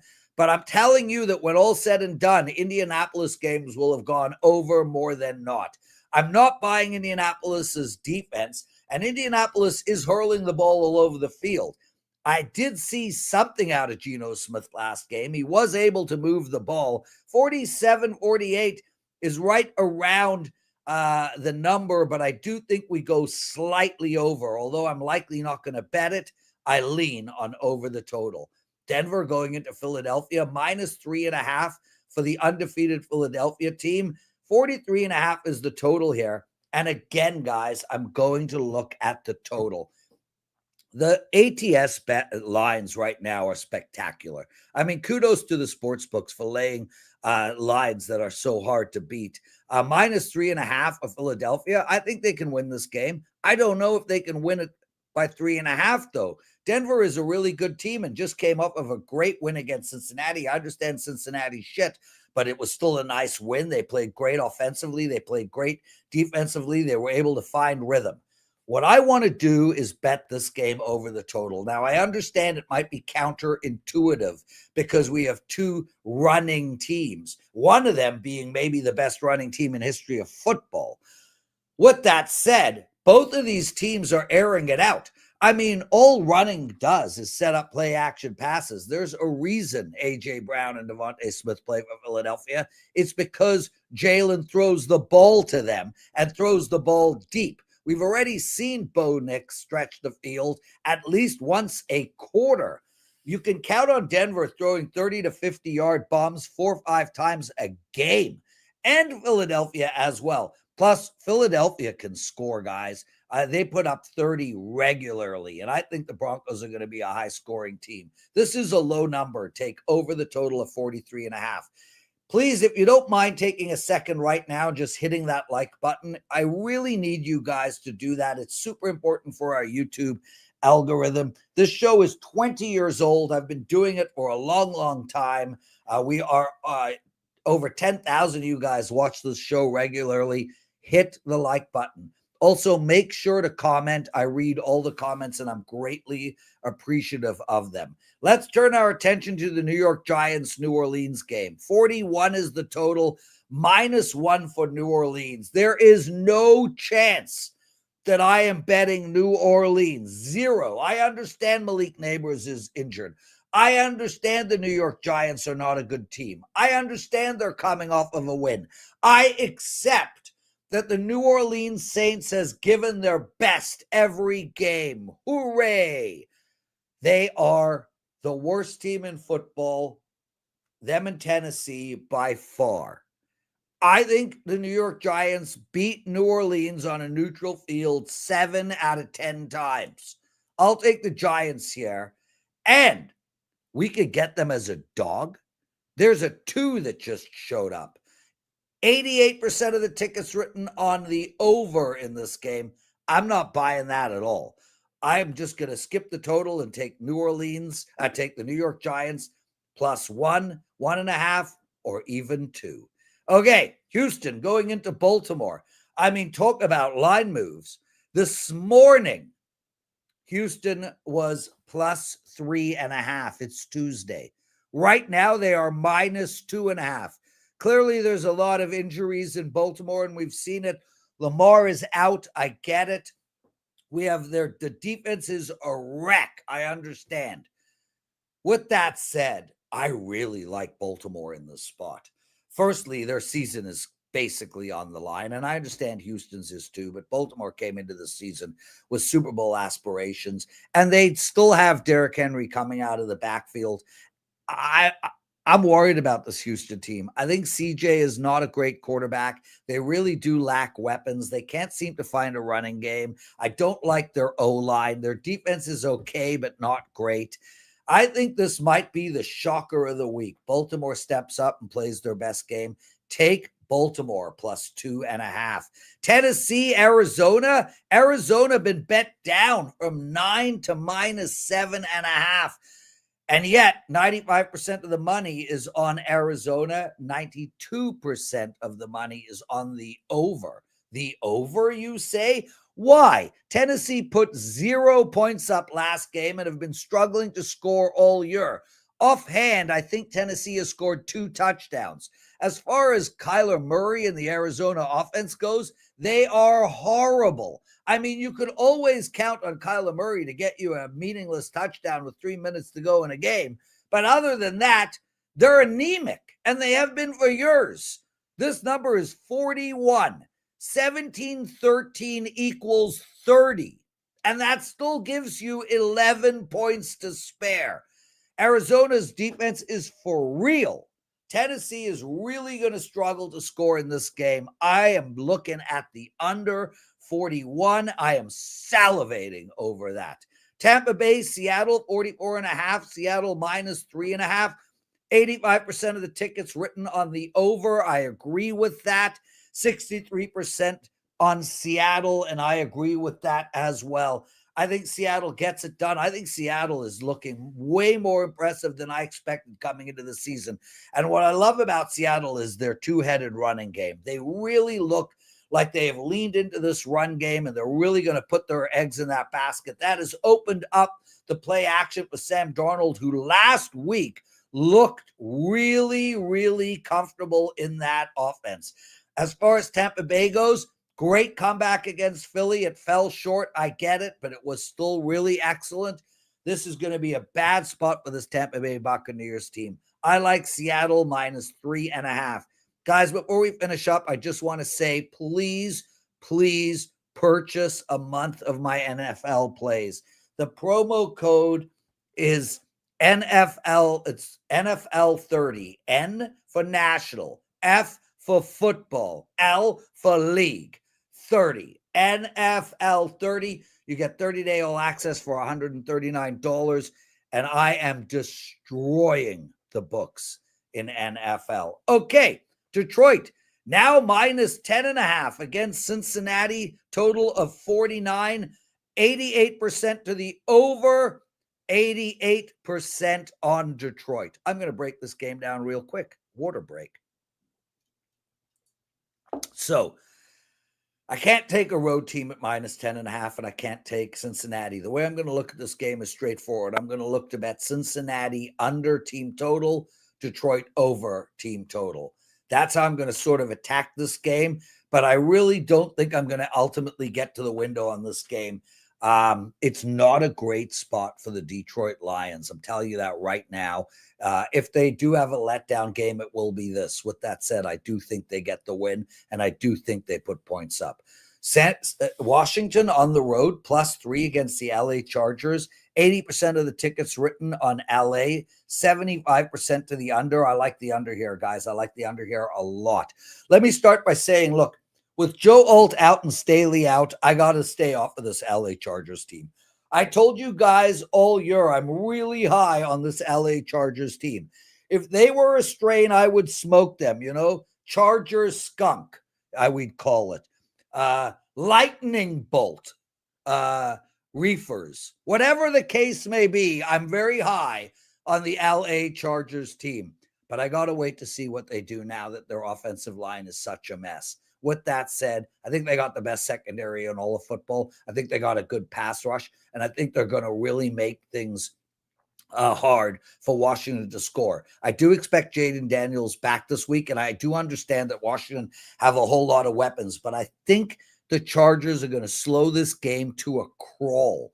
This is a big total at 48. I like it under. New England +7.5 against Buffalo. Total here 49.5. 92% of the tickets written on the over. 71% on Buffalo, yet the line keeps getting moved down. That means there's incredibly smart money coming in on the New England Patriots, and I understand that. This game is one of those where I think we get New England at their very best. Does that mean they could cover 7.5? It's going to be super bloody close. Where I'm looking to bet is the team total for Buffalo over. That's the bet that I'm looking at. I don't want to bet the over on the game, 49.5 too high. And Buffalo, the Buffalo is going to get 30 points almost every game they play. So that's where I'm going. Down in Tuscaloosa. Again, we know the AP poll is a joke, and you can find advantages. Like you said, if you're an undefeated team, you end up there. When you lose, you drop down a few. It doesn't matter who you've played. So there is something to be said about that. But again, I am on Bama here. There's no question. You can look at Vanderbilt, and they're a great story. I did look up teams that are an away dog of 4 or more with 0 losses from game 5 on. So, you don't know if a team is a real undefeated team or not until you played a few conference games. So we're going to learn about, Vandy quite a bit. But those teams with 0 losses as an away dog of 4 or more from game 5 and later, 16-28, 36.4%. And let's remember, revenge is such an overused term in college football. It is legitimate revenge when you are a top 10 team and you lose as a 3-touchdown favorite, to Vanderbilt last year. And teams off a loss as a conference away favorite, top 10 team, 17-7 when they're a home favorite in that revenge role, 73%. So I look at it, but I look at Vandy in this. Diego Pavia he's a game winner. He's exciting. He is a guy who's leading the team in passing and in rushing. He has 494 rush yards, 6.1 yards per carry. But here's my concern. Vandy's D's, they faced FBS opponents ranked 135, 115, 68, and 46. Bama is 19. Pass defenses, Pavia has faced number 125, number 81, number 78, number 36. Bama is number 2. Bama runs this and runs them out the door, covers this double-digit spread. All right, Ralph coming in hot there. He likes Bama, says that trend maybe takes a step back. I will say this, Steve. Diego Pavia, he has been great as an underdog. He's been a game changer for this Vanderbilt program. I believe he has 5 outright upsets since becoming the quarterback of the Commodores. Yes, 5. He's 9-2 ATS is a dog since coming to Nashville, including a perfect 5-0 on the road. They are on the road here, but to Ralph's point, I remember it was only a few weeks ago we were here on the program. It was before their first game, before they lost to Florida State. We were all talking up Alabama as a national championship contender. Then we throw that ticket away when they lose to Florida State. Now all of a sudden, I'll be honest with you, I got Alabama power rated as the second best team in the country. How do you look at this game? Interesting. Yeah, I was going to say we'll learn a lot more about Bama. You know, I did a video for the Georgia-Bama game midweek, and then I said I'd like to know that Florida State-Virginia result because we'll see if Florida State's for real. And then that transitive property says was Alabama for real because, you know, Bama giving up 31 points to Florida State didn't look very good considering the Seminoles scored 16 or less in each of their final 10 games against FBS opponents last year. But then after the next couple of weeks and Florida State scored 180 points in 3 games, it looked pretty good. I do think Bama's for real. This is obviously a focus spot for them. Normally it would not be a focus spot. It'd be a terrible spot after the big Georgia game and then playing as a double-digit favorite against Vandy, but they will not overlook Vanderbilt this week. Always rely on my power ratings. My 10,000 game simulation favors Alabama by 14 in this one. Current line is 10.5, so I do lean Bama. Would like it more at 10 or less. I'd say there's a 3 to 4% chance they win by exactly 10 points. It's a key number. I actually rate Vanderbilt as the better offense right now in my power ratings, but Bama the better defense. And I think that'll be the difference in this game when all is said and done. Good friend of mine, Daniel Owens, I coach with him. He's a Virginia Tech alum. He goes to all the games. He was at the Vandy game a few weeks ago. He saw Virginia Tech blew that 10-0 lead and then get outscored by like 34 points in a row. Vanderbilt is a legit offense. They're explosive. Over might be worth a look in this game for that reason as well. And if Bama does come a little bit flat, I think that often shows more on the defensive side of the football. So maybe hedge a little bit. If you like Alabama minus 10.5, as I do, hedge it a little bit, maybe with the over 55.5 as well. Ralph, I saw you waving the pen. You have something to add there? I do. Just to quantify the Vanderbilt schedule with the defenses I gave you, Alabama has played the number 5 schedule. Vanderbilt has played the number 107 schedule. So take their season-to-date stats with a grain of salt. Yeah, and Steve mentioned something about this usually being how this could easily be a letdown spot for Bama coming off the Georgia win. But guys, keep in mind what happened when they played Vanderbilt last year. They lost to Vanderbilt. Correct. So they're not going to take Vanderbilt lightly here. And that game was in Nashville last year. And you talk about value. When these teams met last year, Alabama closed minus 23.5 on the road. Now, as Steve mentioned, they're minus 10.5 at home. It's interesting, Steve, that you mentioned liking Alabama by 2 touchdowns in this game because the number opened 13.5. Vandy's taking money down to the current price at 10.5. I would, the value is kind of on, while the trend favors Vandy, the value does seem to be on Bama. By the way, how many visits here? 11 visits. Vandy has lost in Tuscaloosa. They have not scored more than 10 points in any of the last 5, but they do have Pavia this time, which should be a little different. All right, guys, keep those questions coming. I see several already coming in. Let's go to Maryland and Washington. Jacob Hefner. He wants to know, why are the bookmakers disrespecting Maryland? Forget taking the points. Give me the Terps straight up at home against Washington. Ralph, I'll say this.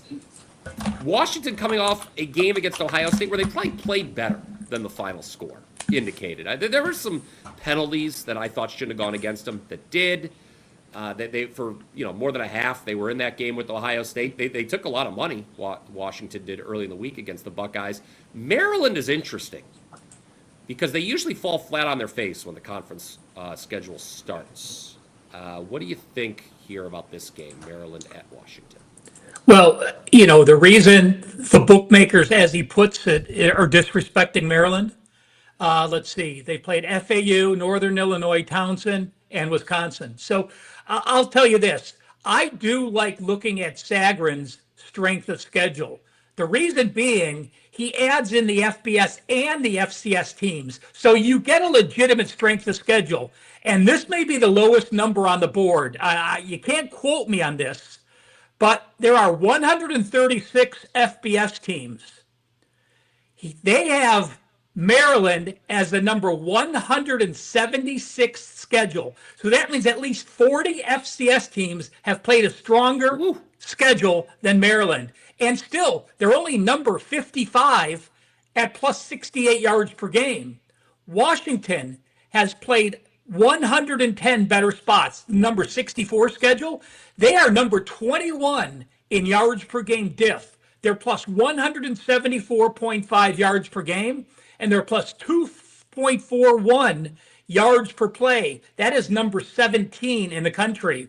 Maryland also misleading. They're plus 7 turnovers. That's one of the highest numbers. So when you're going through your schedule and you're putting up stats and you win the turnover battle, again, 6 of those came against FAU. But you look at the Wisconsin game, they had a 30-yard edge. They only rushed for 61 yards and 2.7 yards per carry.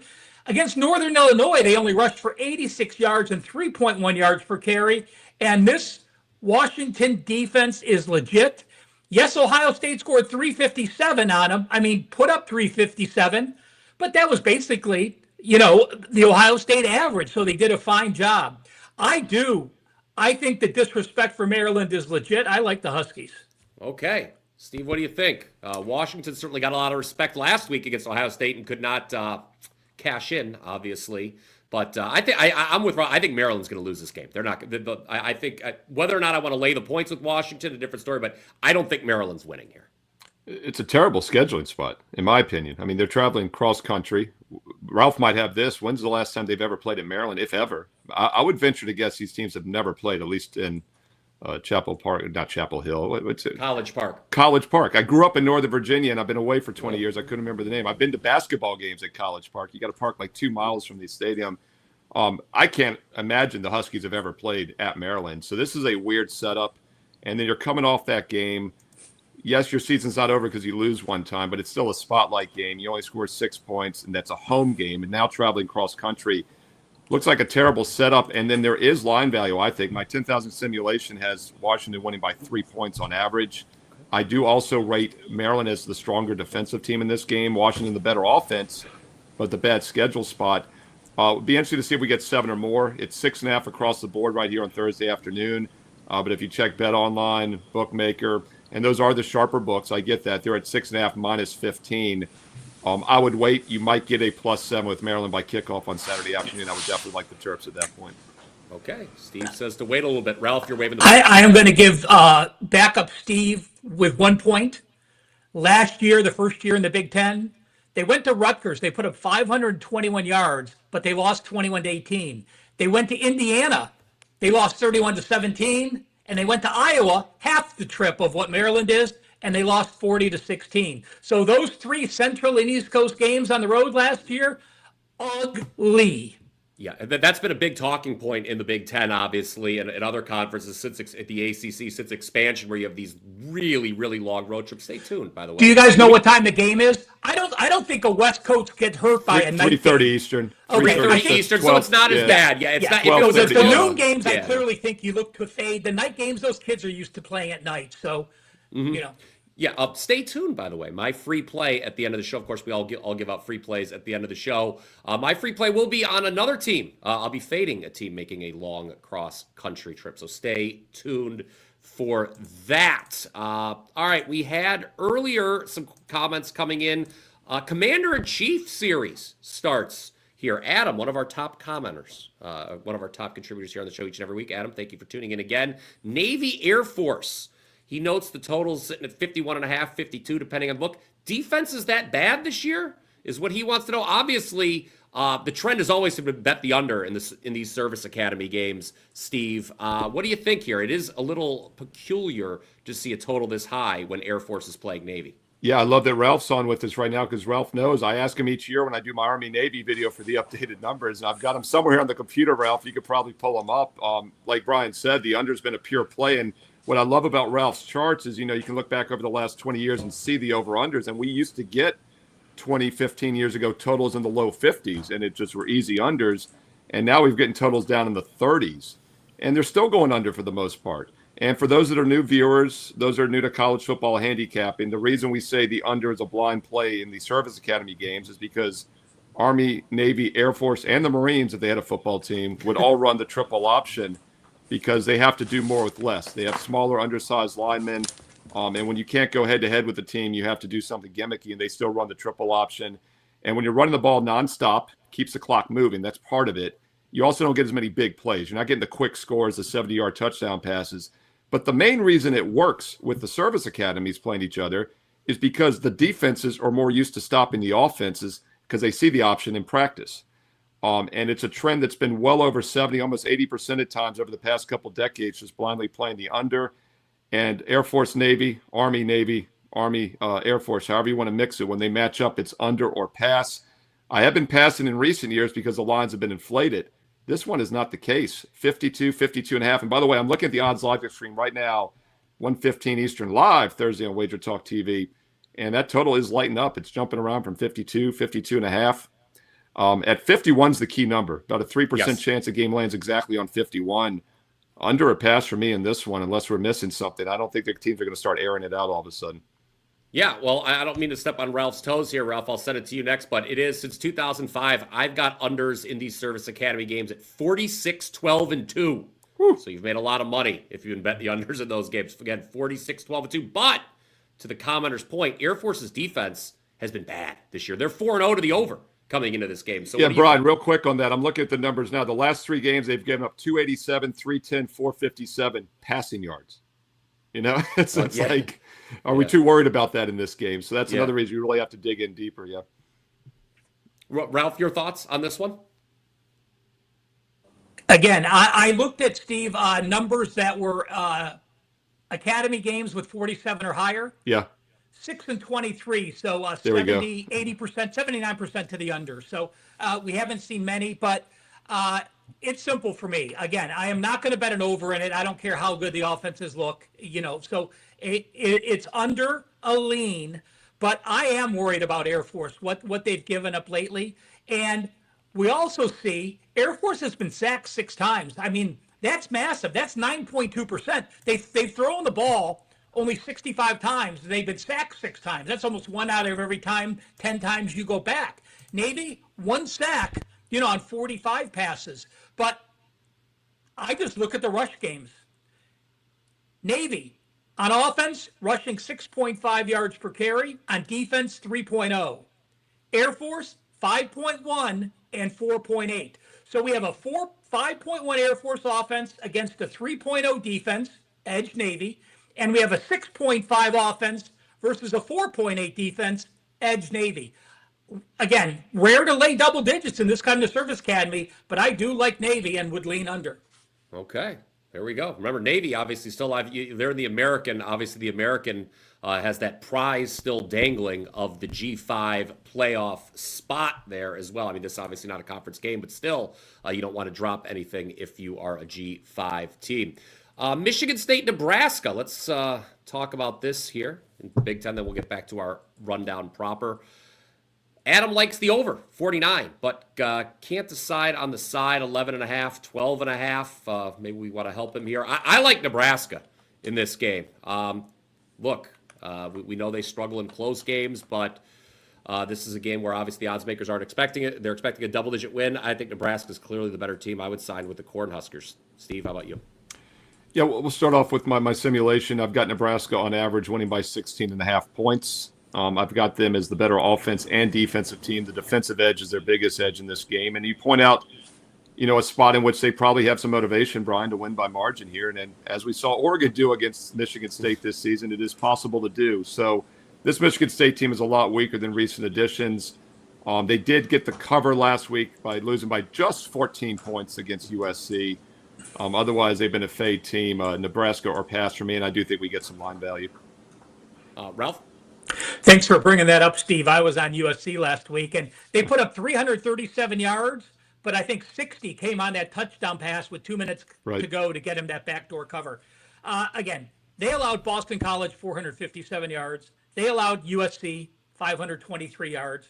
Now they're playing another road game.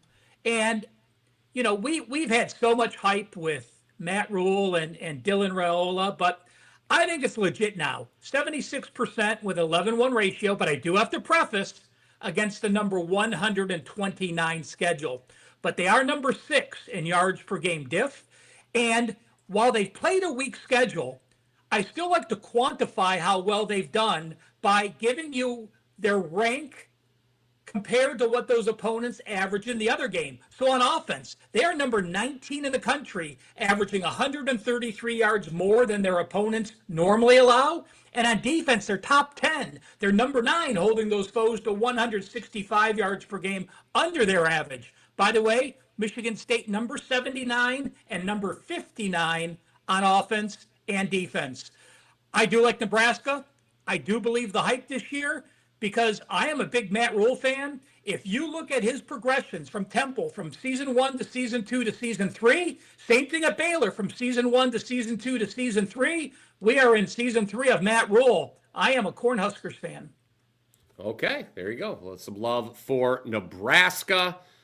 Adam says, glad I asked. Did not expect a consensus there. Let's go back to our rundown, guys, because we've got some questions coming in on games that we knew we would be talking about here. Guys, any other games that you're thinking of, hey, we want your guys' thoughts on it, feel free to keep firing away. We'll get to them. Johnny, we'll get to your question on tonight's game.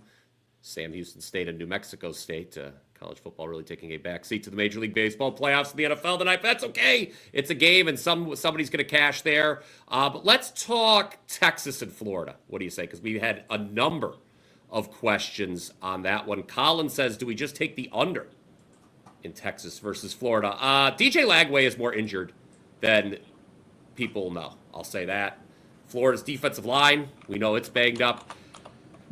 Anyone who follows me, has followed me for any length of time, knows that it's going to take every ounce of restraint in my body to not want to bet Florida in this game. I think that they're a lot better than that record. They deserved a better fate against both LSU and Miami, but you do have to wonder, Steve, about what's going on up here in the brain. Are they starting to get mentally checked out? Is the Billy Napier tenure in Gainesville at 14 minutes and 59 seconds, if you will. Arch Manning, though, has not looked good. So to the commenter's point, the under, it seems logical. It seems like a logical bet at face value. It's interesting about Arch Manning. You know, I was thinking this. I even said it to some people when the season began as I'm watching that Ohio State game in week 1. I was like, it's amazing that someone who's considered like the best quarterback in the country coming in is willing to sit 2.5 years, to actually get some playing time. And I did have the passing idea that maybe he's not as good as everybody thinks is why he's staying there and he's getting paid while he's doing it. Starting to think that might be the case. Maybe he's not a superstar. So we'll see. But then again, I'm not trusting Florida. I used the Virginia Tech reference earlier. And once again, my good friend Daniel Owens, he went to the NC State game last week and he told me 9.5, 10, all these guys were opting out. They've quit on the season. Well, what happened is that the guys didn't play and they won outright as a dog because the guys that wanted to play were in the lineup. You got the interim coach there. So my point is I'm not trusting Florida yet. I do think, Brian, you're going to get your chance to play Florida here at some point this season. But as you know, I love to say, don't try to catch a falling knife. And the Gators right now might be that falling knife. They are getting some extra line value, but you really got to handicap this game a little bit differently and read between the lines and, like, are they going to show up and ready to play? With that said, my simulation favors Texas by just 3 points. Simulation doesn't do a really good job of factoring in the intangibles, such as if players are going to play hard or not, with the coach on maybe the way out. But it's Florida or pass for me based on line value, but I just don't know if I want to catch that falling knife quite yet. Yeah, both teams coming off buys. That's worth noting. And, something that we can quantify is this. And this, again, Ralph, would lead to an idea of playing the under. Texas yards per play, number 1 defense in the country. Florida's offense yards per play, number 118. So it may be tough with an injured DJ Lagway for the Gators. I mean, I think we would all agree, the three of us, everyone in the comment section, that, it's going to be tough for the Gators to move the ball and score in this game. Well, Florida has played the number 2 toughest schedule. So, you look at their stats, they're number 64 at plus 44 yards per game, despite being 1-3. Why? Well, let's see. Has something to do with turning the ball over at USF -1, -4 turnovers in the 5 interception game at LSU, back-to-back road games, then having to go to Miami, putting up 141 yards. It doesn't matter how much I like Florida. It's just a team I'm not going to back, but I have no interest in backing Texas. I did take a look, of course, we have one of the biggest games in the SEC on deck, Red River rivalry, next week. So I looked at what Texas has done prior to Oklahoma. They actually had covered 3 straight games. Last year, though, the game before Oklahoma, They were a 38.5-point favorite against Mississippi State. They only won by 22, 35-10. But I did go look at a system as well. If you're a top 10 team playing an unranked team with a top 10 team on deck, this surprised the heck out of me. Since 2008, 243 and 172. That is 59% against the spread. So those people that say, oh, there's no way I can back Texas because they're going to be looking ahead to playing a top 10 team opponent, that has not historically been the case. Those teams have performed well. Obviously, if you're a top-ranked team this late in the season, you're a well-coached team and you are focused. So I expected some negative look-ahead numbers, found exactly the opposite of what I thought we'd see. That's always interesting when that happens. Go ahead, Steve. I was going to say, Ralph, I love that because back in like the early to mid 90s when I started almost 30 years ago, and we didn't have the database capabilities we have now, I did this by hand almost. I did an NBA back test on that, and I was blown away as well that teams normally played pretty well when they had a big game on deck. And there again, it's tough to quantify ahead of time. I love how you use the ranking. That's a very quantifiable thing because you can say, is the team ranked? Is next week's team ranked as of now? But that held up in the NBA 30-some years ago when I first tested it. And my point is, in any sports, I don't use the look-ahead angle much in handicapping. I use the letdown angle a lot more. And I've talked about that here with Washington. They're off a tough loss. And by the way, for new viewers, I think letdowns happen more after tough losses than big wins. Everyone always talks about, celebrating the big upset win. It can happen if you overlook a team, but it also energizes you, especially 19, 20-year-old kids. Whereas you score only 6 points in a huge home game last week and now travel cross country to Maryland, like we were talking about Washington. Those are the letdown spots that worry me more. But I love that back test, Ralph, because I think it makes a lot of sense. And here's the reason it makes sense. They don't look ahead because they might not win next week. They got to get the win now because they know next week is not a winnable game. So I think that's another reason that angle makes a lot of sense.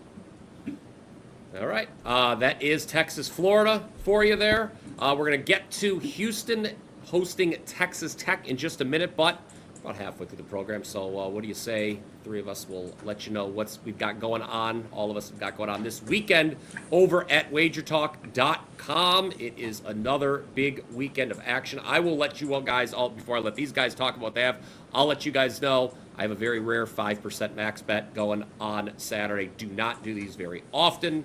My last 5% play was week 2 of the NFL season, and it saw the Atlanta Falcons plus 3.5. They did not need that plus 3.5 as they destroyed the Minnesota Vikings 22-6. So this is our we went 3-0 last year with 5% college football plays. Did lose our first one this year, but very, very confident. This is my strongest college football play of the season so far. So WT.buzz/BP. Go and get it right now. Steve?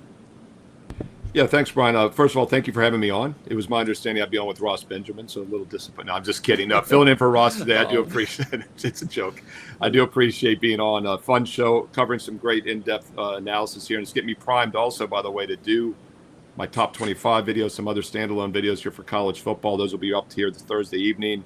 Also, NFL Fade the Public will be up a little bit earlier this week. We're going to try that out to get it to everybody in advance. Over 56,000 views the last 2 Sundays on the Fade the Public video, and Fade the Public has been very profitable so far this season in the NFL. Speaking of pro football, I've got 2 advanced plays up now, also a bonus free NFL play. I loaded a few early this week because I really wanted to get in front of some of these lines, and there is still line value in all these games, and of course a ton of college football best bets for this weekend. The Weekend Warrior Pass is a great way to do it, and Ralph pointed this out on a show the other day that if you buy it in advance, you don't have to wait till Saturday to buy the $49 Weekend Warrior Special. Buy it now. You'll get those 2 advanced NFL plays, which I have locked and loaded. You'll get my college football as I start posting them on Thursday and Friday. Weekend Warrior Pass, as you see on your screen, $49 gets you every college and pro football best bet I release. Saturday, Sunday, and Monday if I have something, a little bonus there as well for just $49. One day is $39. Why not get everything for $49 that's available right now, along with that daily free play? Steve Merrill, WagerTalk.com. Yes, absolutely. The Weekend Warrior Pass. And not only can you take advantage of that with Steve, you can take advantage of that with myself, or the man in the middle there on your screen, Mr. Ralph Michaels. Ralph, what do you got going on here? No, you don't. Do not buy my Weekend Warrior, guys. Oh, my goodness. Don't do it. I have a college football 5%, which are 9-1. but that is Friday. So for me, you do want the 3-day all access to get Friday, Saturday, and Sunday, because then for just $20 more, you are getting that college football 5%. So a rare instance where I'm telling you not to buy it from me. College football, number 2 since the start of 2024, 14-7 this year, 67%. College football 5%, 9-1. College football and NFL combined the last 2 years, number 2 in the country. 4% best bets in all of football, 26-8, 77%. I will have a strong 4% teaser. It might even be a 5%. I'm not quite sure yet. NFL teasers, 25-6, 81%. And NFL teasers rated 4% or 5%, 9-1, as well as 16-2, 89%. Ross, hopefully you're watching. A couple people are asking Cody. I just saw Cody asked about you. Ross has been ill, under the weather, and I can tell you this. I want to give Ross a shout out. There's a lot of people in this industry that would just keep throwing crap up if they're sick just to get a play up and try to get some sales. Ross just says, listen, I don't want to force plays. I'm not 100% thinking clearly. I'm just going to pass for a few days. So I do admire that of him, and that's why he's part of WagerTalk. And, you know, the group of handicappers we have are so responsible towards our viewers and our followers. I think that's really what sets us apart. Yes, like we said at the outset, get better soon, Ross. We know we miss you. And obviously very happy that Steve was able to step in and do the show here. All right, let's get back to the games, guys. The games that the people want to know about. Houston and Texas Tech was asked about earlier in the show. I'm going to let all of you know, if you've been following, some of you have been following along, you may already know this. I am invested in both of these teams. Actually, if you caught the preseason version of the Power 5, you know that I said to bet Houston over 6.5 wins. I feel very good about that bet right now. Another bet that I made more recently was Texas Tech to win the Big 12. I think they are head and shoulders better than the rest of this conference, and that is why they are laying double digits on the road to this Houston team. Steve, what do you think? I don't want to lay down. I'll tell you this. I like Texas Tech. I don't want to lay down. You could probably count the number of times in one hand in the last decade that I've laid double digits with a team on the road in college football. As a matter of fact, you might still have 5 fingers if you wanted to count that. But what do you think? Texas Tech, how's their future looking in the Big 12? I have them power rated by far as the best team in this conference. So talk to me about this one. I agree. I think they're the better team in this game, but this line's gotten away from you a bit. I saw it open 10, even an 8.5, maybe a look-ahead line at some point. It's now 11.5. And I actually, my simulation has Texas Tech by just 8.5. I do think the home field is worth something here with a team that's off to a 4-0 start, as you mentioned, with Houston. Unranked, I believe, still. If they pull the upset here, they will definitely be ranked next week, getting some additional votes. Texas Tech probably wins this one, but I think you've missed the number at this point at 11.5. And it does, even though it's an in-state game, looks like a tough spot here, and a game that could stay a little bit closer than expected. I'm not sure Houston could pull the outright win, but I do think the line's inflated. I would lean towards the dog here. One thing about Texas Tech, very good offensive team on the season, 52 points a game, 10.5 yards per play, or 7.5 yards per play, 10 yards per pass. Every time they throw the ball, they're getting a first down on average. And this Houston pass defense has been fantastic, 4.9 allowed against opponents that average just 6.7. So, yes, the Houston defense has been really strong, but they have not faced any offense like this Texas Tech attack. Yeah, it's an interesting thing. I mean, that was one of the reasons I liked the over 6.5, Ralph, preseason, is this Houston's defense. We could question who they faced so far, but going back to last year, it's been a good defense for Willie Fritz.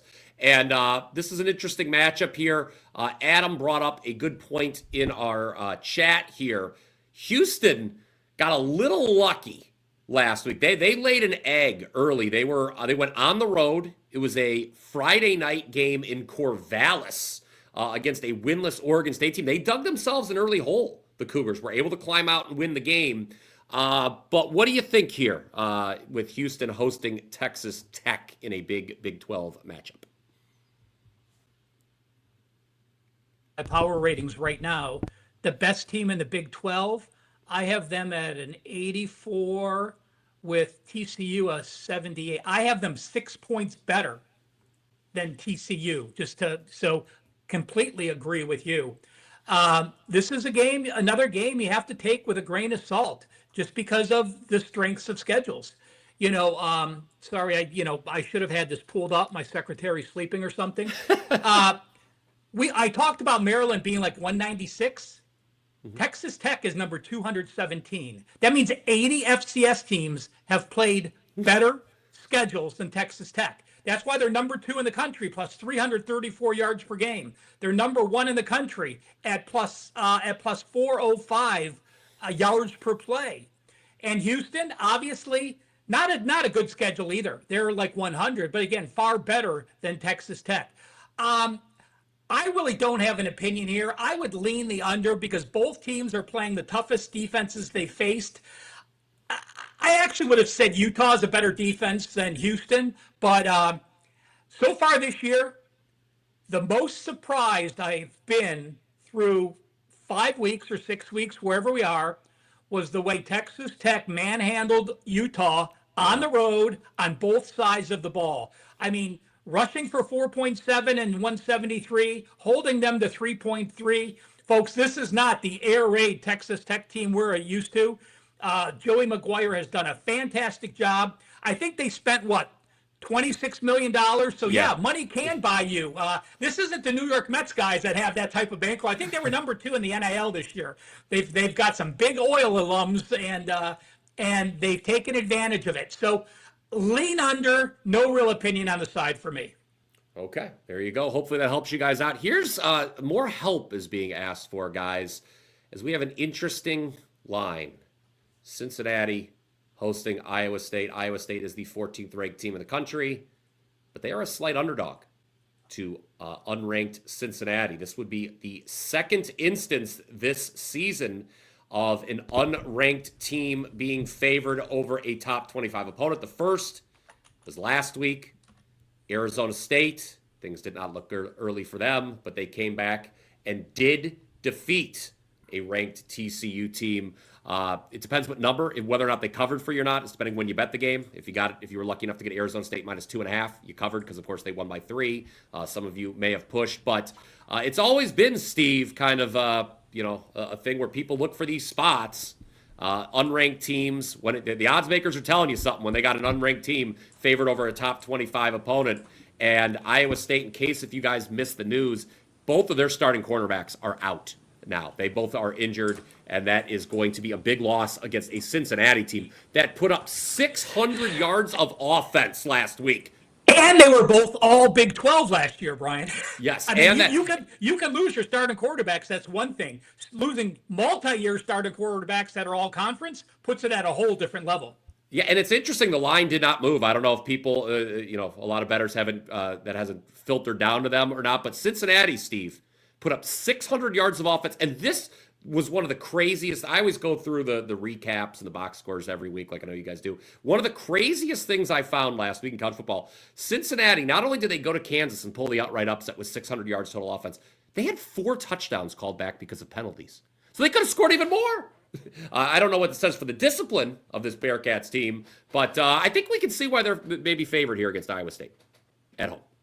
Yeah, you can't fix bad offense. This is something between coaching and handicapping now for decades that I've come to realize is defense a lot of times is talent, but it's also intensity, it's mindset. You can't all of a sudden just fix a bad offensive team. So my point is when you have an explosive offense, it always catches my eye. Yes, you might lose in shootouts, but I'll tell you a team that's similar is Virginia, not my Virginia Cavaliers. They played my William & Mary Tribe a few weeks ago. I turned the game on the radio mid-third quarter. It was 52-7. Virginia had 625 yards. They were 40 away from the all-time school record in the middle of the third quarter. Went on to gain 700 yards, put up over 600 and some against Stanford. And as we saw last Friday night, the Cavaliers are actually for real because they moved against Florida State also. So I'm not going to discount Cincinnati no matter who you're playing. When you're putting up 600-plus yards of offense, even against Sisters of the Poor, you can move the ball. And now you've got an Iowa State team that's not going to be at full strength. That could be a problem. I'm not sure they can keep up in this game. And I think this is a situation where Cincinnati's offense is better. Yes, Iowa State has the better defense. But something else, guys, I'm starting to feel in college football in recent years is that better offenses beat better defenses. We see that in the playoffs. The championship games are often high scoring. And I make this game Cincinnati by 1 on my simulation. With the injuries, it's a little tricky, but if the Bearcats are past for me, I think they're going to explode well offensively in this one. Ralph, what do you think? I actually agree quite a bit with Steve. I'm just going to come to a little different result. Campbell's been a good dog in this price range, an excellent dog. But I look at Cincinnati. You guys had talked about the offense and what they've done. They're number 3 in the country, averaging 8.1 yards per play. You look at Iowa State, and I think you said this last week, Brian, and we agreed. I mean, if you want to take one team that doesn't deserve to be ranked, being where they are, I mean, that's it.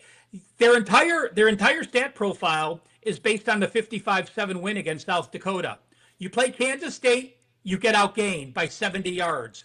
You play Iowa, you only have 230 yards of offense, but you win the turnover battle. Arkansas State, you only have 452 yards against Arkansas State, and then Arizona, you have 399 yards.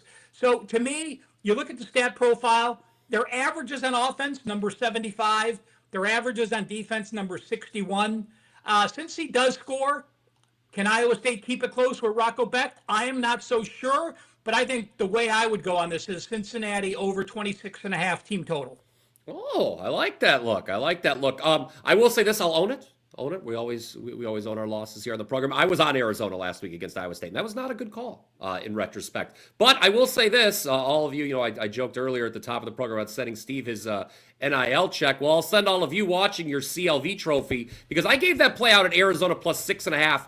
And I don't know if you guys saw this. On Saturday, all the money came in on Arizona. They closed plus 3.5. You got 3 points of club. Now, the bet lost, so, I mean, all we could do is shine a trophy and then reminisce. But still, people were betting heavily against this Iowa State team last week, and the fact that happened, now they're a dog to a top 25 or an unranked opponent, I think speaks volumes about what's going on in Ames.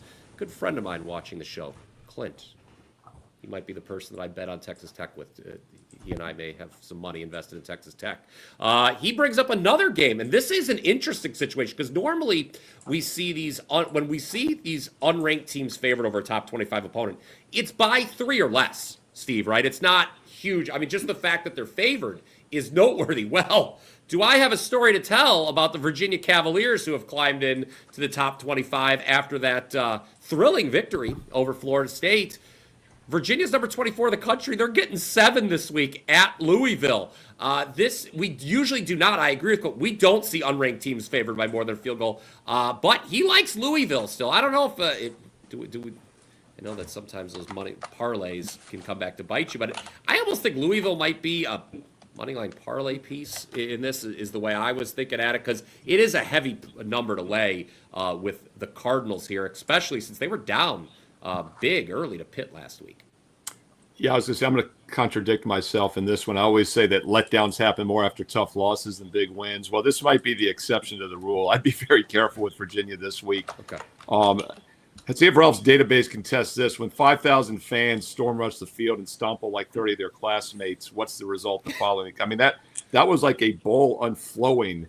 Yes. And the funny thing is that the play had barely ended. I mean, the play had barely ended. I mean, it would have been a mess if they had to call everyone back. It would have been like Stanford Twines 20. But this looks like a tough scheduling spot. And as you know, overtime results, teams off of losses in overtime, I think, are worse.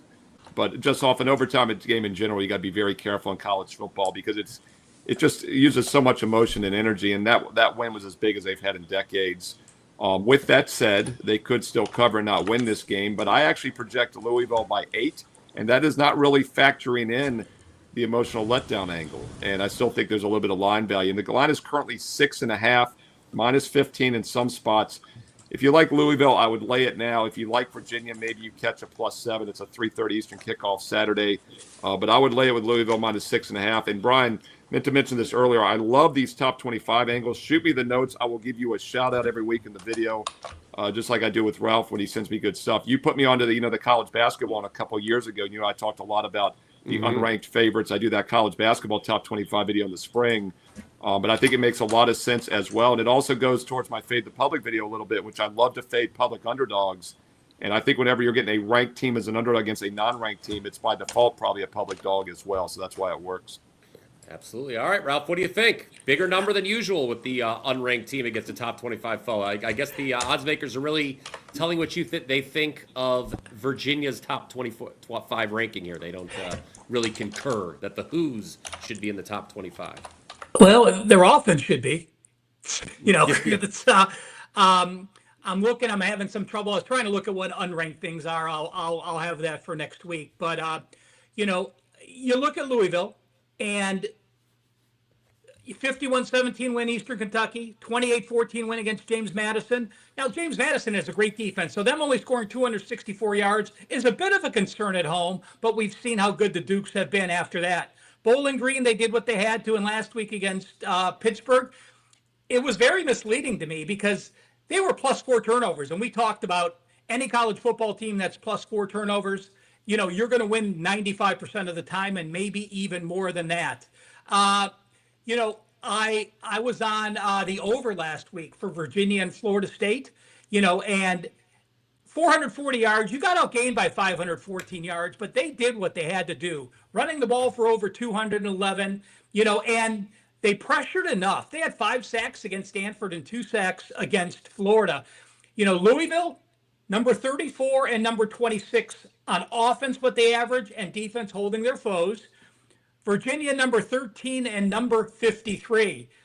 Last week against Pittsburgh, Louisville ran 84 plays. Last week against Florida State, Virginia ran 84 plays. Tell you what, give me the over.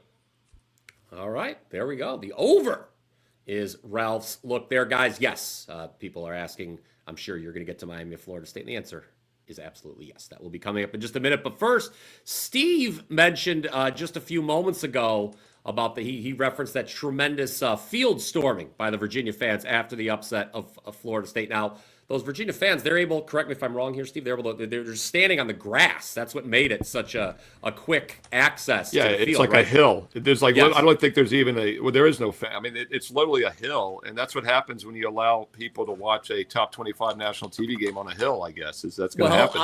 I'll tell you what, I don't think there's ever been a top 25 game you could watch on this hill, but you know where else you can watch football on a hill in college football? The corner of Route 682 and Richland Avenue, Peden Stadium in beautiful Athens, Ohio, my alma mater, Ohio University. And Adam wants to know, the line here seems a little short with Ohio and Ball State. I'll take this one being that it's my alma mater. I would not bet OU in this game, Adam. I wouldn't. Ball State is off a bot. Now, there is a problem. Now, I would just pass on the game now because the issue with betting against OU in this game is that you would be forced to put your hard-earned dollars on Ball State. And Ball State is very, very bad. But OU, look, the market did not like OU last week. They bet people were betting Bowling Green like they knew the final score. Bobcats got the win and cover, okay, but the defense is banged up. Ball State, like I mentioned, rested off a bye. Ohio, last 2 years, guys, I'll admit it. The alma mater's been better than I expected. But I don't know if I want to lay double digits in this spot, even though Ball State, Ralph, is absolutely putrid. So this would be a pass for me. Brian, I did get that info from the database. Just so let's quantify, keep talking about when we talk about situations. Well, guys, since 2016, unranked favorites against ranked opponents, like 2 games we just talked about, Louisville and then Cincinnati, Iowa State, 56, 56, and 3, 50% against the spread. Okay.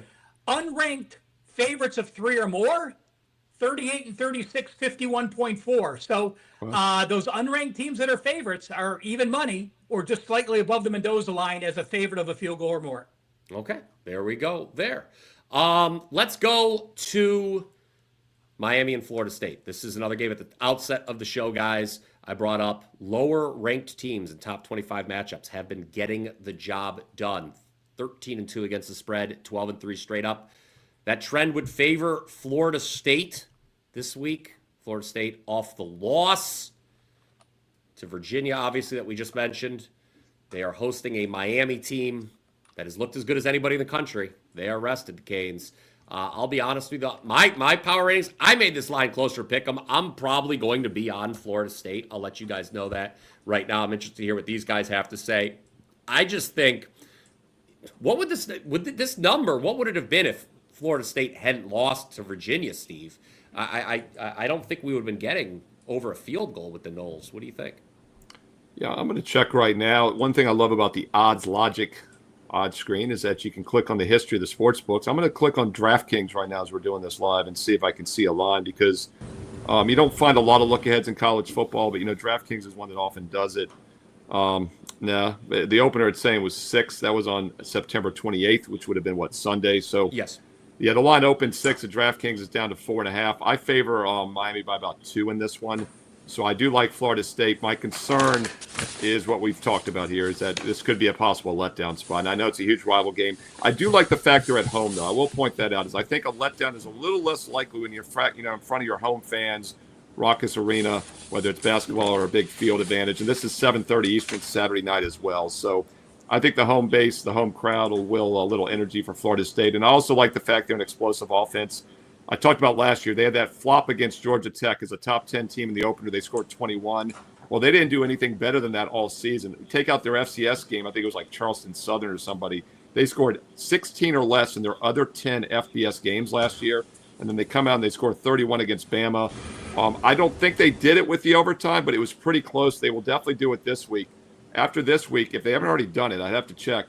They will have more points scored than all of last year against all 11 FBS opponents. So this Florida State's a different breed this year. I like the Seminoles. Okay, Ralph, this is you. Steve obviously mentioned that this is a big rivalry game. I will point out that the underdog, whichever team that has been, has had some success. Going back to 2005, underdog in this rivalry is 14-6 against the spread with 9 outright upsets. So that points to the Noles here, but they are coming off a loss against a rested Miami team that has looked great. What do you think here? Steve, I'm just looking right now. Florida State last year, including the Charleston Southern game of 41-7, scored 185 points. They have 212 already after 4 games. So that sort of quantifies it. I'll tell you what, guys. You look and you're talking about offenses that are elite. Florida State is number 1, averaging 600 yards. Miami is number 29, averaging 451 yards. But again, a massive strength of schedule difference here. Miami 26, Florida State 111. Florida State also has been playing very fast, 73.3 plays per game. That's number 16. Miami, top 40 in plays per game. So we have good offenses. We have excellent offenses. We have fast tempo. So why in the heck would I be giving out the under? This is one of the matchups that teams are going to play much different than they've had being a conference game. Yes, Miami played Notre Dame, but again, remember, only 324 yards and 69 plays. And they beat Florida. They ran 76 plays. But now conference teams, in-state rivals that know each other better, you tend to play more conservatively, especially early. You don't want to lose the game by making a mistake. I feel you run the ball early. I actually lean under full game, and I'm going to give out first half under the total. So I expect these teams to get it going later. I think they start slow, feel each other out, and get off to a slow start. Okay, slow start, says Ralph there down in Tallahassee. All right, guys, it is come to that time in the show where all three of us give out a best bet for the show. But we will also tell you, again, we're just going to remind you what we've got going on this weekend here at WagerTalk.com. Again, I have a 5% max bet locked and loaded for Saturday in college football. The last time I had a 5% max bet was week 2 of the NFL when the Atlanta Falcons, a 3.5-point underdog, took care of business against the Minnesota Vikings in a 22-6 outright win. For my free play here on the show today, I'm going to give you an underdog, Cal, +3 versus Duke.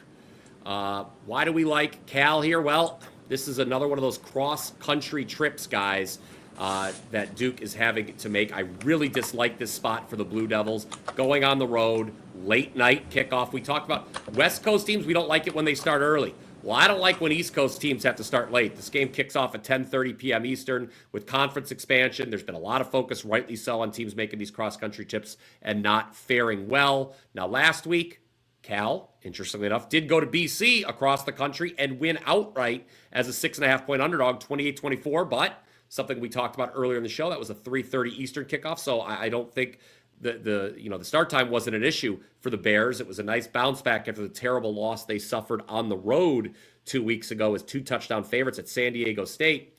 Last time here at Berkeley, what did Cal do? They beat another team that had to come west. That was Minnesota. Bears won that one 27-14 as 3-point underdogs. Love the freshman quarterback for Cal, JKS. He's the reason the team's been better than expected. This was a team under Justin Wilcox that was projected to finish near the bottom of the ACC. Now I think they're more middle of the pack. As for Duke, not only are they flying across the country for a late kickoff, but this is really key. This really stuck out to me. This, guys, is Duke's 5th consecutive game where the line is 4 points or less. So they've had a lot of competitive matchups in a row with no bye in between. I had them at home in a must-win spot 2 weeks ago versus NC State. That was a 3% climb play. Last week, Duke won that one. They won last week as well, taking advantage of a Syracuse team that had previously lost its starting quarterback to a season-ending injury. I just wonder what the Blue Devils have left in the tank, guys. This is a team I expected to take a step back in 2025. Yes, Manny Diaz's team did go 5-3 straight up in ACC play last season, but they were only favored in 3 of those games and outgained by an average of 55 yards per game, did benefit from a +5 turnover margin. So if Cal takes care of the football here, I believe the Bears pull the late night upset in the old Drew Martin late night degenerate special spot. So I'm riding with Cal +3. Don't forget about that 5% max bet I've got currently available for sale. WT.buzz/BP and the Weekend Warrior Pass for just $14 extra. You get the complete card as well. Steve Merrill, thank you for joining us here on the program this week.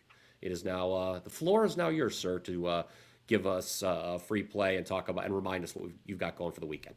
I always appreciate the floor being handed to me from the senator from Ohio. And I'll also thank Brian and Ralph for allowing me to join them. I hope Ross feels better. I wish it was better under better circumstances. But always great to be here, guys. It's a great show. We covered a lot of games. And don't forget, I cover even more games with free play videos right here every week in college football, WagerTalk TV. Also, my college football top 25 video, deep dive into the biggest games this weekend, will be available later this evening on Thursday. And then right around the corner, my NFL Fade the Public video. By the way, I do have the Thursday night college and pro football games up free in videos right now on the channel. And if you're joining us a little bit later on the replay, I've got your Sunday morning Vikings-Browns. The game is so great, we had to export it overseas. But I do think there's a betting edge in that game, Minnesota-Cleveland. And then a ton more NFL videos, including my Fade the Public video, will be ready for this weekend as well. So, hey, when you subscribe, because I know you've already done it, over 221,000 subscribers, can't be wrong, click the bell as well for an instant alert so you know when these shows go live and also when the free play videos are loaded each day here on WagerTalk TV. Thumbs up, like, and comment below because we read the comments and we reply back. Best bets on my page, Steve Merrill, WagerTalk.com, including a daily free play. Check out the bonus free play right now on my page and get there quicker, WT.buzz/SM. Free play for the show here. We touched on this game earlier with the under between Navy and Air Force. I do like under 52, but I like the side as well in this one, Navy -12. Now, it's a little bit of a hedge. If the game does not stay under as it normally does, then it's going to help us with the favorite. If it stays under, maybe we don't get the favorite, but I think we could win both. And I like Navy -12 because they're the better offense, they're the better defense, and the matchup favors, and they're also at home in this one. Early kickoff, by the way, noon Eastern, which is probably 10 a.m. for the Flyboys. I'm sure they travel well. And normally we don't look to fade military teams as a dog or option teams as a dog because they often keep the game close, but I don't think that's going to be the case in this one. The reason this total is in the 50s for a service academy game is because Air Force defense is really bad. Now, giving up 10 yards per pass is terrible. I'm not sure Navy will exploit that, but what does stand out to me is Air Force has given up over 5 yards per carry, and that's a problem because Navy allows just 3 yards per rush, and both teams are going to run the ball about 80-90% of their plays in this game. Huge rush defensive edge for Navy. They're the better team on both sides of the ball. And yes, it's a rival game, but that also means they have motivation to win by double digit and extend the lead whenever possible. If you're going to play the side, lay it with Navy -12. That's at noon Eastern on CBS, national TV game Saturday. All right. Steve says to lay it with the midshipman there in our first Commander-in-Chief game of the year. Ralph, you're going to tell the people to lay it as well. We leave no stone unturned here on the Blitz. Picked an interesting matchup here as A James Madison side that is a perfect 4-for-4 against the number takes on a Georgia State team that is, well, the complete opposite. 0-4 against the number. So talk about this matchup in the Sun Belt and what you've got going on this weekend at WagerTalk.com. Steve, only the third double-digit line for a Commander-in-Chief game. Wow. Army, remember last week, late 18.5, they only won 20-3 last year. And then 2013, Navy laid 13 to Air Force and did cover 28-10. So that goes all the way back to 2005, I think. So, Brian, you had said you don't lay double digits on the road in college football. I struggle to. I am laying 20 points on the road, and I actually think there's advantage, and I'm going to tell you why. Okay. Number one, let's remember this. Most college teams, I remember Nebraska used to have like 130 players. Oklahoma used to, you're allowed to have an unlimited number of players now at home. So if you have a big lead, what happens? You start bringing in the second string, the third string, the fourth string, sometimes even the fifth string. But when you travel, you are restricted. Some conferences are 70, some conferences are 75. That means you basically only have 3 strings playing on the road. And then number two, when you're an offense like James Madison that runs the ball, they have run the ball 186 times, passed the ball only 105 times. And by the way, they're averaging 249 yards per game rushing, 5.4 yards per carry, facing a team that's allowing 227 yards per game and 5.6 yards per carry. Why is that important? Well, when you have an air raid offense and you have a big lead and you want to slow down the game, you are completely out of sync running the ball. Your offensive linemen only know how to pass block. You're into weird offenses. People don't know the plays. But if you're a James Madison team that's going to run the ball every time, it doesn't matter if you're the first string, doesn't matter if you're the second string, doesn't matter if you're the third string. You're going to run the exact same offense regardless of who's in there or how big the lead is. That's big when you could start breaking those rush attacks like that. Plus, James Madison plays at tempo. They're top 25 in plays per game. Add it up. I am not afraid to lay 20 points at Georgia State, who allowed Mississippi 63 points, who allowed Vanderbilt 635 yards and 70 points, and an offense averaging 275 yards against FBS foes.